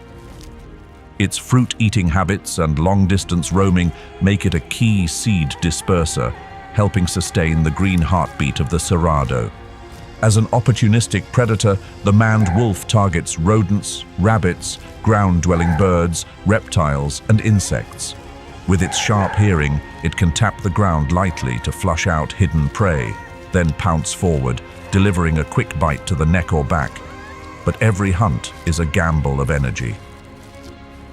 Although classified as near threatened by the International Union for Conservation of Nature, several regions like Minas Gerais and São Paulo have reported significant population declines. In captivity, reproductive rates are low, with many females failing to reproduce even after pairing, posing challenges for recovery programs.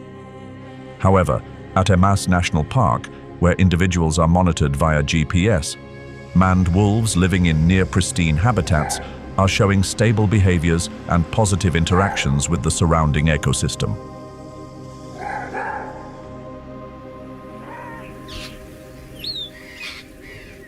Grande Sertão Veredas National Park, spanning 230,853 hectares, is one of the most important biological core zones of the Cerrado.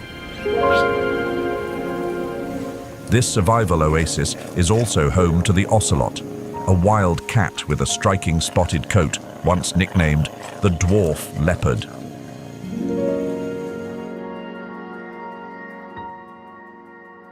Their ancestors have roamed the Americas for 2 million years, and over thousands of generations, they've adapted to a wide range of environments.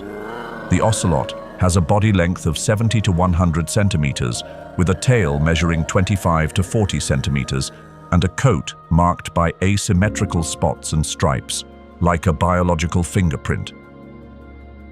White patches behind their ears create a false eye effect, making predators hesitate when approaching from behind. With their compact build, they slip effortlessly through dense shrubs and fallen trees, a silent shadow moving through the wild. As night falls, the ocelot begins to hunt. Though skilled climbers and capable swimmers, they prefer to ambush prey from the ground. With sharp hearing and keen vision, they go after rodents, hares, opossums, young armadillos, and even fish from shallow streams. Before eating, they meticulously remove fur or feathers from their prey, a rare habit among members of the cat family. Ocelots live solitary lives, except during the breeding season. Males control larger territories that overlap with those of multiple females, but they avoid direct confrontations with one another. After an 80-day pregnancy, the female gives birth to 1 or 2 kittens in a secluded spot, such as a tree hollow, dense grass patch, or rocky crevice near a stream. The kittens are born blind and remain close to their mother for nearly a year. When they're strong enough, the mother brings back live prey to help them practice hunting, preparing them for an independent life ahead. More than just a proud predator, the ocelot stands as a symbol of perfect adaptation. Each step it takes on the muddy ground of the veredas is a quiet whisper of life, resilient, silent, yet never fragile.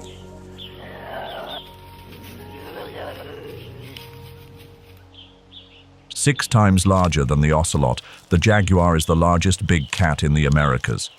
It sits at the top of the food chain, a symbol of untamed power and a living testament to extraordinary adaptability in the face of harsh conditions.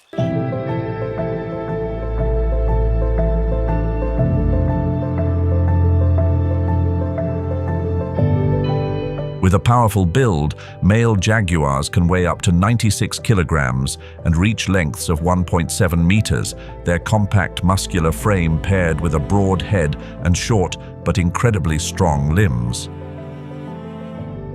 This anatomy gives them not only explosive strength, but also the most powerful bite of any big cat, pound for pound, surpassing even lions and tigers.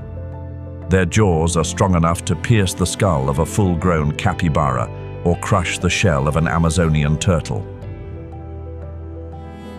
During the dry season, when food becomes scarce, this ability gives them a decisive edge, allowing access to a wider range of prey than other carnivores in the region.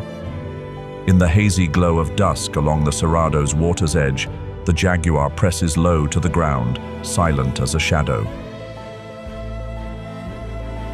Every muscle tightens in stillness. The hunt has begun. Unlike its relatives, such as the leopard or lion, which often go for the throat, the jaguar delivers a precise bite to the back of the skull or spine, piercing through thick bone. Its short, curved canines and immense jaw strength are the perfect tools for this ambush strategy, especially in places like dry season streams, where sound carries far. The prey has no idea that danger lies in wait beneath the low grass. As it lowers its head to drink, the jaguar strikes. A clean leap, claws gripping tight, a bite through the skull, an end in silence. If the prey escapes into the water, the jaguar follows. It's a strong swimmer, capable of diving deep, and has even been observed using its tail to stir the water and lure fish, showcasing rare flexibility and intelligence. Though primarily ground-dwelling, it can climb trees and launch attacks from above, an especially effective tactic during the dry season, when visibility across the landscape is wide open. The jaguar's coat features large, bold rosettes with central black spots, forming patterns so unique that no two individuals are exactly alike.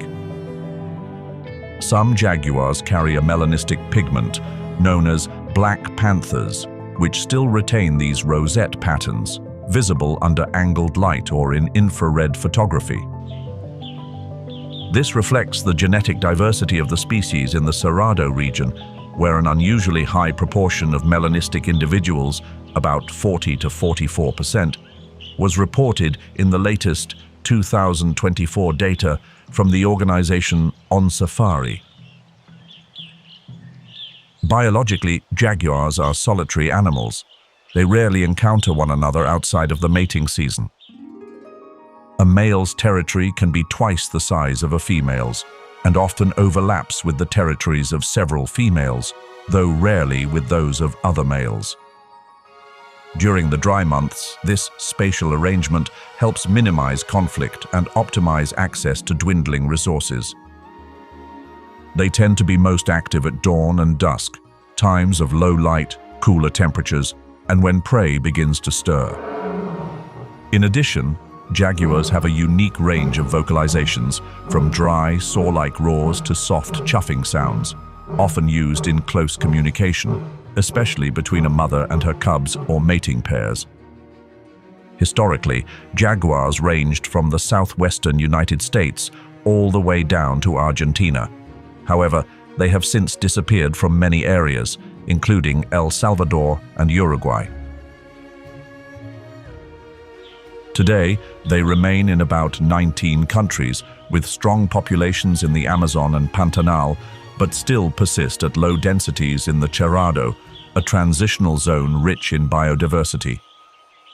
Specifically, at Grande Certo Veredas National Park, the unique habitat conditions have helped sustain a stable jaguar population, with 26 to 31 individuals recorded between 2023 and 2024.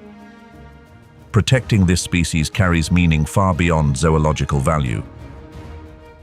In indigenous cultures, from the Aztec to the Maya, the jaguar has always been a symbol of power, divinity, and immortality.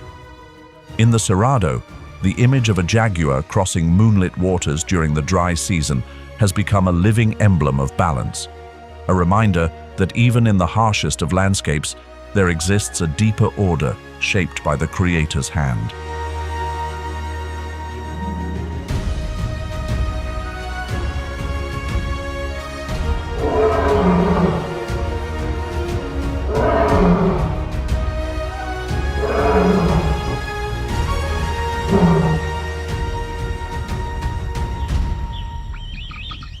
One of the jaguar's prey, the greater capybara, commonly known as the capybara, is the largest rodent in the world. Interestingly, in the 16th century, the Catholic Church classified the capybara as a fish, allowing followers to eat its meat during Lent.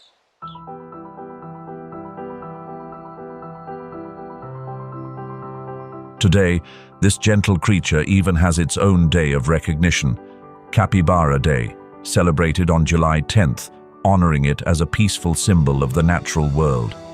Measuring 1 to 1.3 meters in length and weighing between 35 and 66 kilograms, the capybara is more than twice the size of the beaver, the second largest rodent. Its coarse golden-brown fur and sturdy build conceal a body perfectly adapted for a semi-aquatic lifestyle.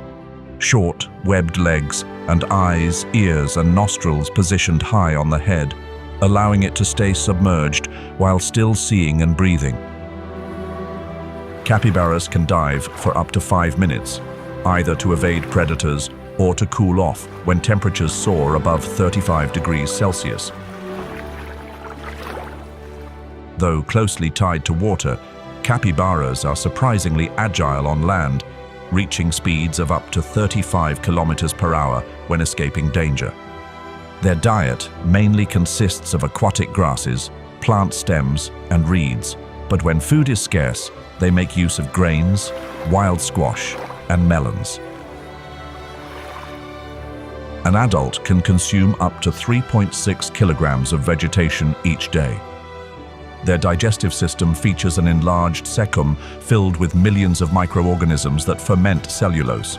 Capybaras chew cud while resting and practice coprophagy, eating a soft type of feces after initial digestion to maximize nutrient absorption.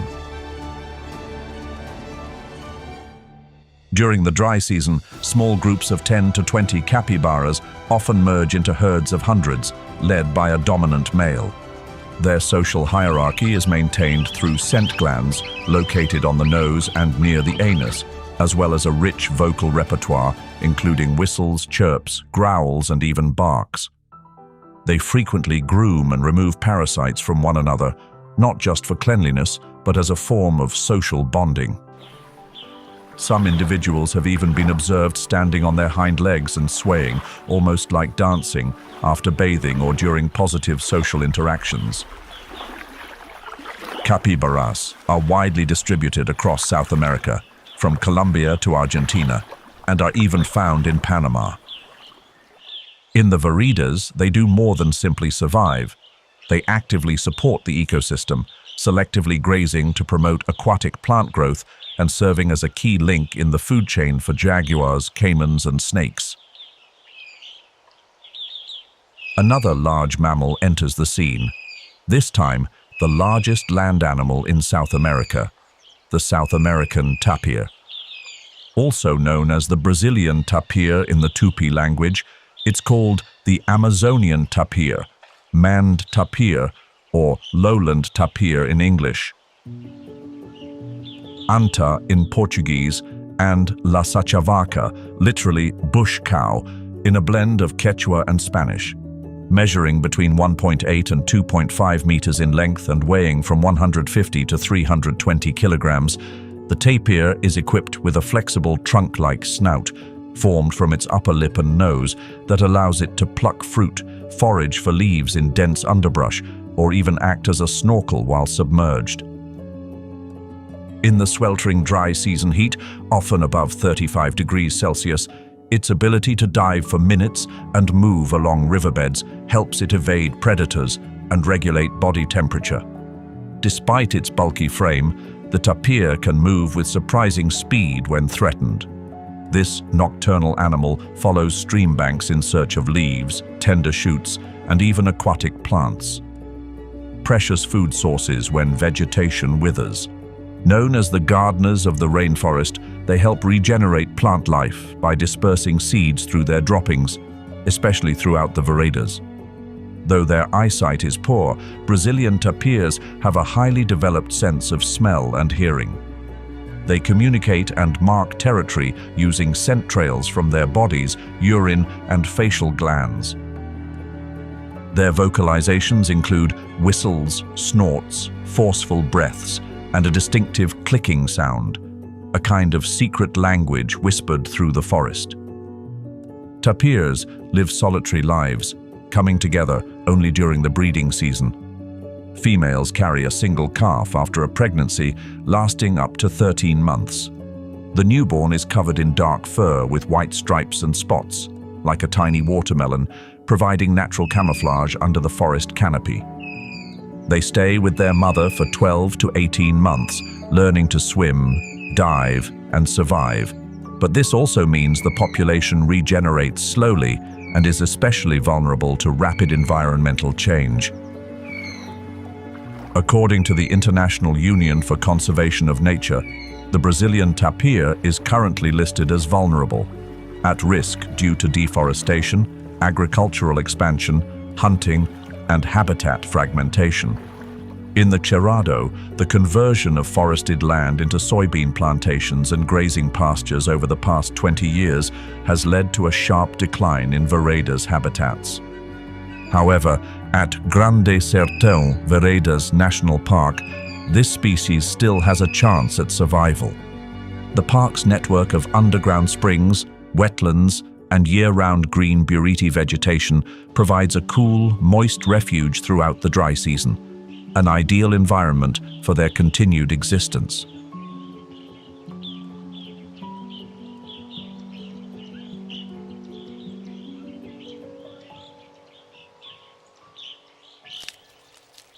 In contrast to the tapir's somewhat smooth appearance, the Brazilian three-banded armadillo, also known as tatu bola, is one of only 2 armadillo species in the world that can curl itself into a completely closed ball thanks to its natural suit of armor.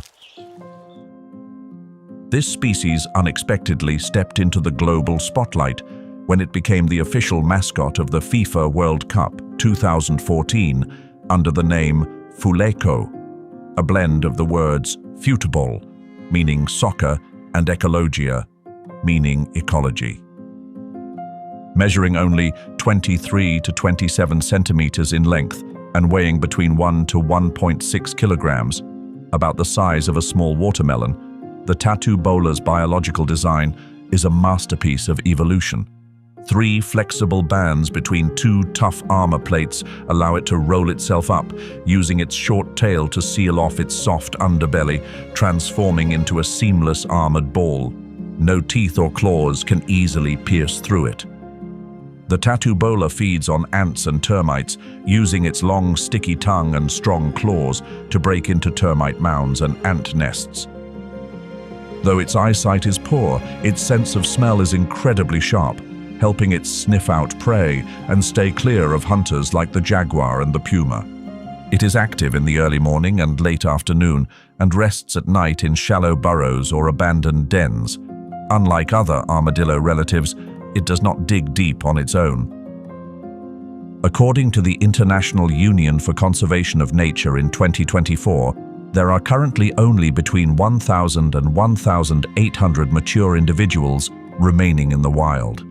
Once widespread across Bahia, Piauí, and Tocantins, they are now found in stable numbers in just a few places, including Grande Sertão Veredas National Park and the private natural heritage reserve Mata do Junco.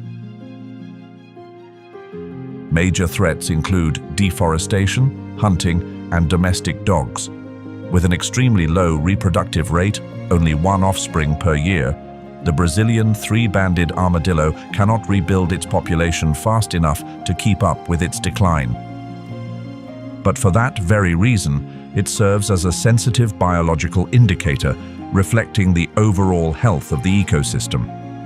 In the Veredas region, where the soil is loose, shade is plentiful, and termite mounds abound, this area becomes a final refuge for the species during the dry season.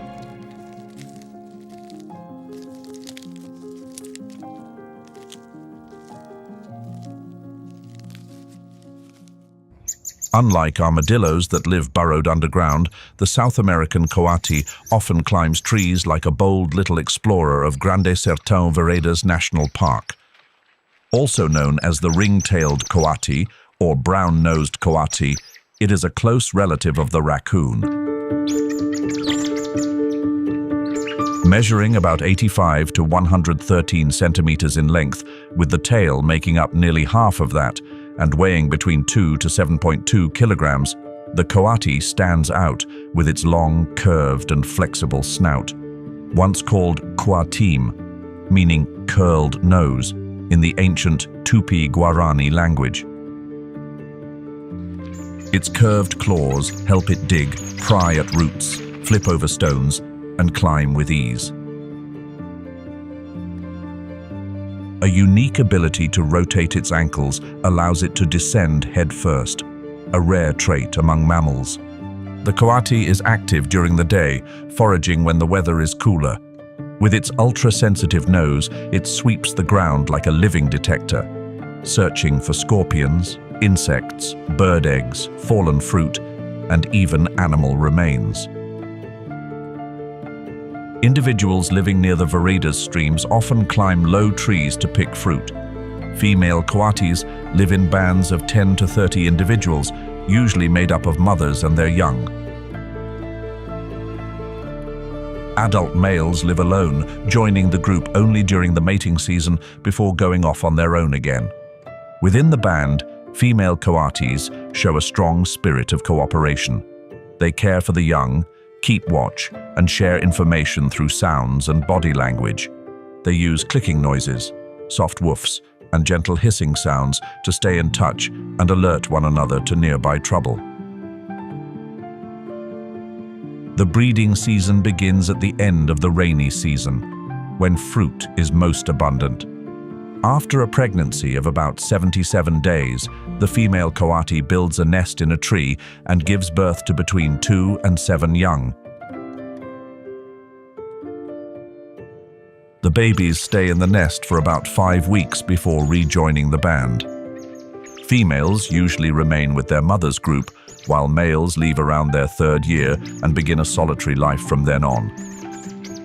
As a highly adaptable omnivore, the coati helps control insect populations, spreads seeds, and plays a vital role in maintaining the lower layers of the ecosystem. A role that becomes especially important during the dry season, when food chains are more fragile.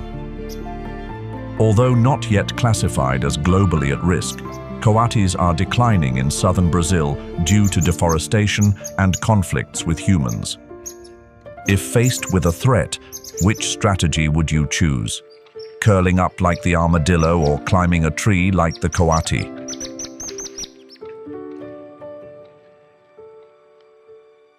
Surviving the wild savanna is never an easy feat. To stay alive, the prey must overcome the mightiest predators, the swiftest, the most cunning, and the most magnificent.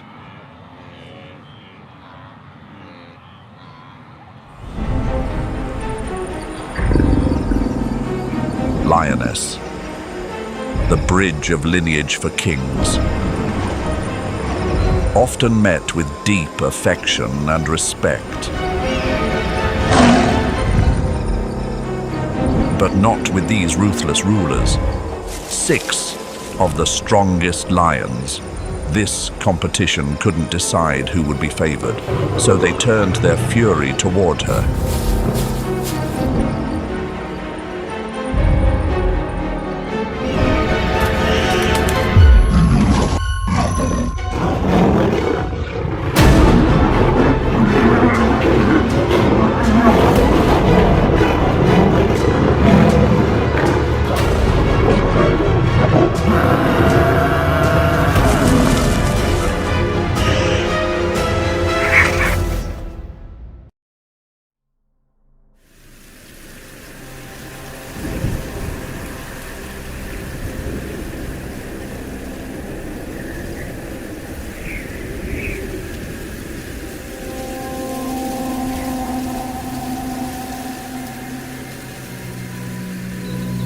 The serene beauty of the sunrise.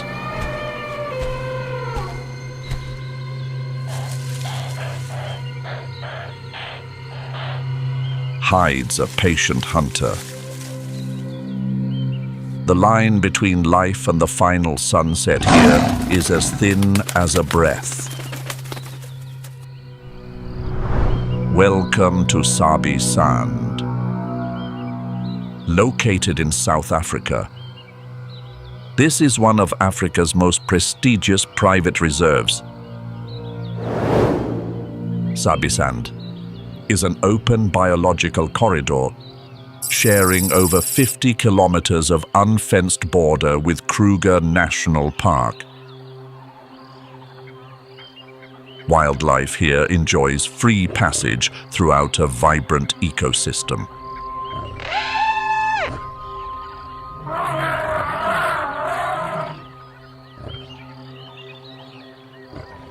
The concentration of the Big Five here is truly incredible.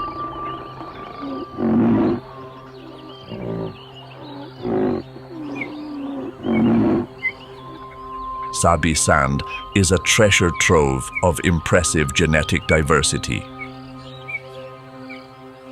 47 mammal species.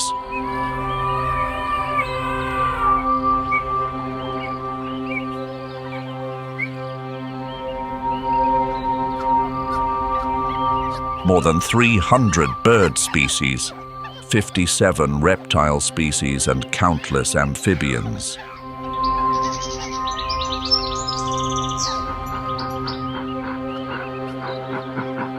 The soul of this land lies within 2 lifelines, the Sabi River and the Sand River. During the dry season, from May to September, when the searing heat takes its toll, every creature in the kingdom gravitates toward these riverbanks. Leopard density in Sabi Sand is at a world record high, with roughly 12 individuals for every 100 square kilometers.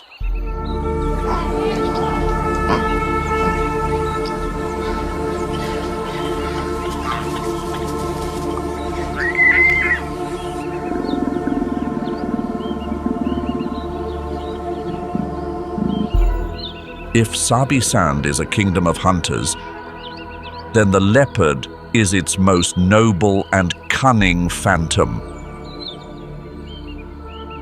However, in an ecosystem ruled by tyrants, every mistake has its price.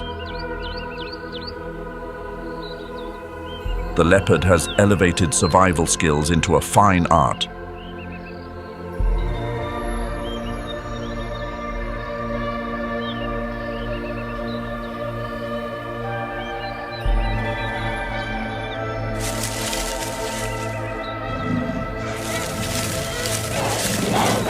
Every rippling muscle moves beneath that spotted coat in absolute silence.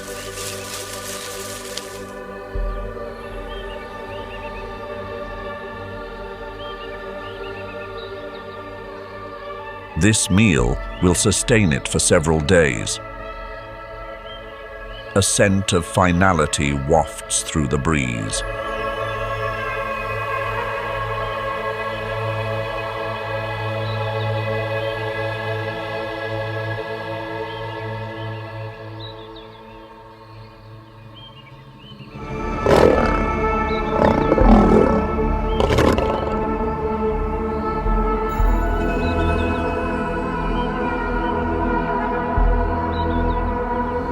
Instinct tells the leopard that patrolling the night is playing with fire.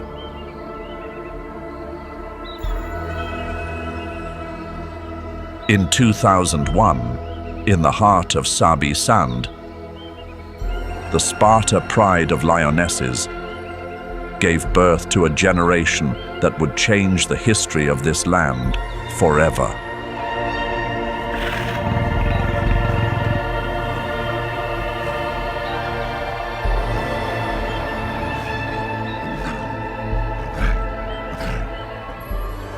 Even as a little one young male showed the spirit of a bold and fearless leader. A biological brother stayed by his side, and they were joined at the hip.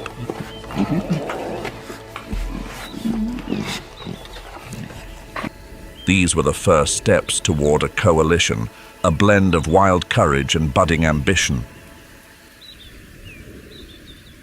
Their eventual rise was by no means a fluke. The Sparta lionesses and the West Street males truly set the bar as model parents.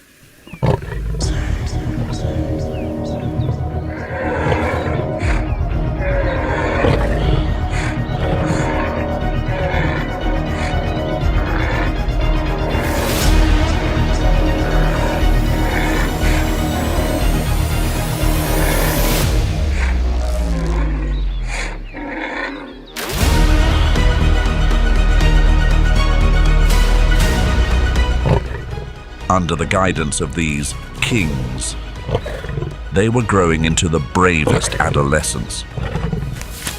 Life lessons were constant in the field. During a chaotic confrontation in 2003, the Sparta pride was surrounded. Buffalo have a deep-seated rivalry with lions. They actively remove future rivals. That struggle left a deep mark on the Sparta pride.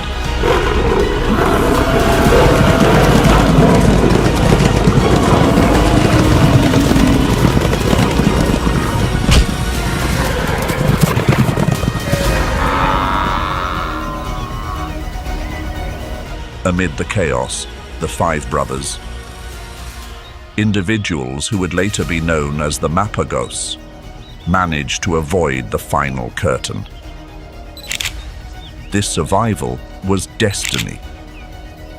They would go on to rewrite the history of the wild in this region.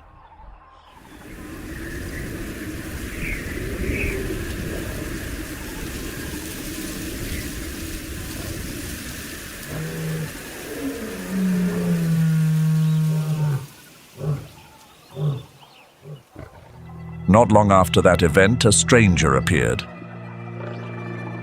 A promising young male. He was about 4 years old. Makulu. This was highly unusual. With the arrival of an outside male, intense challenges are usually the standard welcome for a newcomer. Experts believe that Makulu was actually the offspring of one of the West Street males. and it was that familiar scent of family ties that spared him. At this age, rather than seeking out new territories to conquer, Makulu acted as a protector for his younger brothers. This incredibly smart survival strategy helped him avoid draining skirmishes, while gaining time to refine his skills before truly stepping into his role as a conqueror. The younger brothers, the males who made it through the ordeal with the Cape buffalo. 5 names began to emerge as distinct figures. Scar, Pretty Boy, Rasta, Kinky Tail, and Mr. T. Being older, Makulu was always the largest male lion. Mr. T, the most assertive and bold, did not dare to challenge him. He and Kinky Tail became thick as thieves, inseparable.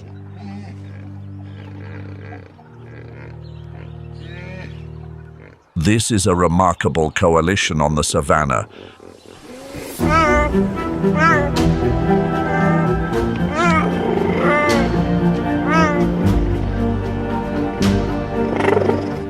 These slender predators are often biological brothers. There are also cases where lone individuals find one another, forming a non-related alliance to stand firm against a harsh destiny. A typical cheetah coalition is usually a task force of 2 to 3 males.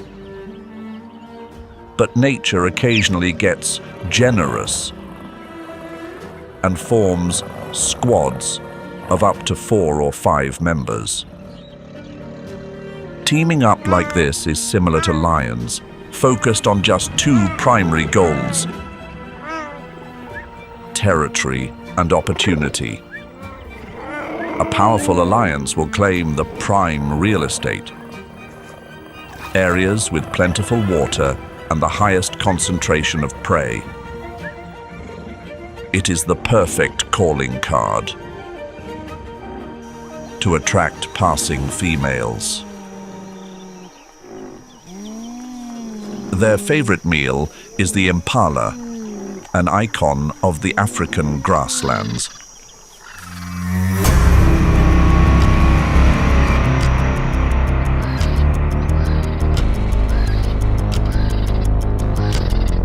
They spread out into a broad horizontal formation, surrounding their target like seasoned professionals.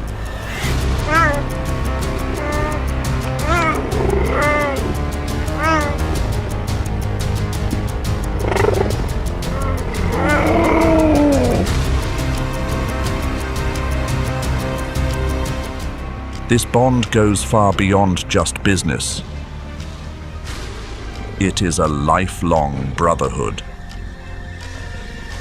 But this alliance is not solely built for the chase. They must also watch each other's backs and provide safety against more dominant predators. These young hunters are nearly ready to strike out on their own. The word Mapogo in the Tsonga language means a group that works together. However, researchers named this pride after Mapogo Amathamaga, a security company in South Africa famous for its extremely stern ways of dealing with lawbreakers. In some local dialects, Mapogo also implies vigilantes or enforcers. At first, the Mapogos operated as scavengers. There were many times when these adolescent outlaws had to run for their lives. That harsh reality molded them into the most calculated hunters. As their skills were sharpened through many close calls, their frequency of hunting began to increase.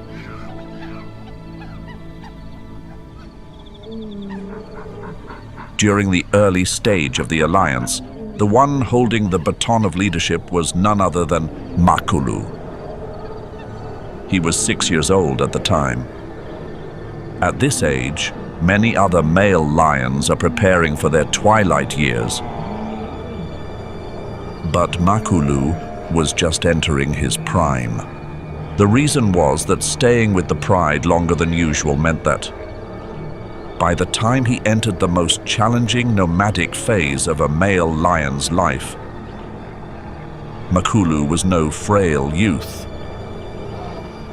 He showed that he was a true leader.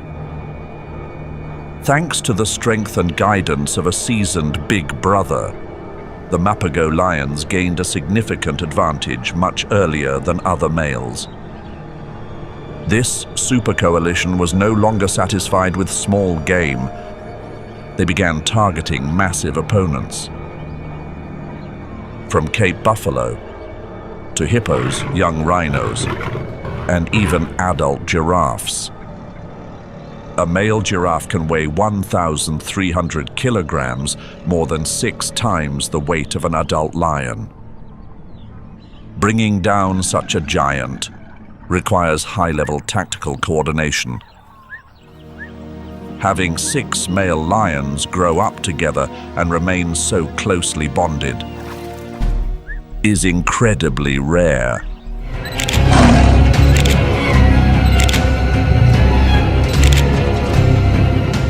From a scientific standpoint, a super coalition strategy only happens when they accept intense internal competition in exchange for absolute dominance and the best chance to pass on their legacy. Now, with their confidence reaching a peak, the Mapogo alliance wanted to be at the top. They were ready to call the shots and rule it all.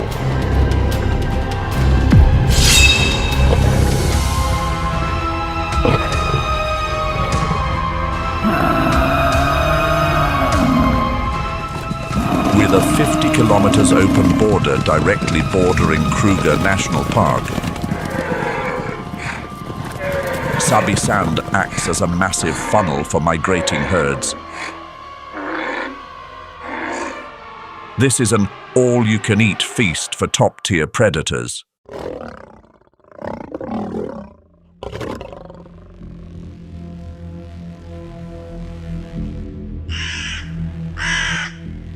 This endless bounty allowed 6 male lions to coexist in one coalition, without needing to turn on one another due to hunger.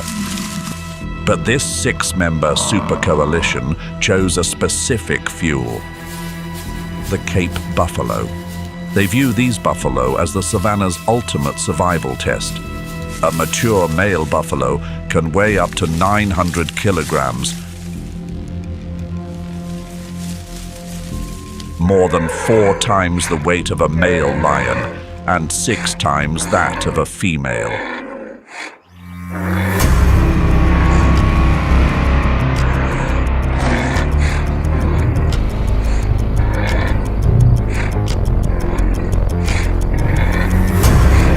Buffalo are ready to surround, trample, or overwhelm predators to protect their kind. Targeting these high-stakes objectives was the key to building the Mapogo Empire. Bringing down a buffalo means taking in a massive amount of calories, enough to sustain the entire alliance for many days. Kinky Tail and Mr. T were always the most assertive during the final moments, turning each hunt into a display of raw power. Mr. T, the youngest, was more willing than anyone to fight for the lion's share.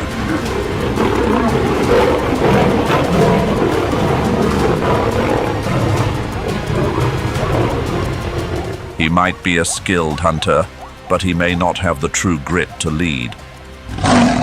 Makulu always kept everything in its proper place.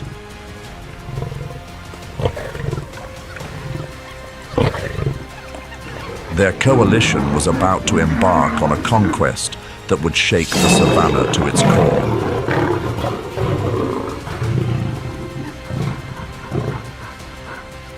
In 2006, shadows stretched across northern Sabi Sand as the 6 outlaws officially made their move. They arrived like a tidal wave, roaring and claiming their domain from the very first step. That was when the true shift in power began.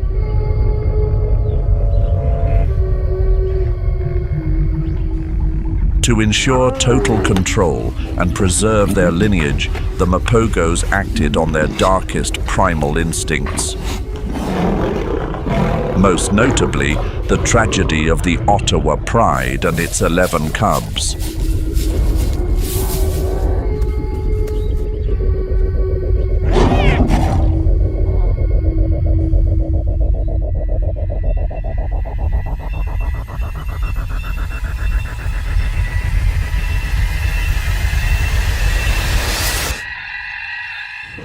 If a female dared to resist to protect her own, or wavered before their might, her story did not end well. Typically, when taking the role of the dominant male, nomadic lions allow the females to remain, as they are the mothers and the primary providers for the pride. But in this instance, even when a lioness surrendered and stood ready to serve the new kings, she still met a tragic fate. Within a year, experts estimate that over 100 lions fell under the paws of the Mapogo alliance. Their empire expanded at a breathtaking pace, swallowing nearly 70,000 hectares of territory. These figures reflect a level of intensity that was truly unprecedented. Beneath the heels of these 6 kings were more than 8 prides of lionesses, forming the most powerful coalition ever recorded in history. A male lion usually roars for about 45 seconds to 1 minute, before needing to rest from the effort. But Makulu possessed a uniquely deep tone and could roar continuously for 10 to 15 minutes without stopping. While smaller alliances often choose to share space or ignore hyenas at kill sites, the Mapogos viewed these scavengers as an insult that needed to be cleared away. Ecologically, the absence of hyenas combined with the high number of lions caused a biological shock, completely altering the nutrient cycle on the Sabi Sand savanna.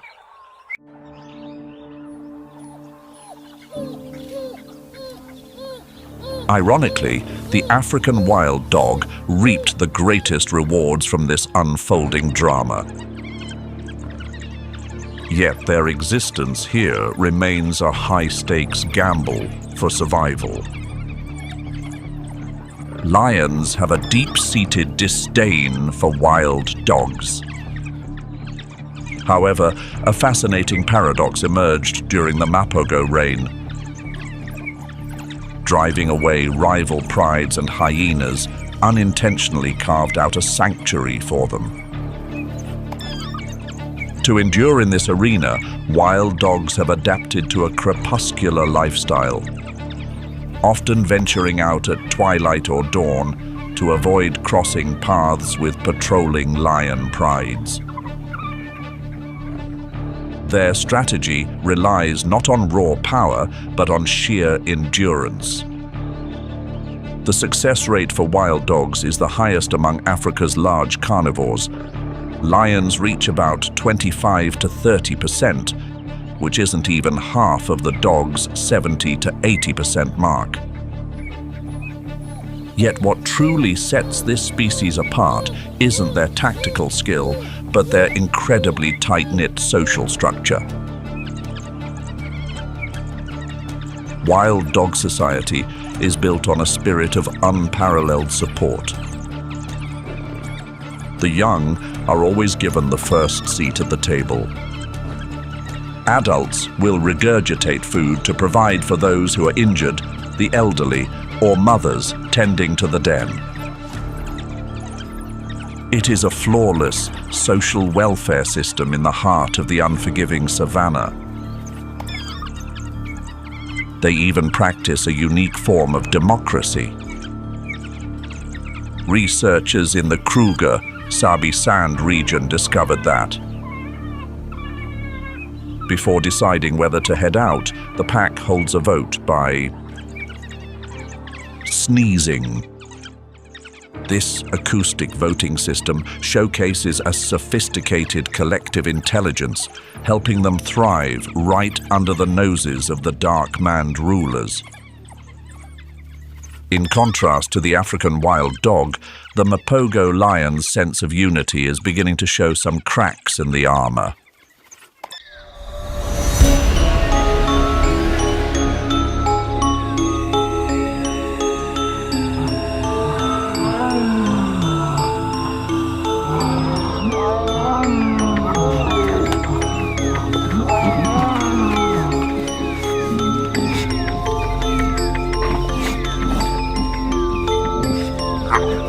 Though Makulu held the crown with his commanding dark mane and superior presence, Mr. T never accepted a subordinate role. Power is a sort of poison, and in Mr. T's veins, that draft had taken a deep hold. This pride reached a breaking point in a head-to-head clash between the two giants in 2008.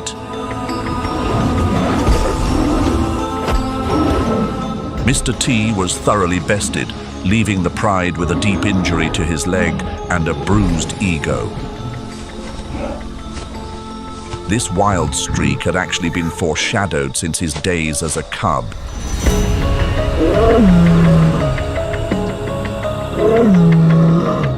Mr. T and his right-hand kinky tail were always the trailblazers.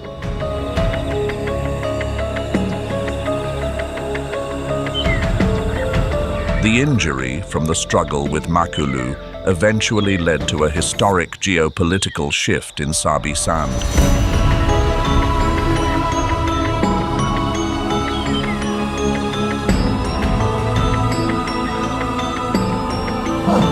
The Mapogo alliance officially split in two. Mr. T and Kinky Tail branched off to oversee the eastern and north-central regions, while Makulu and the three remaining members moved to manage the west.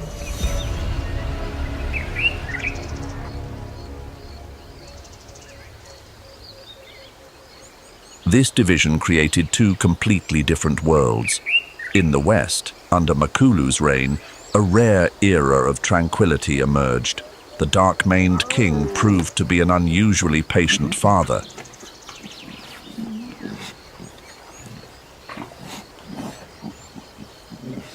In contrast, to the east, Mr. T and Kinky Tail became fierce defenders, constantly straining to push back newcomers spilling over from Kruger National Park.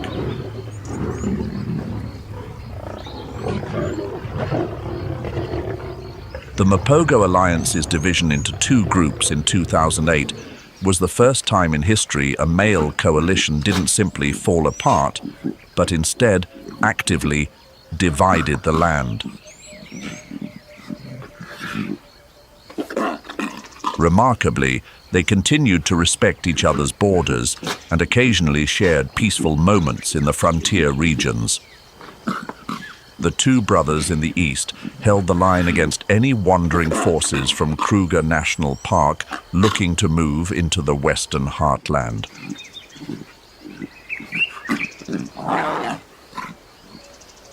Do you believe Makulu's patience in the west was the mark of a wise ruler, or was it Mr. T's intensity that truly kept the Mapogo's eastern border from folding under the pressure from Kruger?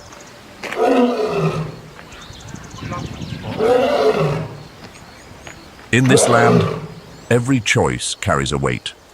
and the price Mr. T was about to pay would become one of the most somber moments in natural history.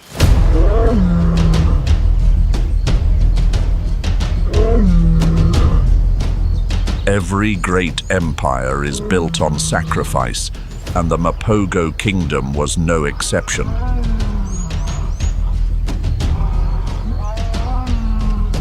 But in June 2010, those who once ruled Sabi Sand with an iron paw faced a harsh reality.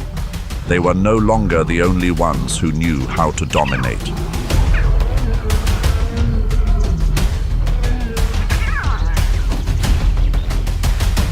A new coalition of 5 young prime males named Majingilanes moved into the Eastern Territory.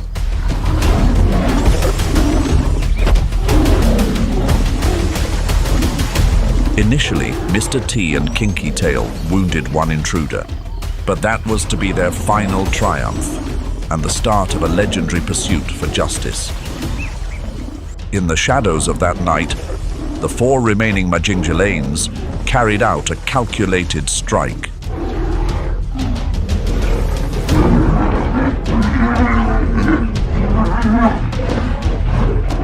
They turned their attention to Kinky Tail first, cutting him off from his only brother.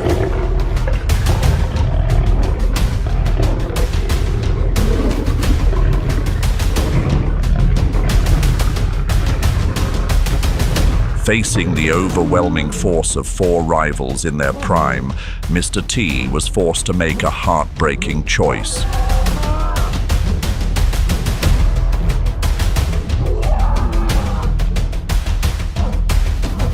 Leave behind his closest brother to preserve his own path.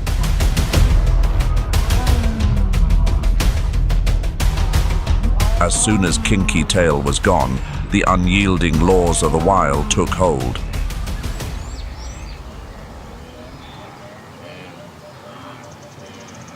With his territory and most loyal companion gone, Mr. T lost a part of his very soul.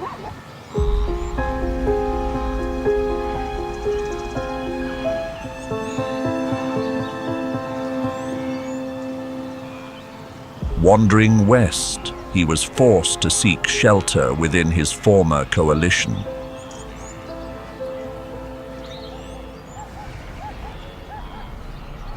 He was welcomed back by his 4 brothers. However, Mr. T had no intention of just being a passenger. His dominant nature would not allow him to take a back seat. To reclaim his standing in Makulu's group, Mr. T committed an act that stunned observers.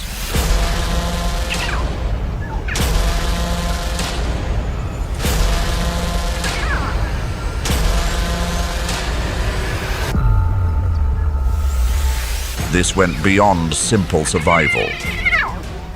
It was a bold assertion of power, making him the new ruler over the remnants of his own kin.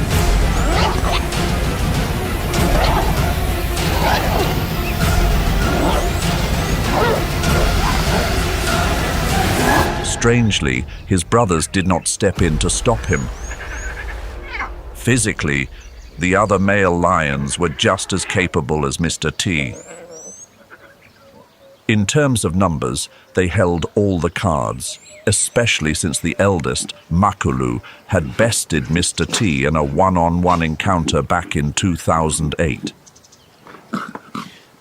This surrender didn't come from a lack of strength. It seemed the older brothers, after so many years together, had thrown in the towel to Mr. T's sheer intensity and hunger for control.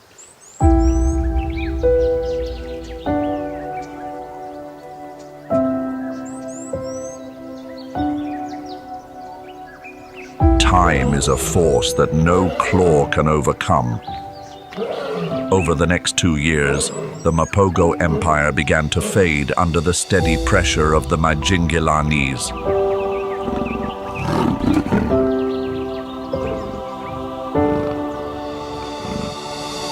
Rasta and Pretty Boy vanished without a trace. The legendary alliance was now down to an aging trio. Makulu at 14 years old, Scar at 12 years old, and Mr. T at 10 years old.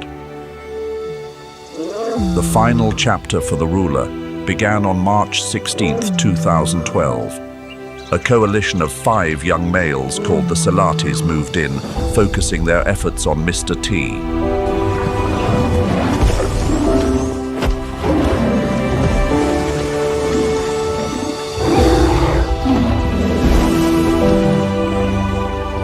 Mr. T lived as a powerful ruler and fell like a warrior, bringing a close to the most legendary era in the history of Sabi Sand.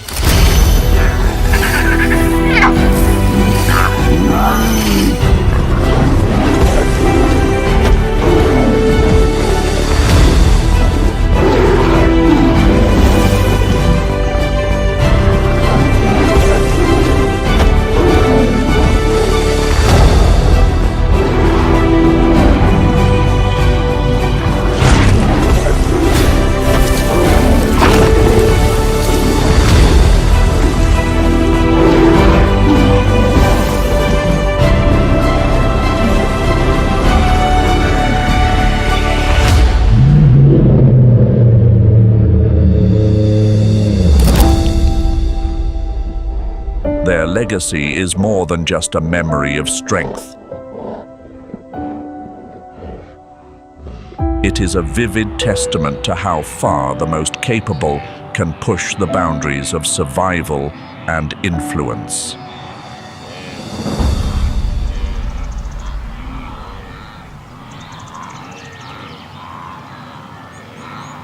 As the commanding leader's roar faded, a profound silence fell over the plains, marking the end of an era where force was the only recognized language. The last high survivors, Makulu and Pretty Boy, experienced the heavy weight of being bested.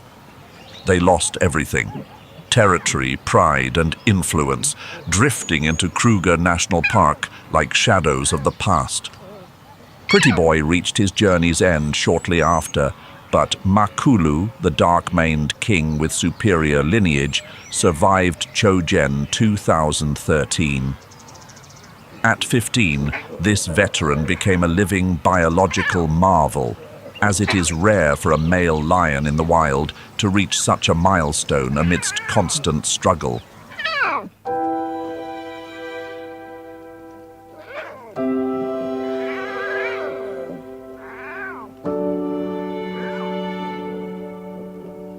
Though the Mapogo coalition dissolved, their presence still haunts Sabi Sand through a complex genetic web.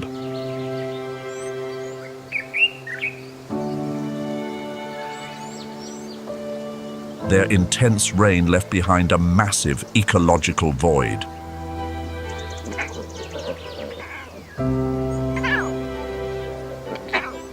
Yet, the Mapogo lineage never truly vanished. It flows through the veins of their offspring, who are quietly waiting in the wings to restore order.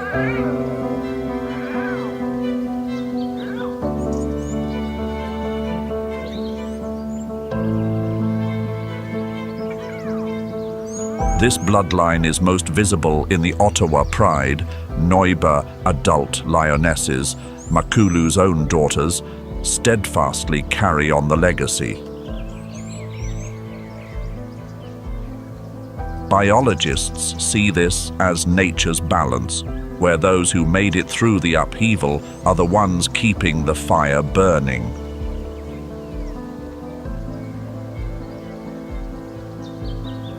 This network reaches as far as the Tsalala, Mangeni, and Ntsevu prides.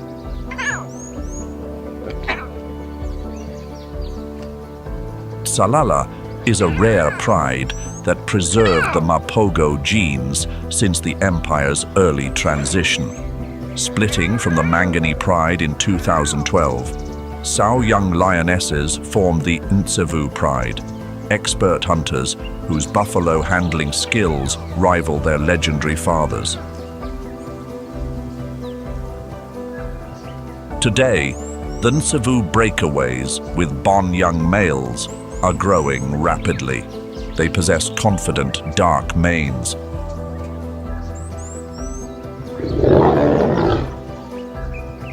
A trait inherited from Makolu. This signals high vitality and a formidable potential for leadership.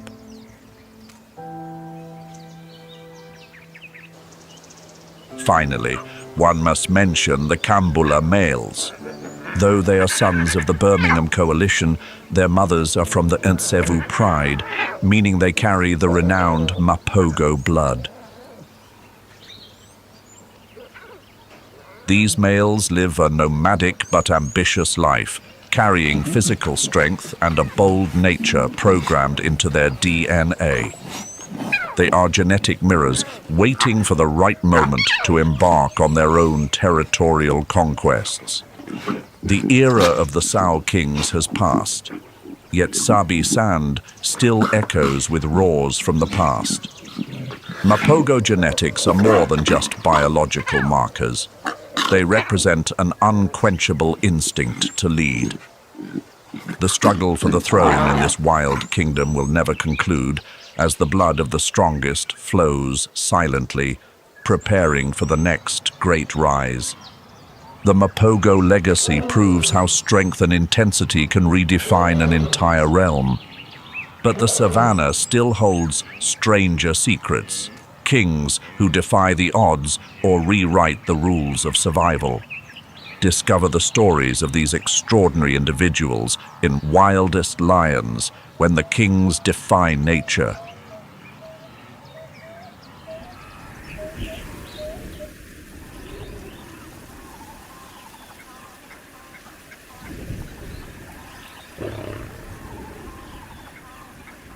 The arid Kalahari, a basin of 900,000 square kilometers, spanning Botswana, Namibia, and South Africa.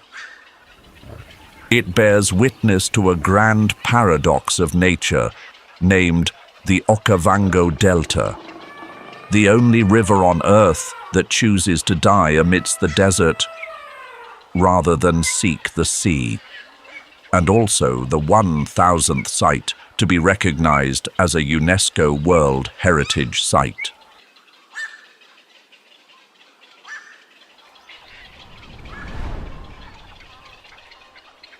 The lions of the Okavango are no longer the water-fearing cats of the Serengeti plains. They are true aquatic masters. The phenomenon of upper body hypertrophy is the clearest testament to this evolution.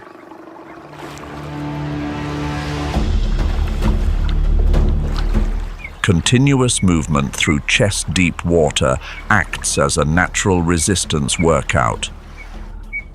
The drag of the water forces their chest, neck, and shoulder muscles to overdevelop, increasing their bulk by 15% compared to their counterparts.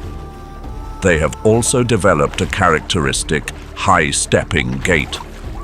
Lifting their paws high above the water's surface minimizes hydrodynamic drag. The adaptation to the waters has transformed the lion into a vital part of the spiritual beliefs of indigenous tribes like the Baye and Hambukushu. They call them Tau, a sacred totem representing the clan's lineage and bloodline. Harming a lion is an absolute taboo, equivalent to attacking one's own ancestors. When encountering Tau in the wild, they bow their heads and respectfully yield the path as if facing a revered chieftain. They believe that deep within those amber eyes reside the souls of the departed. However, the line between reverence and spiritual dread is often razor-thin. The Okavango people are haunted by legends of sorcerers performing shape-shifting, transforming into beasts to exact revenge. Thus, when a lion attacks livestock with unnatural cunning and brutality, it is deemed a sign of black magic. And this complex web of beliefs has turned the human-lion relationship here into one of the 21st century's most difficult ethical dilemmas. In reality, the wisdom of the Okavango lion stems from their unique environment. They turn the water into an ally. They actively drive prey from dry land into the flooded swamps.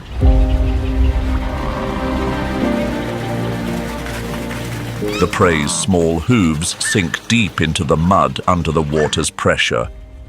Meanwhile, the lion's broad paws act like snowshoes, allowing them to move agilely across the soft substrate. The lion's killing technique in the Okavango has also been modified to adapt to the aquatic environment. Instead of the typical suffocating throat bite, they execute a drowning technique. One jumps onto the back to add dead weight, while another clamps shut the nose. Death comes from water flooding the lungs, much faster than oxygen deprivation. But most interesting is the emergence of a culinary culture. Isolated prides develop distinct hunting specializations passed down through generations. Some prides at Dubar Plains dedicate 90% of their time solely to hunting Cape buffalo, ignoring other prey. Others become experts at digging burrows to hunt warthogs. And there are also individuals that target livestock within the local enclosures, known as kraals. They swim across rivers, turning cattle pens into banquet tables and stealing a farmer's entire fortune in just a few hours. In the past, the desperate human response was chemical warfare. They laced cow carcasses with poison to wipe out entire lion prides, inadvertently killing the entire scavenging ecosystem, such as vultures. But the tide is turning thanks to the intervention of the Claws Conservancy and the Lion Guardians program. GPS telemetry collars are fitted onto alpha lions, transforming them into mobile signal beacons. When a pride approaches human settlements, an early warning system immediately sends text alerts to farmers' phones, triggering proactive defense protocols. When vision is blocked by this wall of fabric, the lion's predatory instinct is neutralized. They are forced to retreat, and peace is re-established along the Okavango. The Okavango has become a strange kingdom, reserved for the most unconventional kings in the lion world. Their hunting instincts remain intact, but have transmuted into a completely different form. They survive through intellect, adaptability, and muscles forged in the floodwaters. The evolutionary shift of the lion is an absolute necessity, for their largest prey here are true living fortresses. The Cape buffalo in the Okavango is the ultimate version of this species. Abundant water and grass year-round have nurtured physiques far superior to their counterparts in arid regions. The Cape buffalo conquers this flooded plain with an ultimate weapon positioned right on its forehead, the boss, the horn shield. In mature males, the two horns do not grow separately. They develop and ossify, fusing together in the center of the forehead to form a bone patch hard as a boulder. In battles for power, this horn absorbs horrific impact forces, and when facing lions, it becomes an impenetrable shield. This structure is so hard that bullets can ricochet off it, and the claws or fangs of a predator are utterly hopeless in piercing the skull. In the Okavango, the Cape buffalo has also learned to transform nature into its own personal armor. They coat themselves in a layer of dry mud several centimeters thick, like a biological suit of armor. It resists the scorching sun of the tropics. And more importantly, it is the only barrier against the millions of bloodthirsty horseflies of the swamp. To conquer the soft, yielding terrain, nature has equipped the Cape buffalo with a specialized undercarriage, giant hooves splayed significantly wider than those of other ungulates. They act like heavy-duty rain boots, preventing the nearly 1-ton body from bogging down. The power of the Cape buffalo also stems from absolute unity. In the Okavango, breeding herds can reach sizes of 1,000 to 2,000 individuals. There is no dictatorial king buffalo ordering movement. They practice the most primitive democracy in Africa. When the herd rests, adult females will stand up and face the direction they wish to travel. It is a silent ballot. After an hour of deliberation, the direction receiving the most consensus becomes the herd's route. The movement of the Cape Buffalo Legion plays a paramount ecological role. They are great lawn mowers, specializing in consuming the tall, tough, and fibrous grass layers that other species ignore. This action clears the path and exposes the soft young grass underneath. Without these tanks to blaze the trail, picky eaters like the impala or zebra could not survive.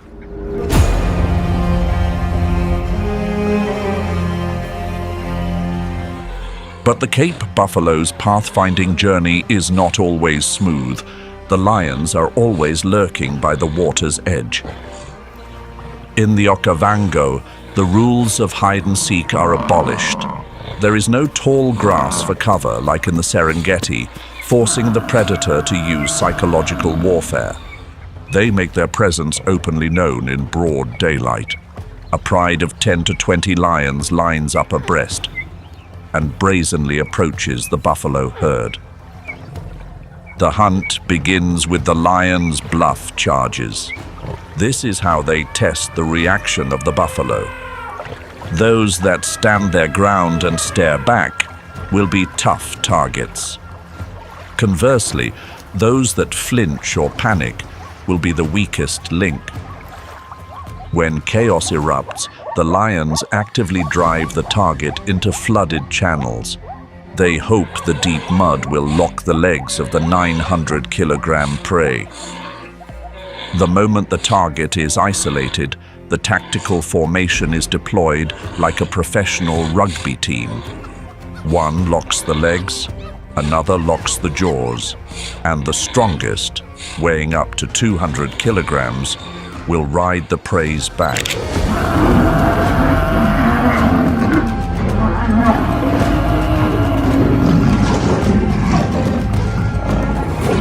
They use their dead weight to submerge the buffalo's head and cut off the flow of oxygen to the lungs.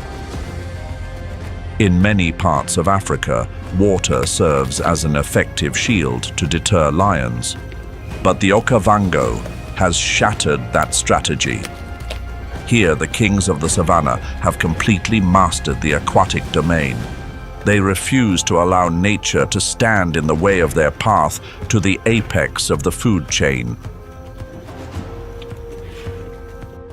And there, the island of Duba Plains is regarded as the true Roman Colosseum of the natural world. Travelers and filmmakers flock here to witness this primal warfare. Body-launching tosses and claws digging into flesh have forged a modern religion. An absolute reverence for adaptability and the power of the will to survive. If a lion faces off against a buffalo on dry land, Which species do you think would emerge victorious? Let us know in the comments below.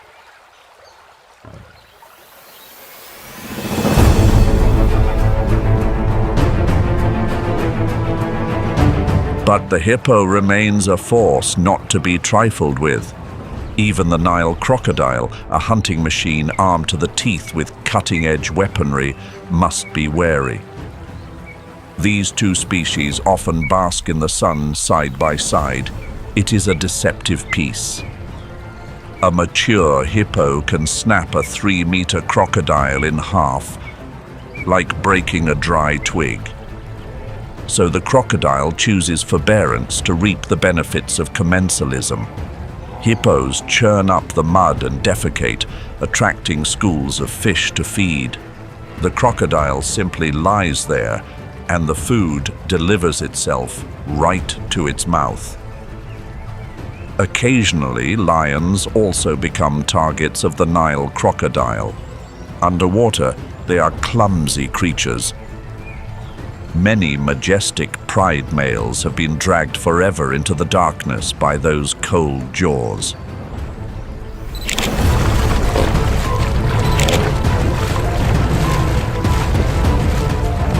The lion's counterattacks have little effect on the rugged skin of the crocodile's back. These are osteoderms. Beneath that bony layer lies a dense network of blood vessels.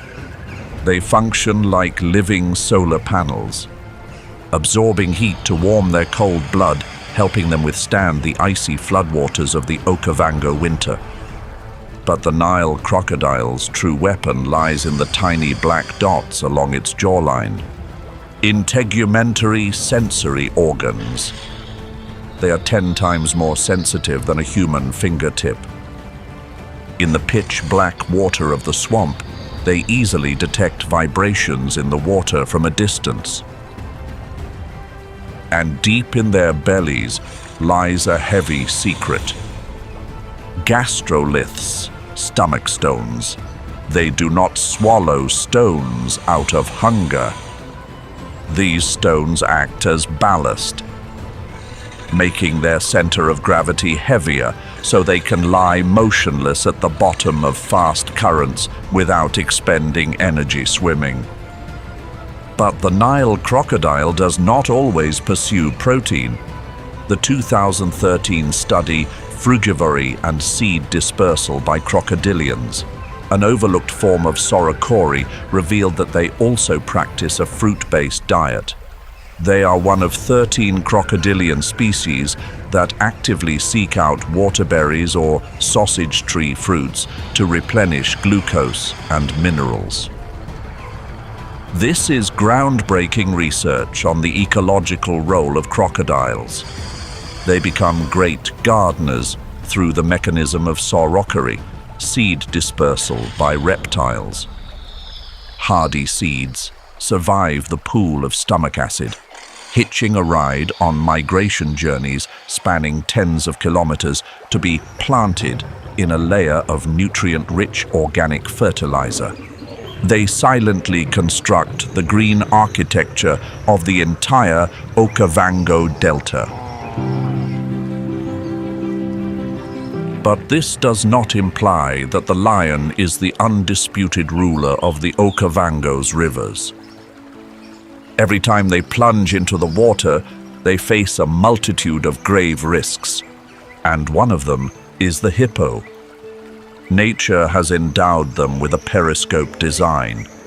Eyes, ears, and nose are positioned on the same plane atop the skull. This allows their 3-ton bulk to remain completely submerged to escape the sun while maintaining absolute vigilance. The hippo's sensitive naked skin is protected by a unique biochemical mechanism, a secretion of hipposudoric acid resembling blood sweat. It functions as a sunscreen blocking ultraviolet rays and a powerful antiseptic in the swamp water environment. In the Okavango, hippos are master architects. Their nightly foraging journeys create hippo highways. Their bulldozer-like physiques flatten reeds and dredge the water flow. Without them, the Okavango's channel system would be choked by encroaching vegetation. Deep within the Okavango Basin, the Baye and San people call these giants kubu, a sacred totem protecting the clan's bloodline. The people strictly refrain from hunting kubu, and in return, the waters will never capsize their dugout canoes. And folklore has woven a beautiful myth to explain the biological behavior of this animal. Legend tells that to be granted permission by the creator to take refuge underwater to protect its sensitive skin, kubu must not eat fish. That is why, every day, the hippo must perform the ritual of gaping its massive jaws towards the blue sky, a gesture of presentation to prove its innocence to the spirits. That between those deadly canines, there are absolutely no fish bones, only green grass. This is how the ancients romanticized the scientific truth of a giant herbivore living amidst the kingdom of fish. Underwater, the hippo is king. No matter how well a lion swims, it must flee in panic if it encounters this titan. There have been numerous records of hippos charging lions to rescue in prey, or simply out of sheer hatred for the intruder. They confront lions with a maw capable of opening up to 150 degrees. A pair of lower canines, 50 centimeters long, are self-sharpening like razors. Their bite force reaches 8,100 newtons, 3 times that of a lion. A single snap is more than enough to shatter the femur of an intruder. But on land, the balance of power shifts. At the height of the dry season, when hippos must trek kilometers to find grass, lions will not hesitate to block their retreat. Lions cannot topple an opponent with such a low center of gravity and thick, slippery hide. Instead, the super pride executes a war of attrition. They encircle, taking turns shredding the tendons of the hind legs to cripple its mobility.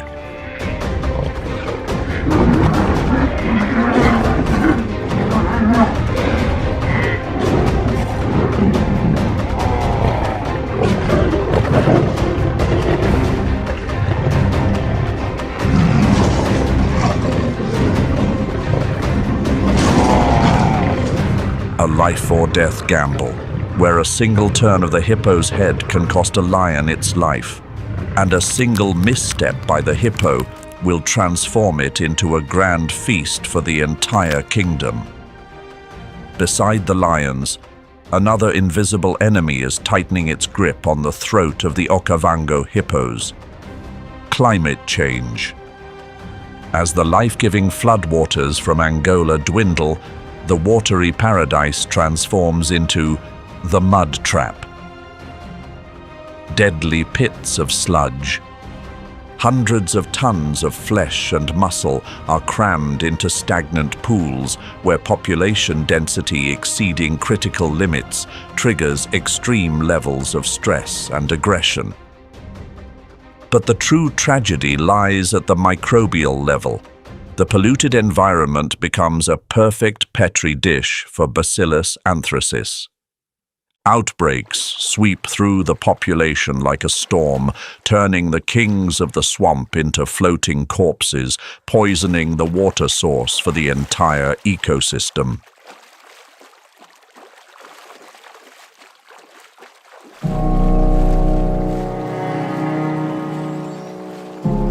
The lurking presence of the Nile crocodile forces the red lechwe to always be vigilant when near the water. That is why they usually operate around knee-deep, shallow water. Red lechwe are born to leap, with a characteristic sloping build. The hind legs are significantly longer and stronger than the front legs, pushing the rump higher than the shoulders. This is a natural, compressed spring system. Massive rear thigh muscles accumulate kinetic energy, helping the lechwe overcome the drag of the mud to execute powerful launches. When chased by an enemy, the lechwe executes the porpoising technique. Continuous leaps propel the body out of the water. Moving through air consumes less energy than wading through water, where drag is 800 times greater. Simultaneously, the splashing water creates a visual disturbance screen for the predator. In shallow water, the lechwe's speed is unrivaled. The lechwe's instinct is simply programmed. Plunge into the water immediately upon encountering danger. But this tactic is no longer effective in the Okavango, where lions have adapted to the riverine environment. Instead of stalking in the bushes on the shore, they wade out and lie in wait within the reeds amidst the water.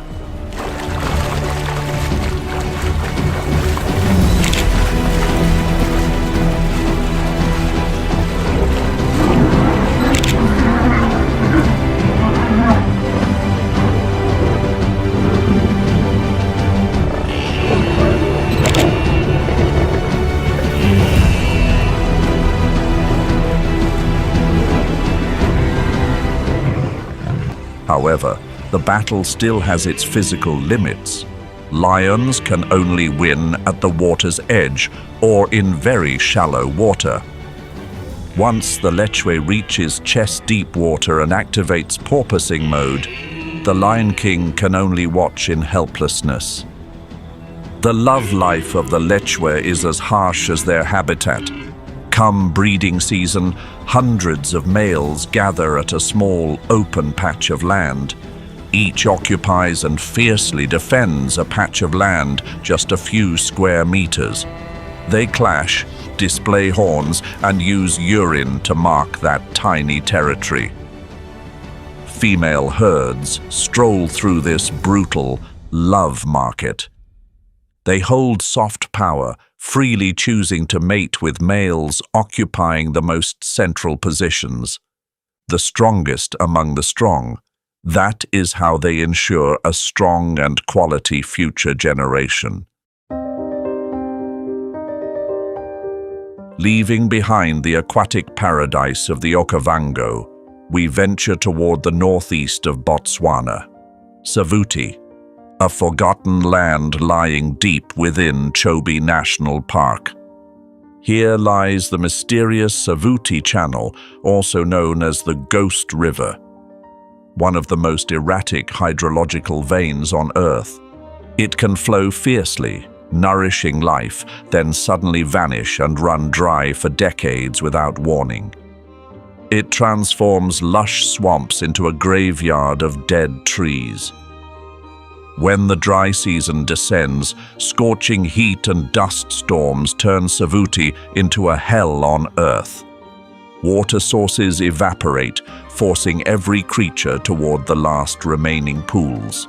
This confinement creates a brutal biological arena, where the war between true giants takes place.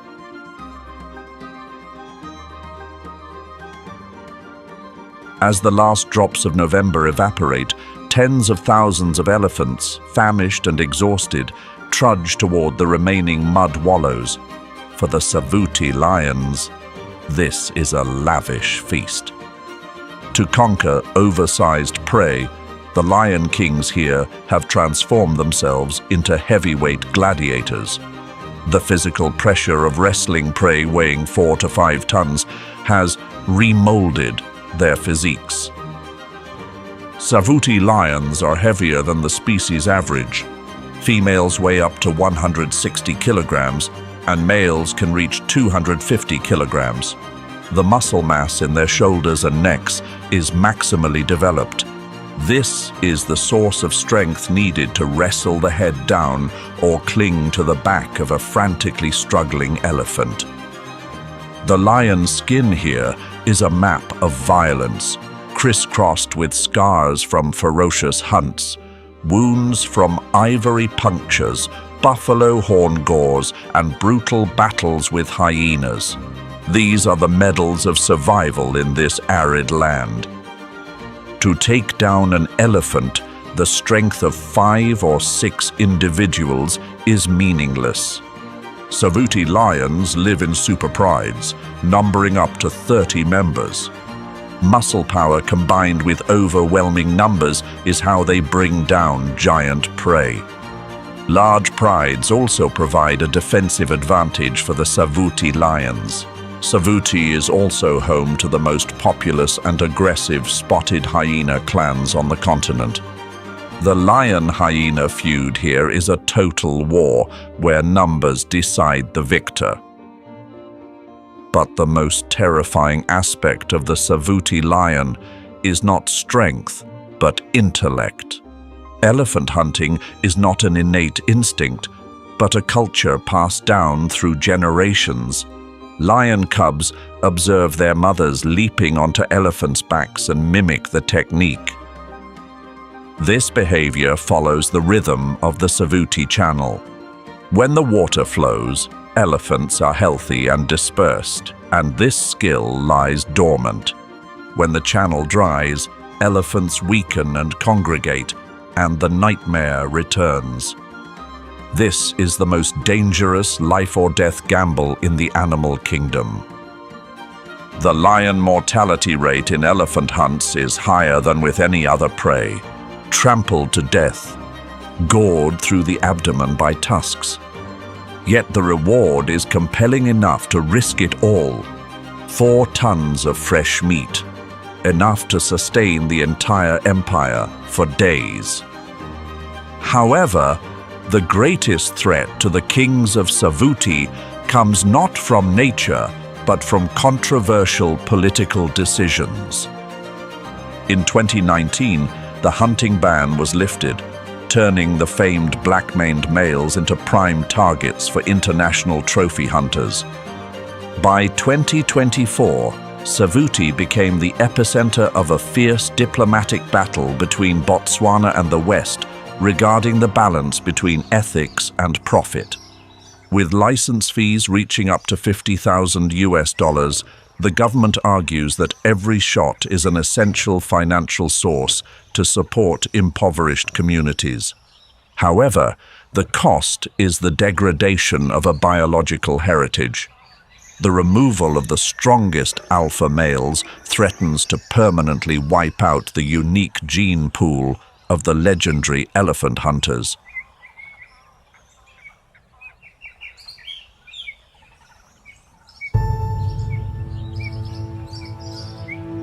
But the elephant is not the lion's only enemy in Savuti. This is also the domain of the perfect bone-crushing machines, the spotted hyena. In Savuti, carcasses of elephants and buffalo are scattered. Hyenas utilize jaws with a bite force of 1,100 pounds per square inch to pulverize giant femurs left behind by others. Their digestive system is so powerful that their droppings are chalk white because they consist almost entirely of calcium. But spotted hyenas are not the dedicated scavengers that movies often portray them to be. Savuti is the very battlefield on Earth that has completely rewritten the biological definition of this creature. Here, 80% of their diet comes from active hunting. The classic documentary Eternal Enemies exposed a bloody decades-long clan war where hyenas do not just steal kills, but are also ready to purge vulnerable lion cubs. They are supreme hunters with intelligence that surpasses chimpanzees in group coordination.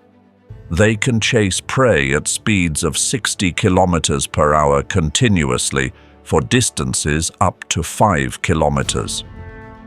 To confront lion superprides, Savuti hyenas gather into superclans.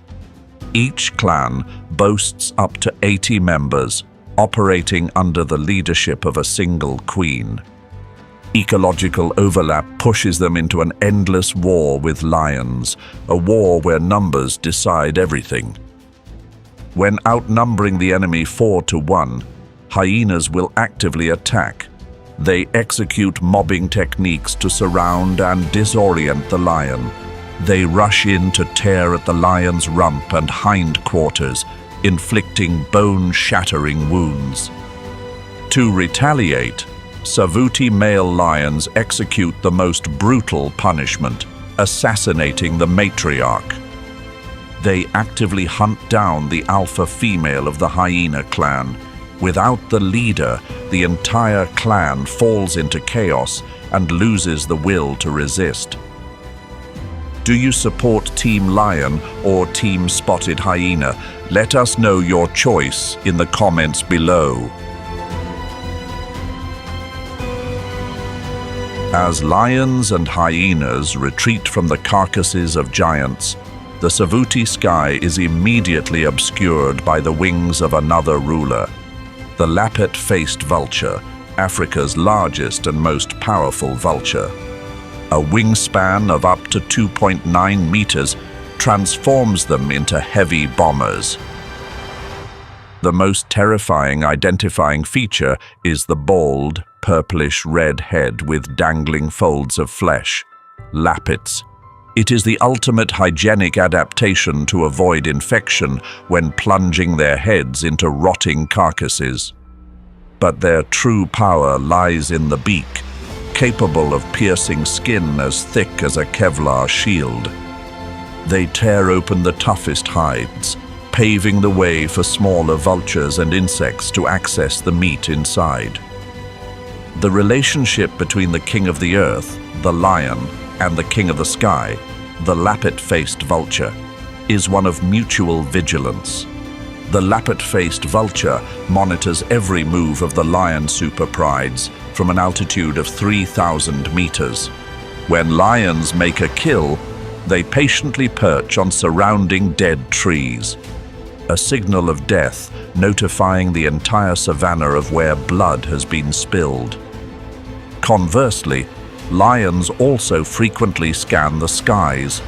If they see lappet-faced vultures congregating to land, they know there is free food available. But at the banquet table, the vulture king is a bully. Their massive size allows them to drive away jackals and white-backed vultures. They only back down when a lion or hyena returns. Nevertheless, they remain a crucial link in clearing bacteria and pathogens from the dead lands of Savuti.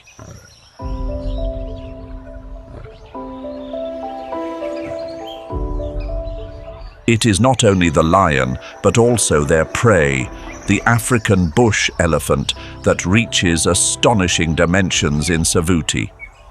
Mature bulls tower to heights of 4 meters and weigh up to 7 tons. The mineral-rich Kalahari sands have nurtured a maximally developed skeletal frame. Legs are longer and stouter than normal to conquer the shifting sand terrain. Herds here don a characteristic camouflage, Savuti dust. The arid, whitish-gray clay coats their bodies, transforming them into mobile stone statues amidst the dead forest. Though the large tusk gene persists, you rarely see a pristine set of ivory. Broken tusks are the scars of battles for cramped water sources, or the habit of snapping steel-hard mopani trees. In Savuti, African bush elephants act like natural bulldozers, toppling and stripping the bark of ancient trees. This behavior prevents forest encroachment, maintaining the open savanna state. They reshape the terrain, opening up living space for antelopes, zebras, and even predators like lions. During cycles of record drought, when the ghost river fades, elephants become well diggers. They use trunks and forefeet to excavate deep into the dry riverbed to tap into subterranean aquifers. When they move on, these pits become life-saving oases for the entire ecosystem. For the Botswana and San people, elephants are totems possessing a supernatural connection to water. They are powerful rainmakers depicted on the ancient cliffs of Gubatsa. A curse has been cast. Whoever kills an elephant without cause invites the wrath of eternal drought down upon the land of Savuti. But hidden behind the calm exterior is an unstable psychology. Constant nocturnal harassment by lions turns them into some of the most easily agitated and aggressive creatures on the continent. This is one of the rare elephant populations that knows to fear lions after repeated harassment by super prides. Not just isolated calves, but even massive 10-year-old subadults can become targets. When attacked by lions, Savuti elephants deploy a military formation, the phalanx. Under the command of the matriarch, the herd immediately forms a fortified defensive circle. The tiny calves are shielded absolutely. Outside is a wall of ivory and trunks, ready to hurl away any intruder. And when the opportunity arises, they actively seek revenge on the lions. If they encounter lions sleeping during the day, the herd will not hesitate to attack. They use trunks to thrash, feet to trample, and ivory to impale. Savuti lions frequently pay with their lives after violent nocturnal hunts. In a land that prizes strength and beauty, even a small creature like the warthog must change to adapt. A face full of warts is actually composed of thick, fatty pads, protecting facial bones and eyes during brutal civil wars. Their weapons are two pairs of curved tusks. The upper pair curves inward for parrying. The lower pair is shorter but razor-sharp, self-sharpening every time the mouth closes. These are biological daggers capable of disemboweling an enemy in a single strike. To survive in arid Savuti, the warthog developed a kneeling feeding technique. The front knees have thick, callous pads, allowing them to kneel for hours to root for tubers and succulent bulbs. In Savuti, lions prioritize hunting elephants, but that does not mean they overlook the warthog. To them, a warthog is like a light snack. But this prey is far from easy to catch. When pursued, they enter aardvark burrows by backing in, pointing their sharp tusks toward the entrance. They are ready to charge straight at any lion foolish enough to stick a paw or face inside. But the Savuti lions have found a way to counter the warthog's tactics. Some prides here have developed specialized excavation skills. They patiently dig from above, collapsing the burrow roof to drag the prey out. No prey, big or small, is safe from their claws. The only exception is perhaps the honey badger. A creature weighing only about 10 to 12 kilograms, yet entering the Guinness Book of World Records with the title World's Most Fearless Creature. Their secret weapon is loose skin. This layer is 6 millimeters thick, tough as rubber, and completely detached from the muscle layer beneath. If bitten on the back by a lion, they can rotate 180 degrees inside their own skin and turn back to bite the attacker. The honey badger also possesses incredible venom resistance. A specialized immune system allows them to survive bites from puff adders or black mambas, species abundant in Savuti. They may fall unconscious for a few hours, then wake up and finish eating the snake that just bit them. In Savuti, lions often choose to ignore this little madman.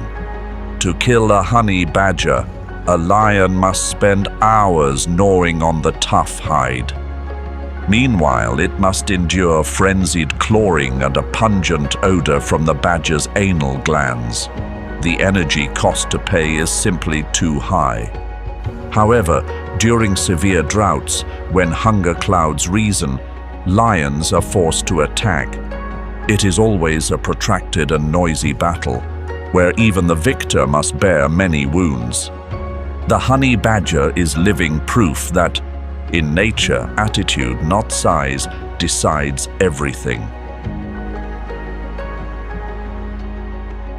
Amidst the slow giants of Savuti, the black-backed jackal exists by speed and recklessness.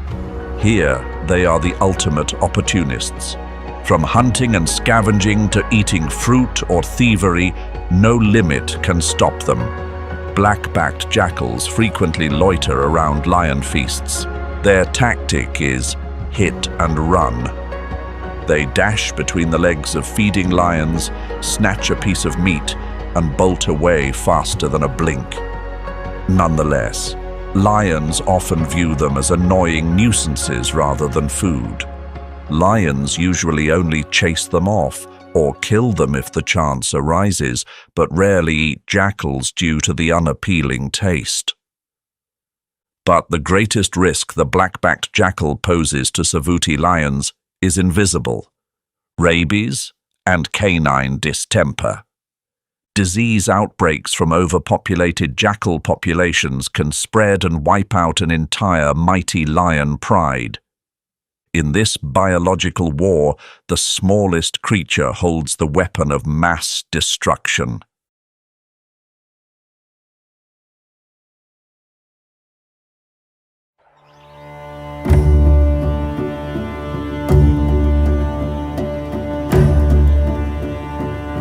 Contrary to that bleakness, the Cape fur seal population is exploding in this desert. Thousands crowd together on the rocky beaches of Cape Cross. They create a giant seafood restaurant right next to the dead desert, attracting every hungry predator. Unlike true seals, which can only drag themselves heavily on their bellies, Cape fur seals belong to the Otariidae family, eared seals. They possess distinct external ear flaps, helping better sound orientation on land, and especially the rotatable pelvis structure, allowing them to rotate hind flippers forward to walk on all fours. They can even gallop on land at speeds of 20 kilometers per hour, fast enough to trouble a human, but not enough to escape a lion. To resist the 10°C Benguela current without freezing, they do not rely entirely on thick blubber like polar seals. The fur coat is the most reliable defense against the cold. The coat consists of 2 layers: coarse guard hairs on the outside and dense underfur on the inside. Fur density reaches up to 50,000 fibers per square centimeter. This structure traps a layer of insulating air next to the skin, ensuring their skin never gets wet even when soaking underwater all day. Underwater, seals are ballet dancers, kings of speed. On land, they are clumsy, energy-rich blocks of meat. The seal's thick blubber is the most precious calorie source, providing twice the energy of antelope meat for the gaunt desert lions. However, hunting seals is not an easy task. Mature male seals weigh up to 300 kilograms and are extremely aggressive when defending territory. Their mouths are full of toxic bacteria from decaying fish. A seal bite can cause severe necrosis, capable of killing a lion after a few days due to sepsis. Thus, lions usually target pups or females. Lions are renowned as the top predators on land. But in the Namib, they are gradually expanding their hunting grounds. Every seal taken down is a challenge, a competitive message sent to the rulers of the ocean's food chain.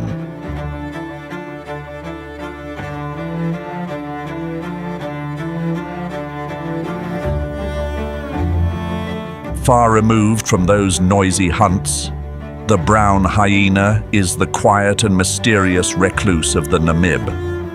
This is the rarest and least understood hyena species in the world.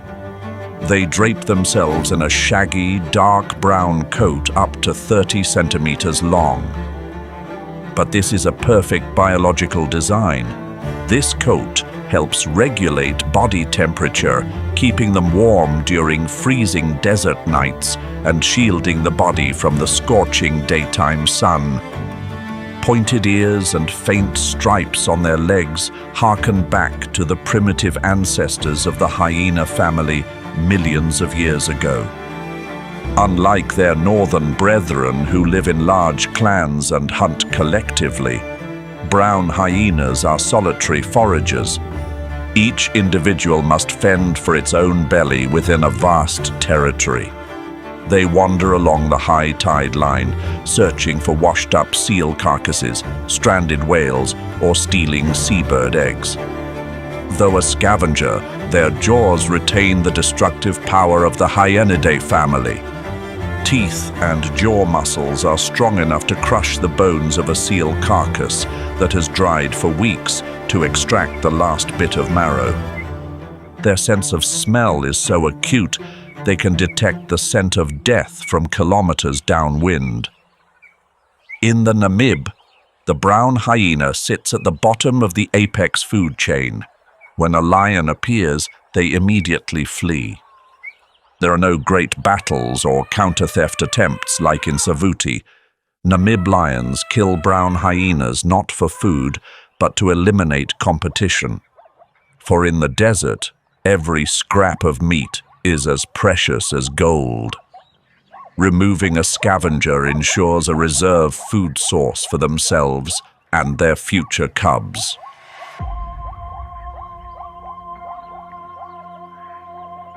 Heading southwest of the dark continent, giant fiery red sand dunes plunge straight into the frigid Atlantic. Namib, the oldest desert on the planet with an age of 55 million years. Portuguese sailors of old called this coast the Gates of Hell. And the indigenous Bushmen call it the land God made in anger. Here, average rainfall is less than 10 millimeters per year. Ground temperature can cook an egg by day and freeze by night. Life seems impossible to exist, but in this harsh void, a legend has been rewritten. In the Namib, lions are not the well-fed kings sleeping under acacia shade like in the Serengeti. They are the gaunt, ascetic, and most resilient survivors of the Felid family. The desert-adapted lion population is a rare biological marvel. To survive in the dead land, the pride here is forced to evolve conversely to their kin. Their bodies are leaner, their fur develops thicker and shaggier to resist the bone-chilling winds of the Southern Ocean. But the greatest change lies in behavior and metabolism. Extremely low prey density forces them to control a colossal territory. The home range of a pride here spans up to 20,000 square kilometers. This figure is 40 times the territory of a pride in the Masai Mara. Also, because of that vast territory, lions here become the greatest endurance athletes in the natural world. They can travel continuously 50 to 70 kilometers each night over shifting dunes to search for food. And when terrestrial prey like oryx or ostrich becomes scarce or migrates away, lions turn toward the open sea. They become marine lions. Namib is the only place in the world where lions hunt fur seals, cormorants, and flamingos. Carbon isotope studies show that the seafood menu accounts for up to 79% of the diet of coastal prides during the dry season. They patrol along the Skeleton Coast, littered with shipwrecks, utilizing the roar of ocean waves to mask the sound of footsteps on gravel, dashing across wet sands to snatch seals that are sleeping soundly or off guard. However, the desert's greatest challenge is not food but water. Namib lions can live for weeks, even months, without drinking a single drop of fresh water. They are biological alchemists. They extract metabolic water from the blood and flesh of their prey. Especially, lions here know how to utilize the fog. In the early mornings, when the frigid Benguela current meets desert heat, creating a dense fog bank, Namib lions lick condensed water droplets from their own fur and off rocks, a sophisticated survival behavior never seen in any other big cat. Resource scarcity causes extremely low population density here. In 2023, only about 60 mature individuals were recorded in the core northwest Namibia area. They are dubbed the Vanishing Kings. Solitude is the price to pay for freedom in this land.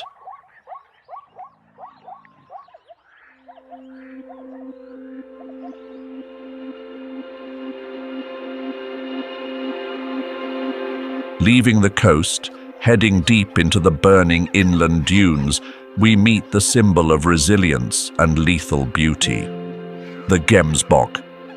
Their signature identifying feature is the striking black and white mask and a pair of horns straight as two spears.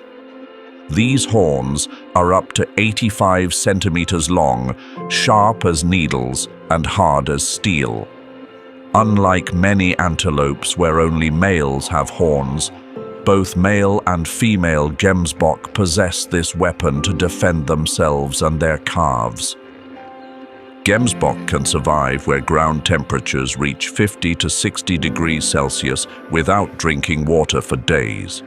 They possess one of the animal kingdom's most sophisticated brain cooling systems, the carotid rete. Hot blood pumped from the heart to the brain passes through an intricate network of capillaries located in the moist nasal sinus. Here, panting evaporates fluid in the nose, cooling the blood before it enters the brain. This mechanism acts like a car radiator. It allows the Gemsbok's body temperature to rise to 45 degrees Celsius, a level that would cause fatal heat stroke in most mammals. But the vital brain is kept cool at a safe 38 degrees Celsius. They do not sweat to save every precious drop of water. They endure an artificial fever to survive the scorching day. Hunting a Gemsbok is a gamble where lions often pay with their lives. When cornered, the Gemsbok does not flee in panic like an impala. They stand their ground, lower their heads, transforming their horns into two defensive spears parallel to the ground. The lion understands it cannot attack head-on. With just one precise thrust, the Gemsbok's long horns can puncture a lion's lung or heart. Many lion carcasses have been found in the desert with fatal wounds from those very horns. This further illustrates how brutal the life of the king of beasts is in this desert. Amidst the vast dunes, a direct descendant of dinosaurs still roams. The African ostrich, the largest surviving bird on the planet, standing 2.8 meters tall and weighing over 100 kilograms. They have traded wings for legs. They cannot fly, but they can run faster than the wind. Naked legs with rippling muscles help them reach a sprint speed of 70 kilometers per hour and maintain 50 kilometers per hour for long durations. The ostrich's foot structure is unique in the avian world. There are only 2 toes on each foot. The main toe has evolved to be massive, hoof-like, reducing contact area to minimize friction and grip firmly onto shifting sand.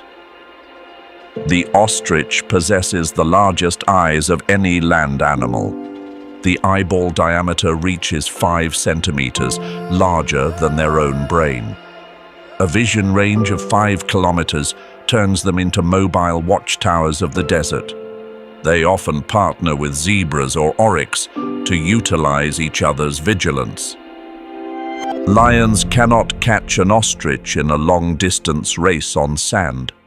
They must use ambush tactics, utilizing rare bushes or hiding behind the crest of a dune to attack by surprise.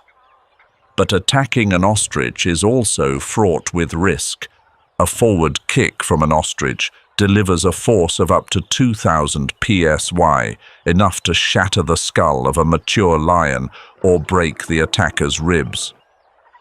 Therefore, lions usually target weak chicks or raid poorly guarded giant nests, where each egg weighs 1.5 kilograms, equivalent to 24 chicken eggs, providing a valuable protein-rich meal.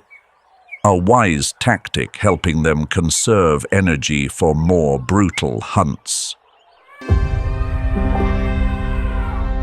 Finally, the Namib's greatest survival lesson comes from its tiniest creature, the Toktoki beetle. Their back shell has a special nanostructure. Hydrophilic bumps attract tiny mist particles in the wind.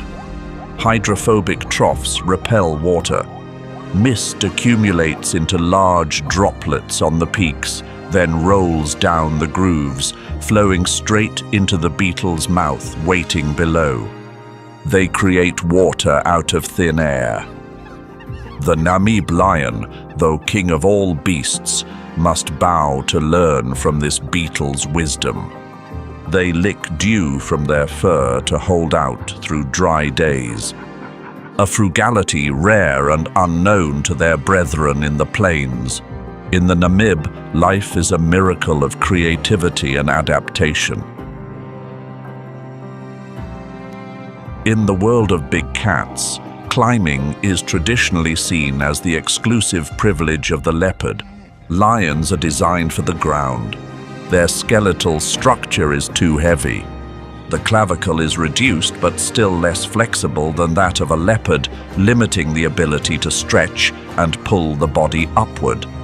The center of gravity is shifted forward with a massive rib cage, making balancing on branches a physical torture. Typically, a lion only climbs trees in 2 reluctant scenarios. 1 is to steal prey from a leopard. 2 is to escape a herd of angry buffalo. Those are clumsy and fleeting moments. But in a few isolated corners of East Africa, this law of gravity has been bent. Let us travel to Queen Elizabeth National Park in Uganda's Ishasha sector and Lake Manyara in Tanzania. Here you will witness a surreal spectacle. An entire pride, from massive 200-kilogram black-maned males to cubs, lounging precariously on branches 5 to 7 meters above the ground. They do not climb to hide, they climb to rule. This is a rare behavioral adaptation. The cause is not genetic, but stems from the harsh environment on the ground. The moist earth of Ishasha and Manyara is a haven for tsetse flies and horseflies. Their bites are not only painful, but also transmit blood-borne parasites. On the ground, lions are besieged by thousands of biological needles. Up in the trees, the wind blows stronger and insects cannot fly stably. The canopy becomes the only fortress of peace. Furthermore, the equatorial ground at midday radiates stifling heat. Up in the canopy, the temperature is significantly lower thanks to shade and air circulation. Though lacking the agility of a leopard, Ishasha lions have learned to use explosive power to propel their heavy bodies up the tree. Their preferred trees are the sycamore fig and the acacia. These species have low, massive horizontal branches, strong enough to support the weight of an entire lion family. Up there, they let their 4 legs dangle comfortably. This posture helps dissipate heat through the paws and belly. However, climbing down is a challenge for lions. They cannot rotate their ankles to descend head first like leopards or cats. They must climb backwards or jump down clumsily.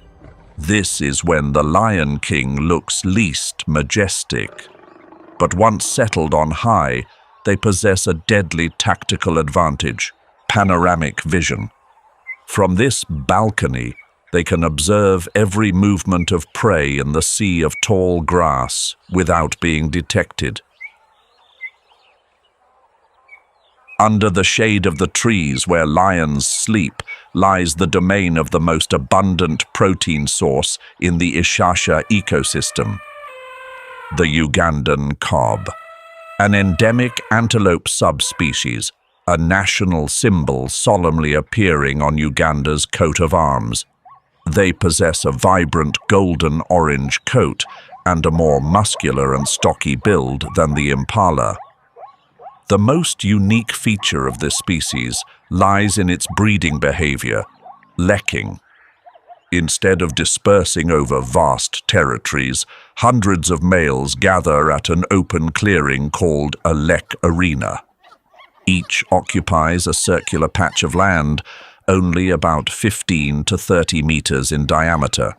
Here, hormones cloud reason. They are engrossed in displaying strength, locking horns, and calling to entice females. Ishasha lions know the map of these fresh meat supermarkets by heart. They choose sycamore trees right next to the lek to rest. When night falls, the lions simply slither down, and the feast begins right where the antelopes are intoxicated in their dance of love. If the kob relies on numbers, the topi relies on speed and high alert. This is one of the fastest antelopes on the dark continent. Topi possess a strange appearance with a sloping back structure. The shoulders are humped high and slope down towards the rump. This aerodynamic design helps them achieve explosive velocity in a split second to escape a cheetah's claws. Their coat is a metallic purplish red, with black patches on the face, legs and thighs, creating the look of an iron-clad warrior. In Ishasha, the topi's most characteristic behavior is acting as a sentry. They have a habit of standing motionless for hours atop tall termite mounds. This position gives them superior visibility over the head-high elephant grass. Topi possess excellent vision, specializing in detecting stealthy movements in the grass of lions or leopards. But their fatal blind spot is the sky. Millions of years of evolution have programmed into topi genes that danger always comes from the ground. They scan the horizon continuously, but rarely look up at the dense canopy overhead. Tree-climbing lions exploit this biological software error thoroughly. On hot days, topi herds often move under fig trees to seek shade or pass through roadside thickets. They are unaware that death is draped right above them. A free-fall drop from a height of 4 meters, utilizing gravitational acceleration combined with a mass of 150 kilograms. The lion delivers a thunderous blow to the prey's back. The impact force is enough to break the neck of a mature topi instantly. Before its Godspeed legs can activate, its fate has been decided from above. Sharing the aerial space with lions is an ecological nightmare, and the victim suffering the greatest psychological pressure is the Angola colobus. The name colobus comes from ancient Greek, meaning mutilated, because their hands have completely lost the thumb, leaving only 4 long fingers curved like hooks. This is a perfect adaptation for brachiation movement, swinging from branch to branch. They glide through the canopy like phantoms, rarely setting foot on the ground. The colobus digestive system is a complex fermentation factory. The stomach is divided into multiple chambers containing specialized bacteria to break down cellulose, allowing them to eat old leaves and toxins that other monkeys ignore. Normally, colobus are strictly arboreal. Their natural enemies are eagles or chimpanzees. But in Ishasha, lions have invaded this safe territory. Although lions are too clumsy to chase monkeys on small branches, their presence has blockaded vital travel routes. The monkey troop is isolated and forced onto fragile outer branches. The tension reaches a climax. Just a minute of inattention when descending low to pick ripe figs, or a disastrous slip, and the colobus will face a wind-shearing slap from the big cat. Moreover, the contrasting black and white coat, which helps them identify each other in the dense forest, now becomes a conspicuous target in the eyes of the predator lying in ambush right next door. In the kingdom of tree-climbing lions, nowhere is absolutely safe. Contrary to the elegance and elusiveness of the colobus, the olive baboon are the thugs of the savanna woodland. They are the most intelligent and highly adaptable monkeys in Africa. In Ishasha, baboons act as the supreme security system of the entire forest. They operate flexibly both on the ground and in the trees. Their keen eyesight is the nemesis of the camouflage tactics applied by tree-climbing lions. When detecting a lion lying in a tree, baboons do not flee in silence. They execute psychological counterattack behavior, collective harassment, or mobbing. The entire troop will surround that tree from higher branches or safe adjacent trees. They scream, bare their teeth threateningly, and shake branches violently. They even use biological weapons, throwing dry branches, rotten fruit, and defecating directly onto the lion's head below. The characteristic wahoo bark of male baboons echoes for miles. It acts like an air raid siren. That is how baboons notify the entire forest populace, from cob antelopes to warthogs, of the predator's exact location. For the lion, this is the ultimate humiliation and annoyance. The element of surprise, the lion's most critical weapon, is completely stripped away. A peaceful afternoon nap turns into an auditory and olfactory torture. Many lions, no matter how powerful, are forced to climb down and leave because they cannot stand this raucous harassment.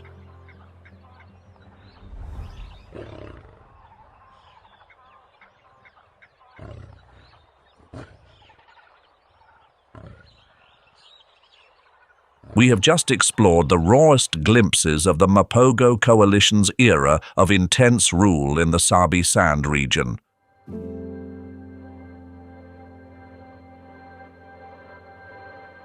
Which figure from today's episode gave you the most food for thought regarding the natural world?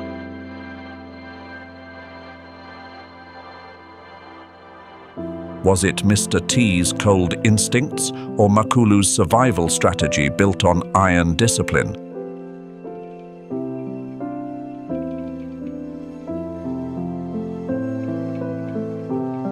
Please share your thoughts in the comments section. Your understanding is the greatest tribute to these magnificent creatures.